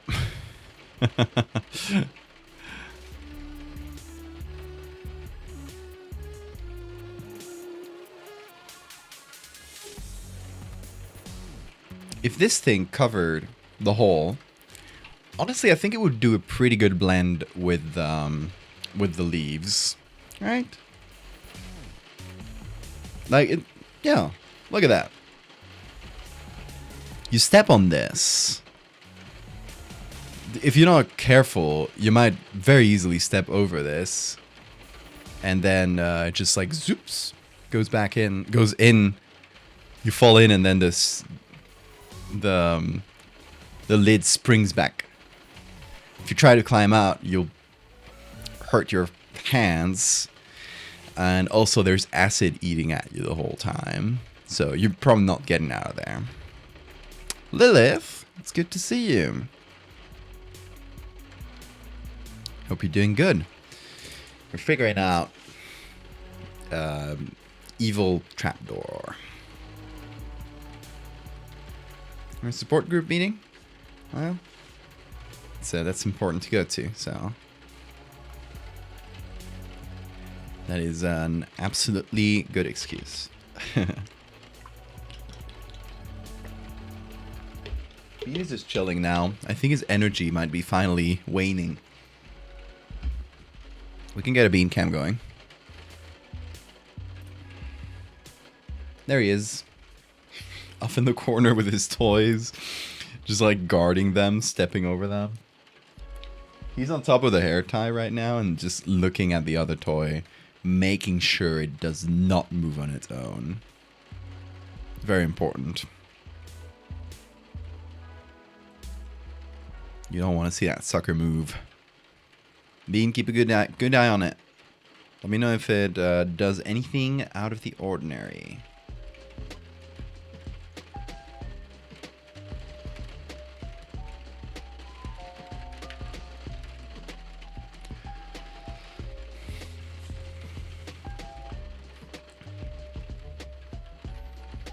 Okay, we even got the teeth.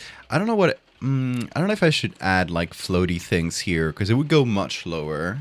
I mean, it would make sense to add floaty things if we're looking like right from the top, but I think in this case it does not. We don't need that. It doesn't make sense. Now, let's add a signature. I'm thinking. Got an idea. Got an idea for one of those signatures, just the way I like them, where they're actually really big, but you probably won't notice instantly. So, also going to save. The idea is to add a shadow that goes through this, and then another one that does this. And with that, I think I should be able to create a bit of a signature.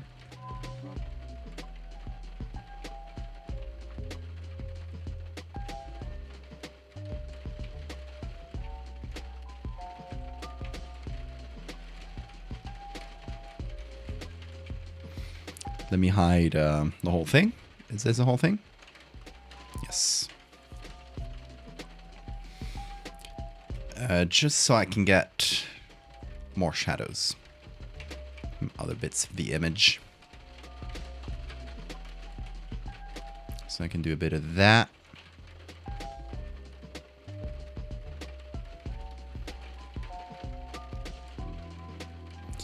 And then I'll add a bit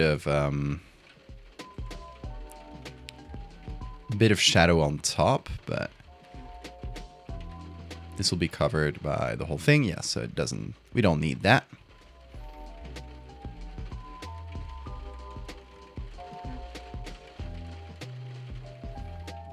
It's interesting because this part of the image is sort of blurry, but in a movement blur sort of way. Strange. Anyway, once we add blurs to everything, it will be much harder to see that. So,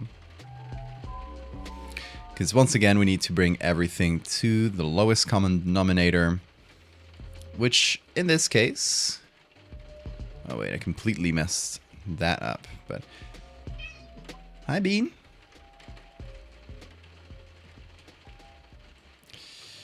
I can fix that. What are you screaming about? You want to go out? He wants to go out. At like 5:30 a.m. Don't wake anyone up, okay? I'll let you, just because you got all that energy to spend. Come on. I'll get his toys. We will be back for him real soon. Oop. All right. Let's put the plant back on.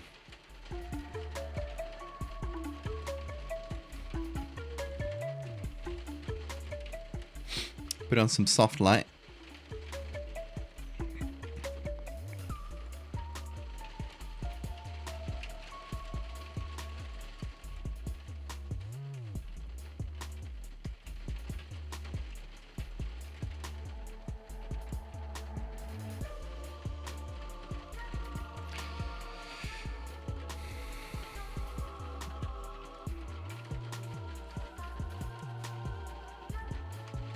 Okay, I think that reads as a signature.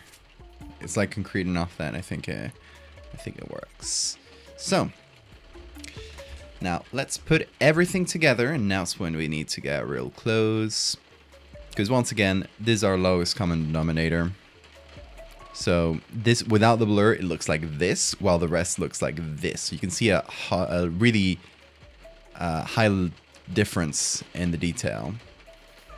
Can you please move? Why it's not doing that?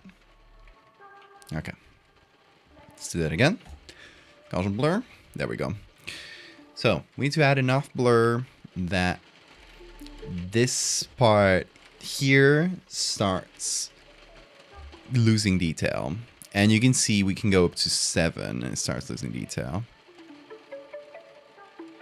I start noticing the first differences after 5. 5 is a lot of blur though. So we're going to go a little lower. I think we're going to go like somewhere between 3 and 4. Now for a radius of sharpening, we're going to go once again like between 3 and 4.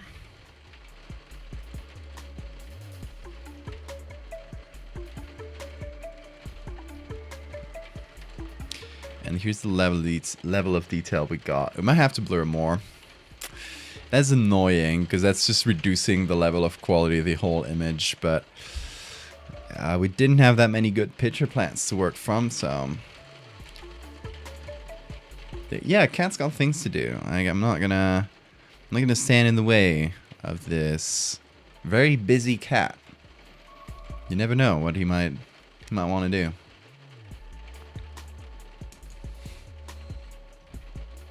let's see what Bill painted for the bean art. I love that. Oh, that is very good. I like your interpretation of it.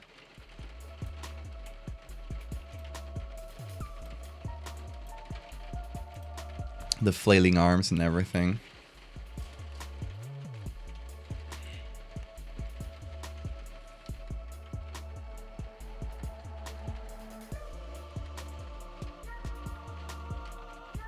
Okay, so this might be over sharpened. I think it isn't, but we need to blur the little spikes here. The new teeth.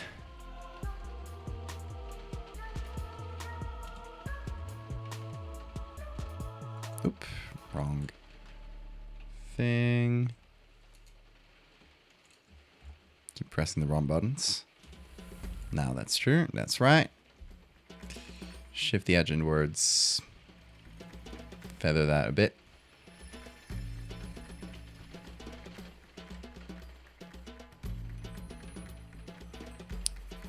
Move that in.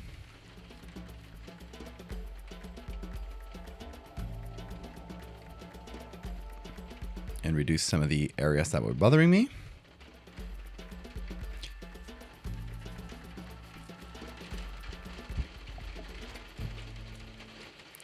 You got a heated neck massager? Ooh, that sounds good.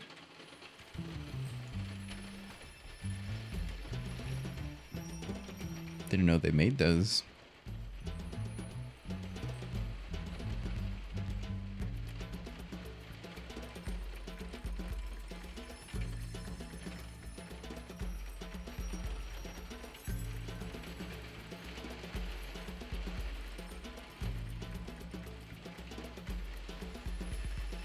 Okay, so something I might need to do is blur a few things individually, including the background, unfortunately.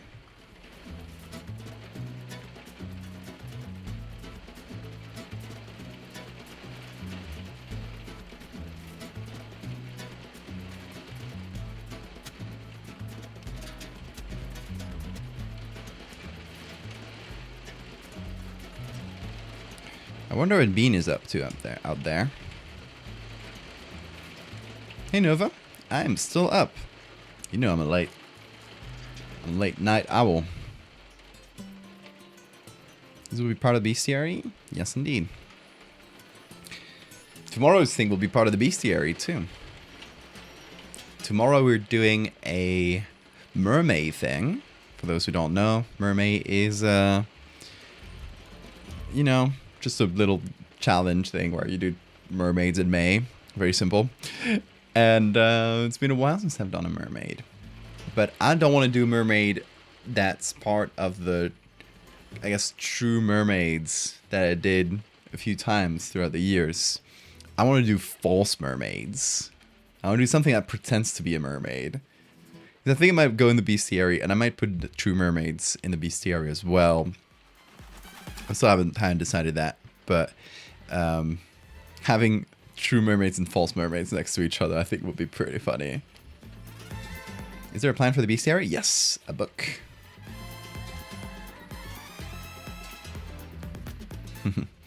Hey Nova. Yeah, I'd like for the bestiary to be a book eventually. Sort of a fake biology textbook, but with a story. Not a manatee. It's a false mermaid in a... That idea struck me like yesterday, like a blunt stone, and I was like, I'm doing this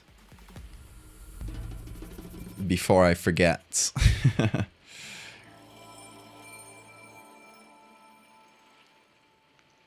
I know you were making the pun. I was deliberately not reading it.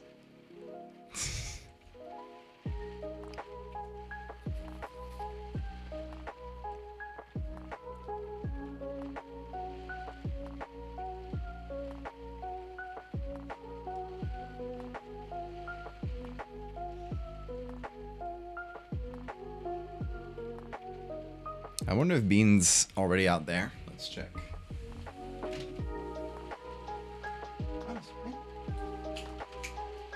He's there.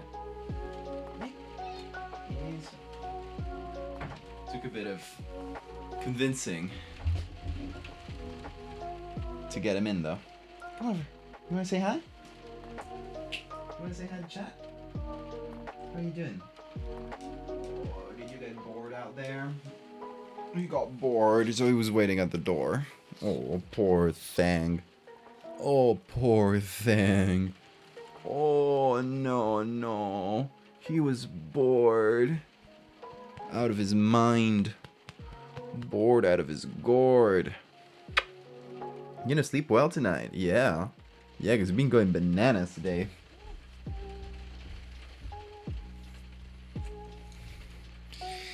I'm not sure, Bill. I've been thinking about it.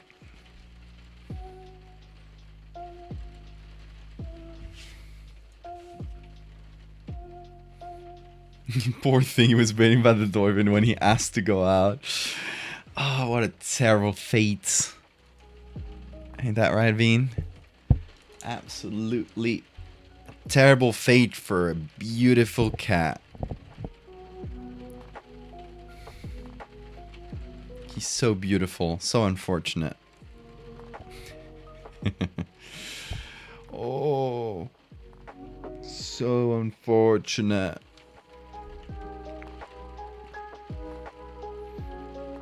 The world is full of injustices, Bean. Like, sometimes you have to wait outside the door because you want it to go out, and it's absolutely unjust and unjustified on my end not to instantly open the door as soon as you want it. I know. I know, it's a tough life out there.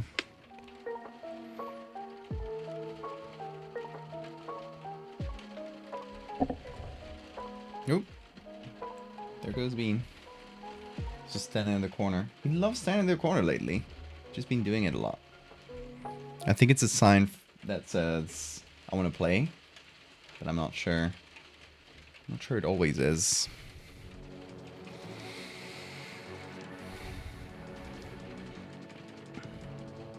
Mermaid adjacent thing. I don't think the Jenny Hanover is that mermaid adjacent. I guess a little bit.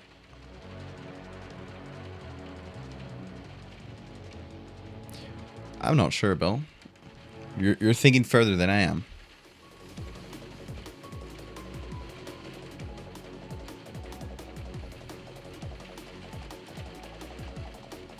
I don't have the full roster for the potential book.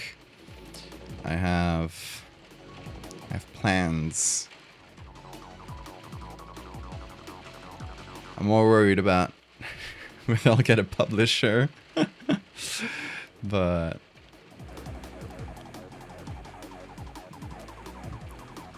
the roster of creatures will be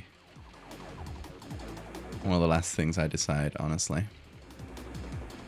Hey Bean, what you cooking? Where you scratching against, or your face against the camera? You wanna play again? He's insatiable today.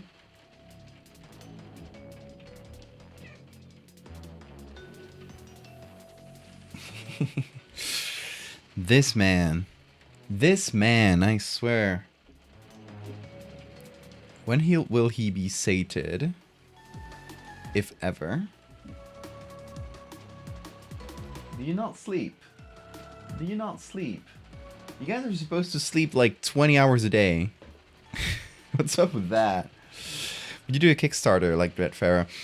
That's an option. That's option B.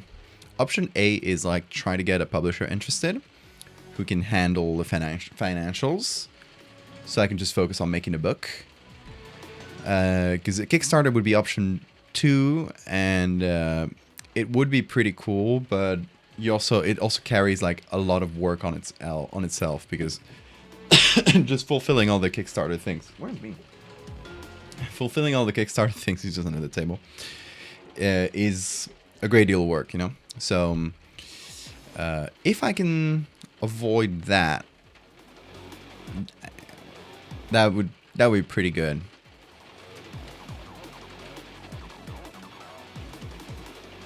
Because one of the things with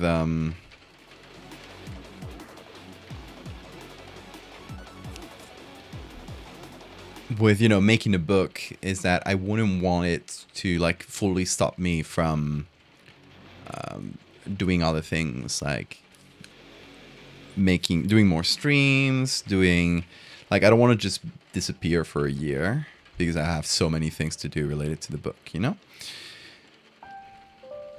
So if it has to be done, I'll do it. But first, like option A is publisher.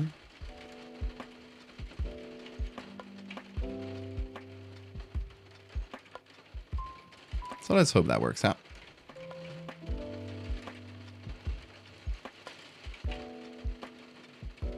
And also, like, good thing about publisher is that you don't need to worry about distribution.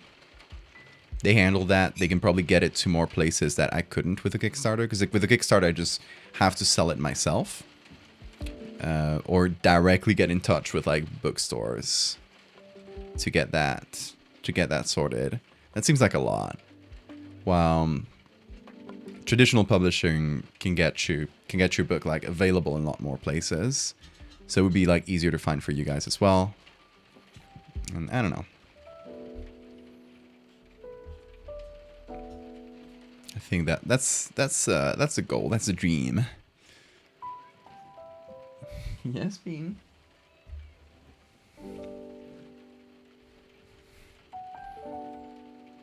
Kickstarter limited availability in items like Makeship is. Kickstarter is not like Makeship is a company, right? They make the product and everything. Kickstarter is just like a funding thing. With Kickstarter, you have to still like go out to a printer, print your book, print this many copies. You have to do everything. The Kickstarter itself only handles like the campaign and the money.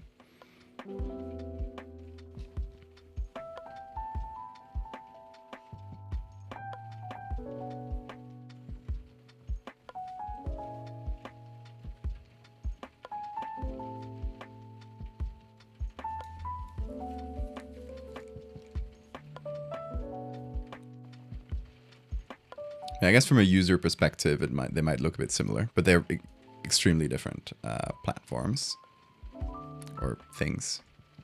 Right? With Makeship is just like they get in touch with you. I guess you get in touch with them and they want to do a plushie of whatever YouTuber, and they handle everything, every production, shipping, and they get their own profit. And you get a small chunk of the profit as well for you know, them being able to use your image and sell to your fans.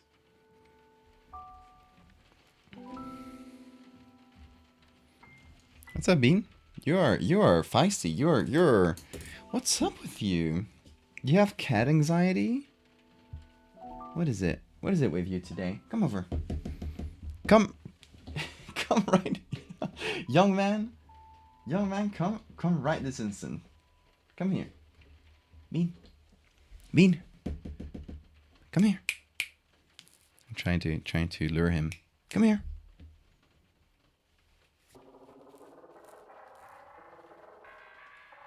So, funding something at Kickstarter is essentially buying it prior to being released. Yes, but there's also like for the campaign, usually have tiers, and these tiers have different perks. And then you need to fulfill all those perks.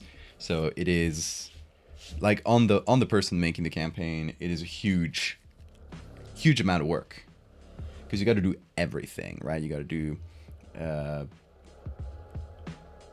all of the printing of the book itself, every other perk or extra you get. You got to fulfill the distribution. So it ends up being quite expensive. And especially time consuming. So obviously I would like most of the time to be just getting a book done. Come over, Bean. Oh. You are unstoppable. What's up with this cat today? He's having a big feel sore today, absolutely. Real big feels.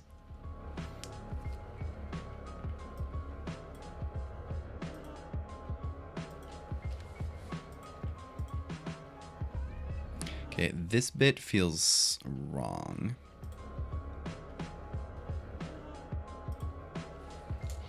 But we're getting closer. We're getting closer with every iteration.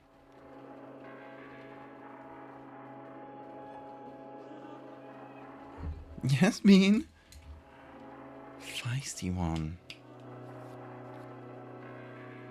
Yours are being goobers too. Is it something about the weather? Is it something about the time of the year?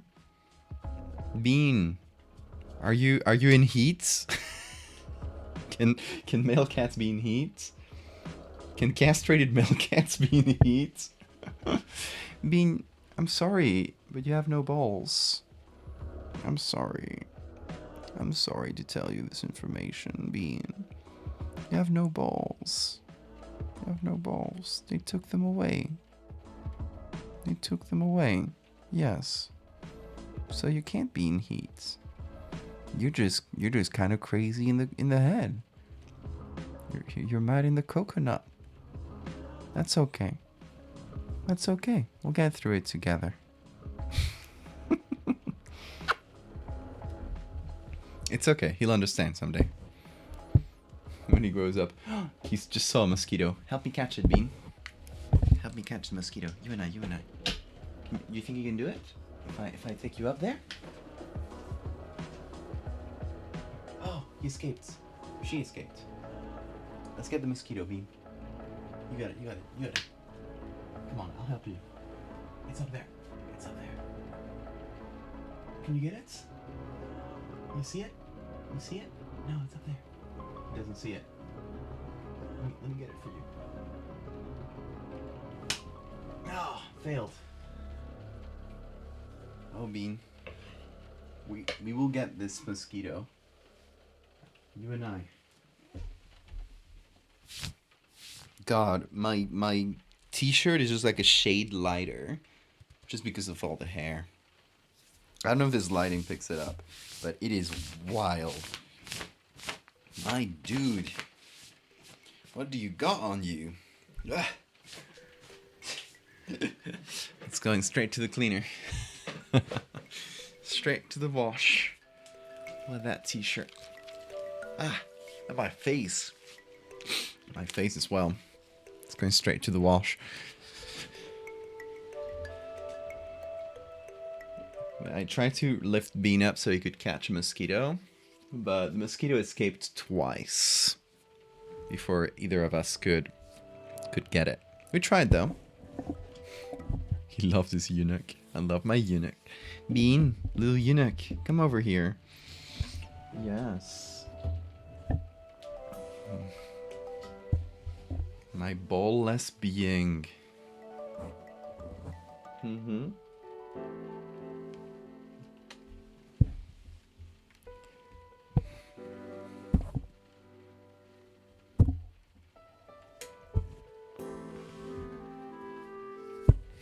The spring fever, yeah. The cats are feeling it. I mean, what do you have with that corner of that table? You're worrying me.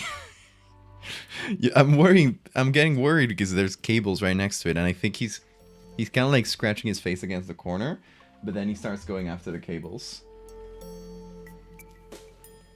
If I try to catch him, he just jumps off the table. There's no way. There's no way of catching this criminal for good. God. Hands are full of bean hair, folks. Anyway.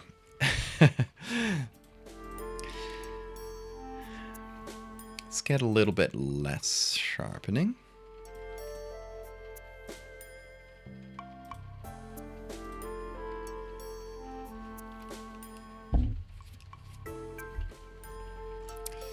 I don't know, this image is limiting in some ways that bother me, and it's mostly due to the quality of the base image. And it's just like, there's not that much we can do about that. It's just... we're working with what we got at the end of the day. So what are you gonna do?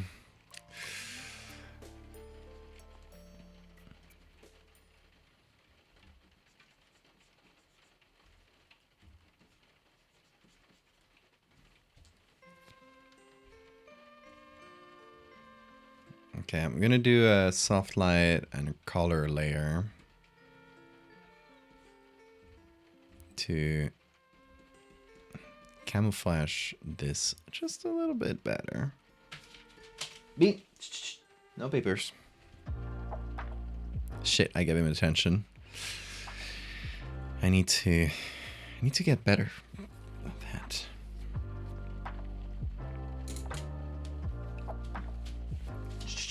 Bean. Yeah, Bill, I'm actually in the process of adding a bunch of the 2025 art I made into the Patreon cards. So there's going to be an update to the roster. There's just going to be more added. So the roster is just going to get bigger by a large amount. Bean. There's going to be news on that in the coming weeks. It's just been slow because of the how do you call them? Like the printers being jumping around from printer to printer, trying to get it done right. But yeah, it's been taking me a minute. It's gonna be updates on the Patreon feed about that though once it's settled.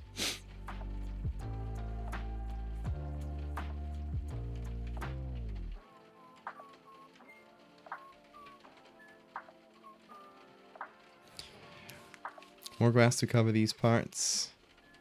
At the end of the day, the bad quality part is here, is the inside, which is also like what calls your attention the most. So it's not something we can cover with grass. Bean, stop! You can't break that, dude. Let's go. Come on. These are good memories. You can't break those papers. I don't know why he's obsessed with those papers lately.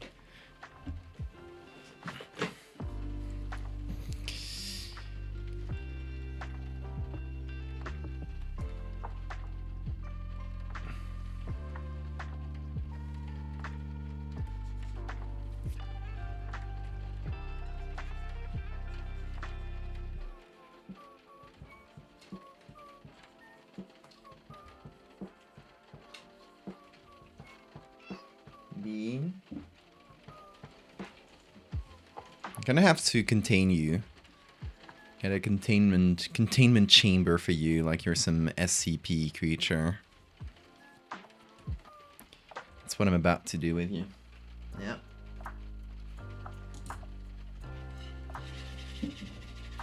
Come over.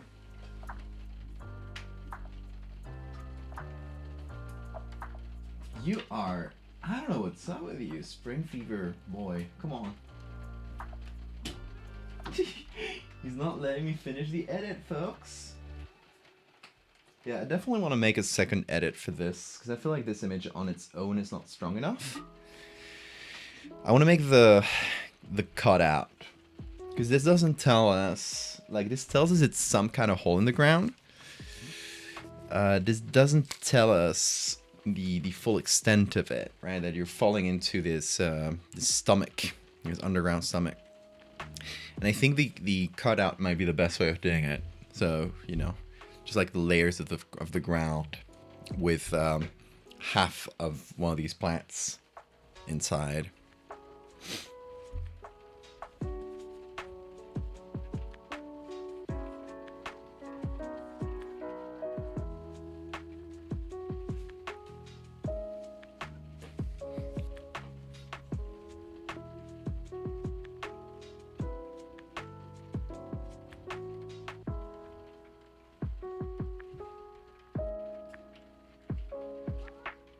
Cross section, yes, that is the correct term. Thank you.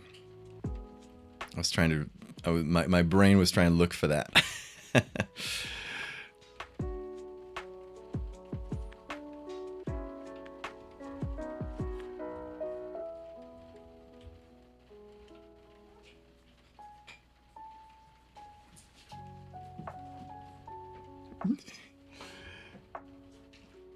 Oh, Bean is trying to look out the window now. Oh, he managed.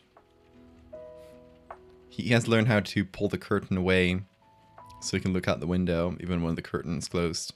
Because it's just one of those that you can pull from the side.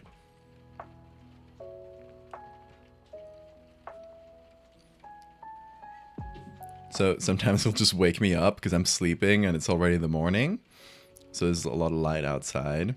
And Bean will want to look out the window. So he'll just open the curtain. And suddenly I'm like, who came into the room? But no, it's just Bean. It's just Bean wanting to look out the window. You're like, okay, I'm too tired to get up. So now I'll just sleep with light on and pouring into the room. Whatever. I've lived through worse. I've slept through worse. Okay, it's looking a little better. The red is looking really dark, but I don't know if that's that much we can do about that. Because we need this bit in the shadow anyway.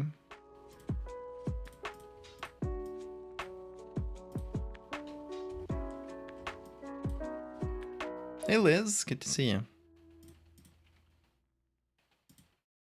Oh yeah, darker is definitely better, like more camouflaged.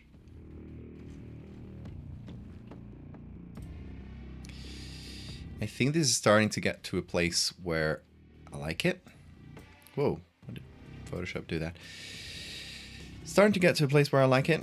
I definitely want the reds to be saturated despite being dark. Maybe a bit more luminance here, just so the reds inside pop through. Then a bit of color grading. Don't know exactly what to add. Maybe a little bit of blue to the shadows. Kind of goes well with the grass, since the grass already has blue shadows. Mid-tones plays with more or less the lit parts of the grass, while highlights just adds a bit to that. I'll keep the highlights white, I think. But the mid-tones, it's where we can play a bit more. Sleepy Salish right now? Oh no. Hope we can get some sleep.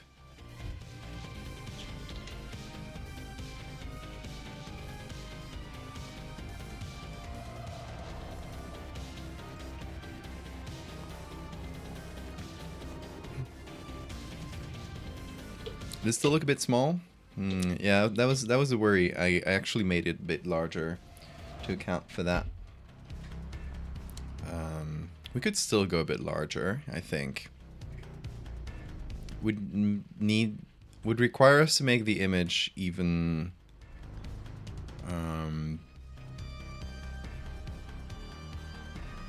even blurrier. That's kind of the issue with it.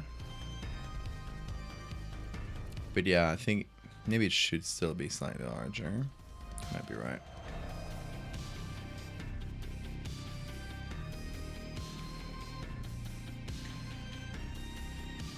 Kind of like that.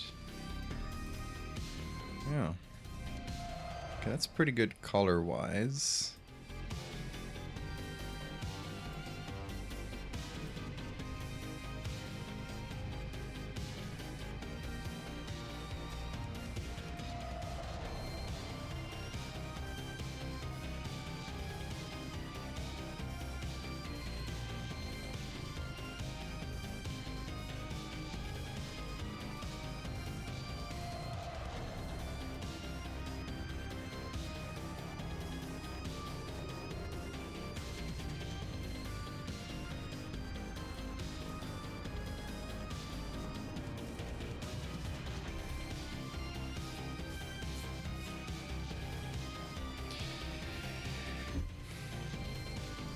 Kenny the toddler. That's arguably the better horror idea. I do like that it would specifically be perfectly toddler size. That is good.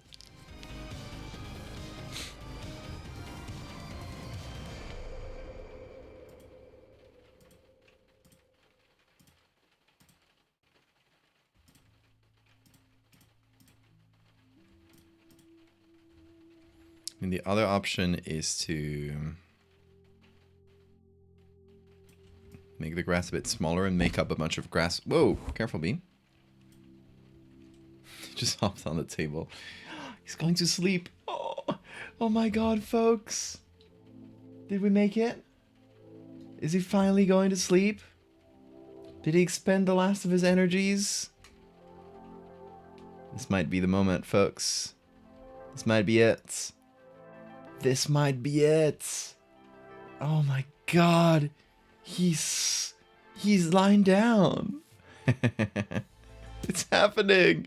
For the first time in ages.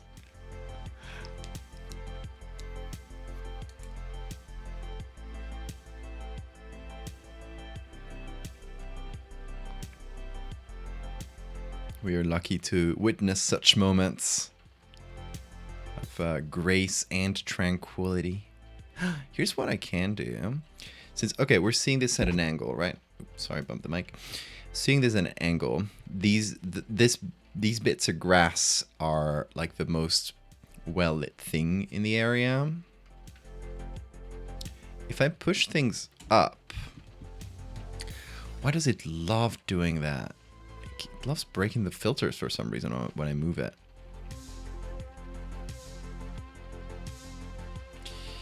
If I push the grass down, we're actually putting it much, like a bit further away into the grass, which makes it larger in comparison just by perspective. And then I guess we can do. I mean, we can't make it even smaller, right? But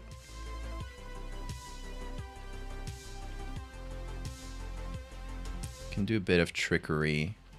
What's going on with the smart filters? Like, for real? They're not applying. Is it curves?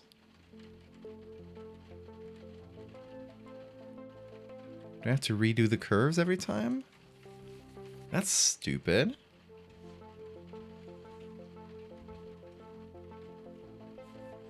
Oh, the signature is undone by that. Can still work with it.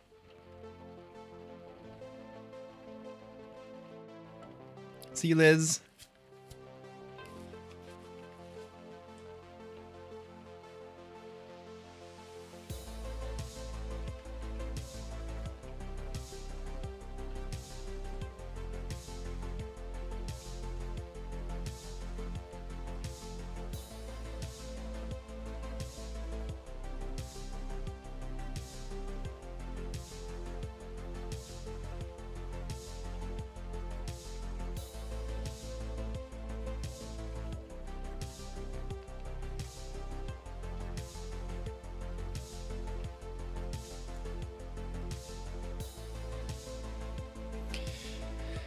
Okay, this breaks the signature, which is a bit unfortunate, but I think we might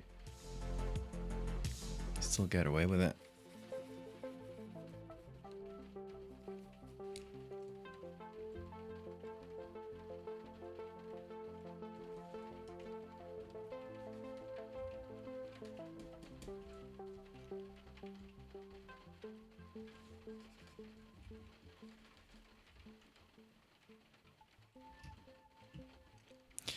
Okay, we need to redo some color and a bit of lighting. Should be quite doable.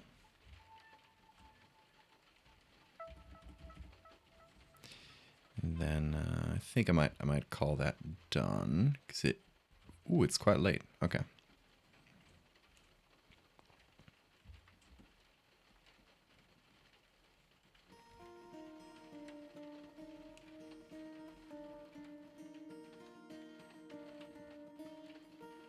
Let's get the bean art on the top here. There we go. So this bit is now actually caught in the middle of the light.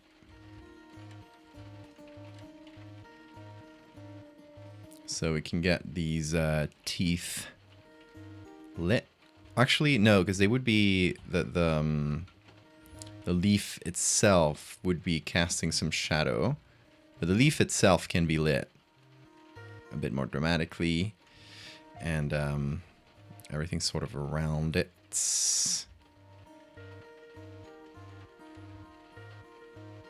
This bit would get lit. Maybe not this area.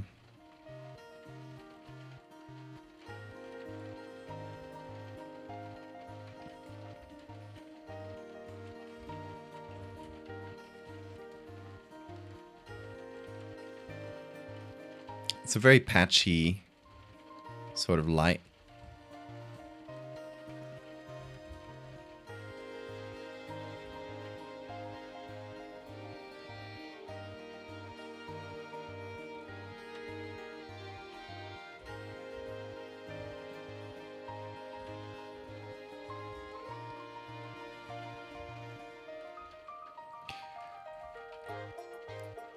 Let's get another soft light.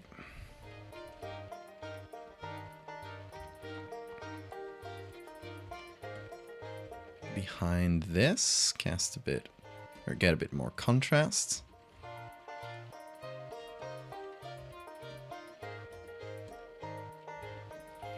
Okay. And what if I take just a really broad, maybe soft light layer?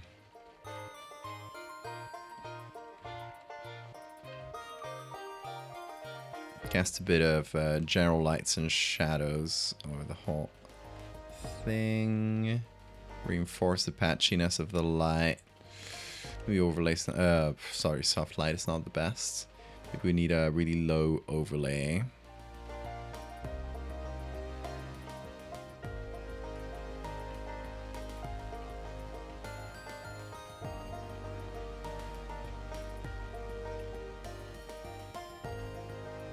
Or even just a normal layer with very, very low fill. No, definitely not. Okay. So now it's even larger. I think we've managed to grow it. Yeah, definitely. Grow it a couple sizes. So now it's something that would hopefully capture a larger array of prey. That said, the color is looking off compared to this. I think it's because the light looks very purple. And I'm not sure why, because I don't remember adding like specifically purple. Maybe it's a tint? Could be it. Could be the midtones. It is the midtones. Yeah, I did add a bit of pink, but that mixed with the green to form a sort of purple. Might add a sort of purplish blue.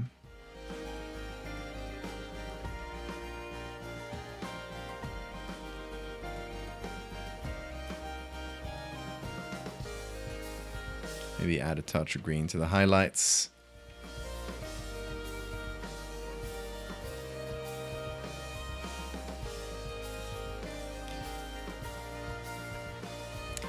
And I'll do one of my classic touches. I guess it's not that classic, but I've been doing it lately, which is adding a bit of a Gaussian blur. And with a bit, I mean a lot. Somewhere around here. Putting that on screen mode. Lowering the opacity to a few percent. And what that will do is make the lights glowy, which I kind of like.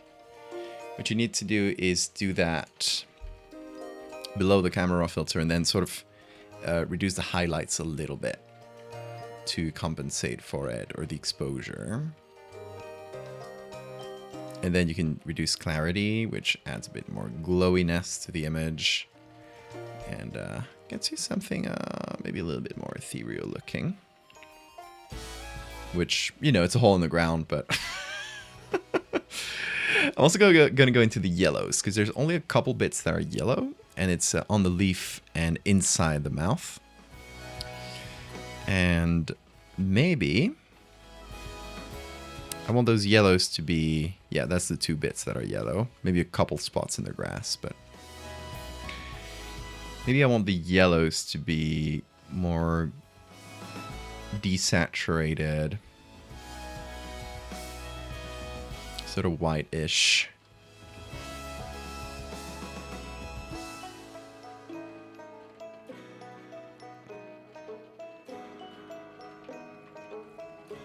Now we're removing it, Bill. It gets a bit more of a neutral color, but okay. So now we have big old hole in the ground with teeth and a leaf that covers it. I think we've covered like the big first part of this. The second one being the cross section. So yeah, that's one good half, but I think this doesn't tell the whole story. So we will do a cross section. That will be probably next week. I think if I get to do 3 streams next week, which I hope I will be, yeah, we'll be doing, one of them will be part 2 of my collab with a 6-year-old. Yeah, but that's going to do it for us tonight, folks. What time is it? Yeah, 6:24. Definitely 5-hour stream. I've been yapping for like 2 of those hours, to be honest. This was not that long of an edit, but, you know, I was sleepy today, so I feel I managed to do something cool, even through that. I will not feed the 6-year-old to his own master. That guy is going to succeed me. I need to train him as my apprentice. He's already having cool ideas like these, and he's 6. So we can't throw. We gotta support. We gotta support this sort of talent. Bean had the zoomies for like, yeah, honestly, like Bean took control of the stream with the zoomies. Not 2 hours. I would say like of the 5-hour stream, 3+ was Bean zoomies. Distracting me from my work, my important work. But yeah, I'm happy with this, honestly, at the end of the day, despite working with like lower quality images, which is always a lot more annoying. I think we managed to pull it together into something cool. What animal will be making mermaids tomorrow? I guess you'll just have to tune in and find out, because I think it's a very fun idea. But yeah, tomorrow we're doing false mermaids. That's all I'm going to tell you. It's not real mermaids. It's something else mimicking mermaids. And I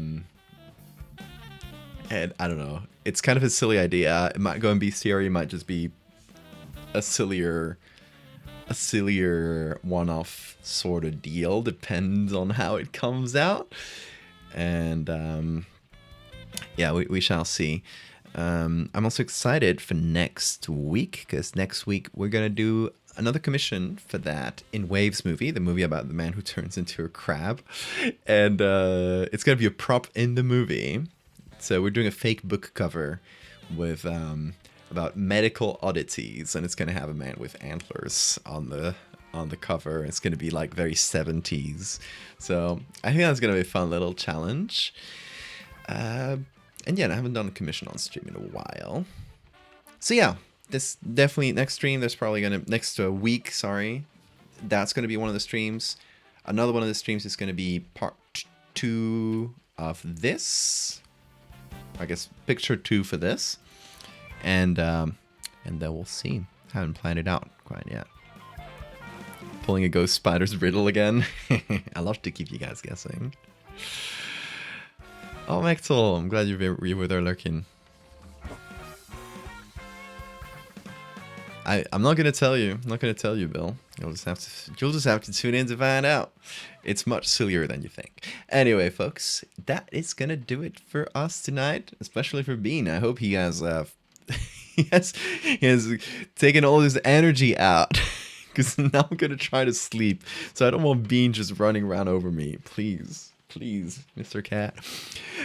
Yeah, be back tomorrow, actually. Yes, tomorrow, second stream. And I think it's going to be a fun one, folks.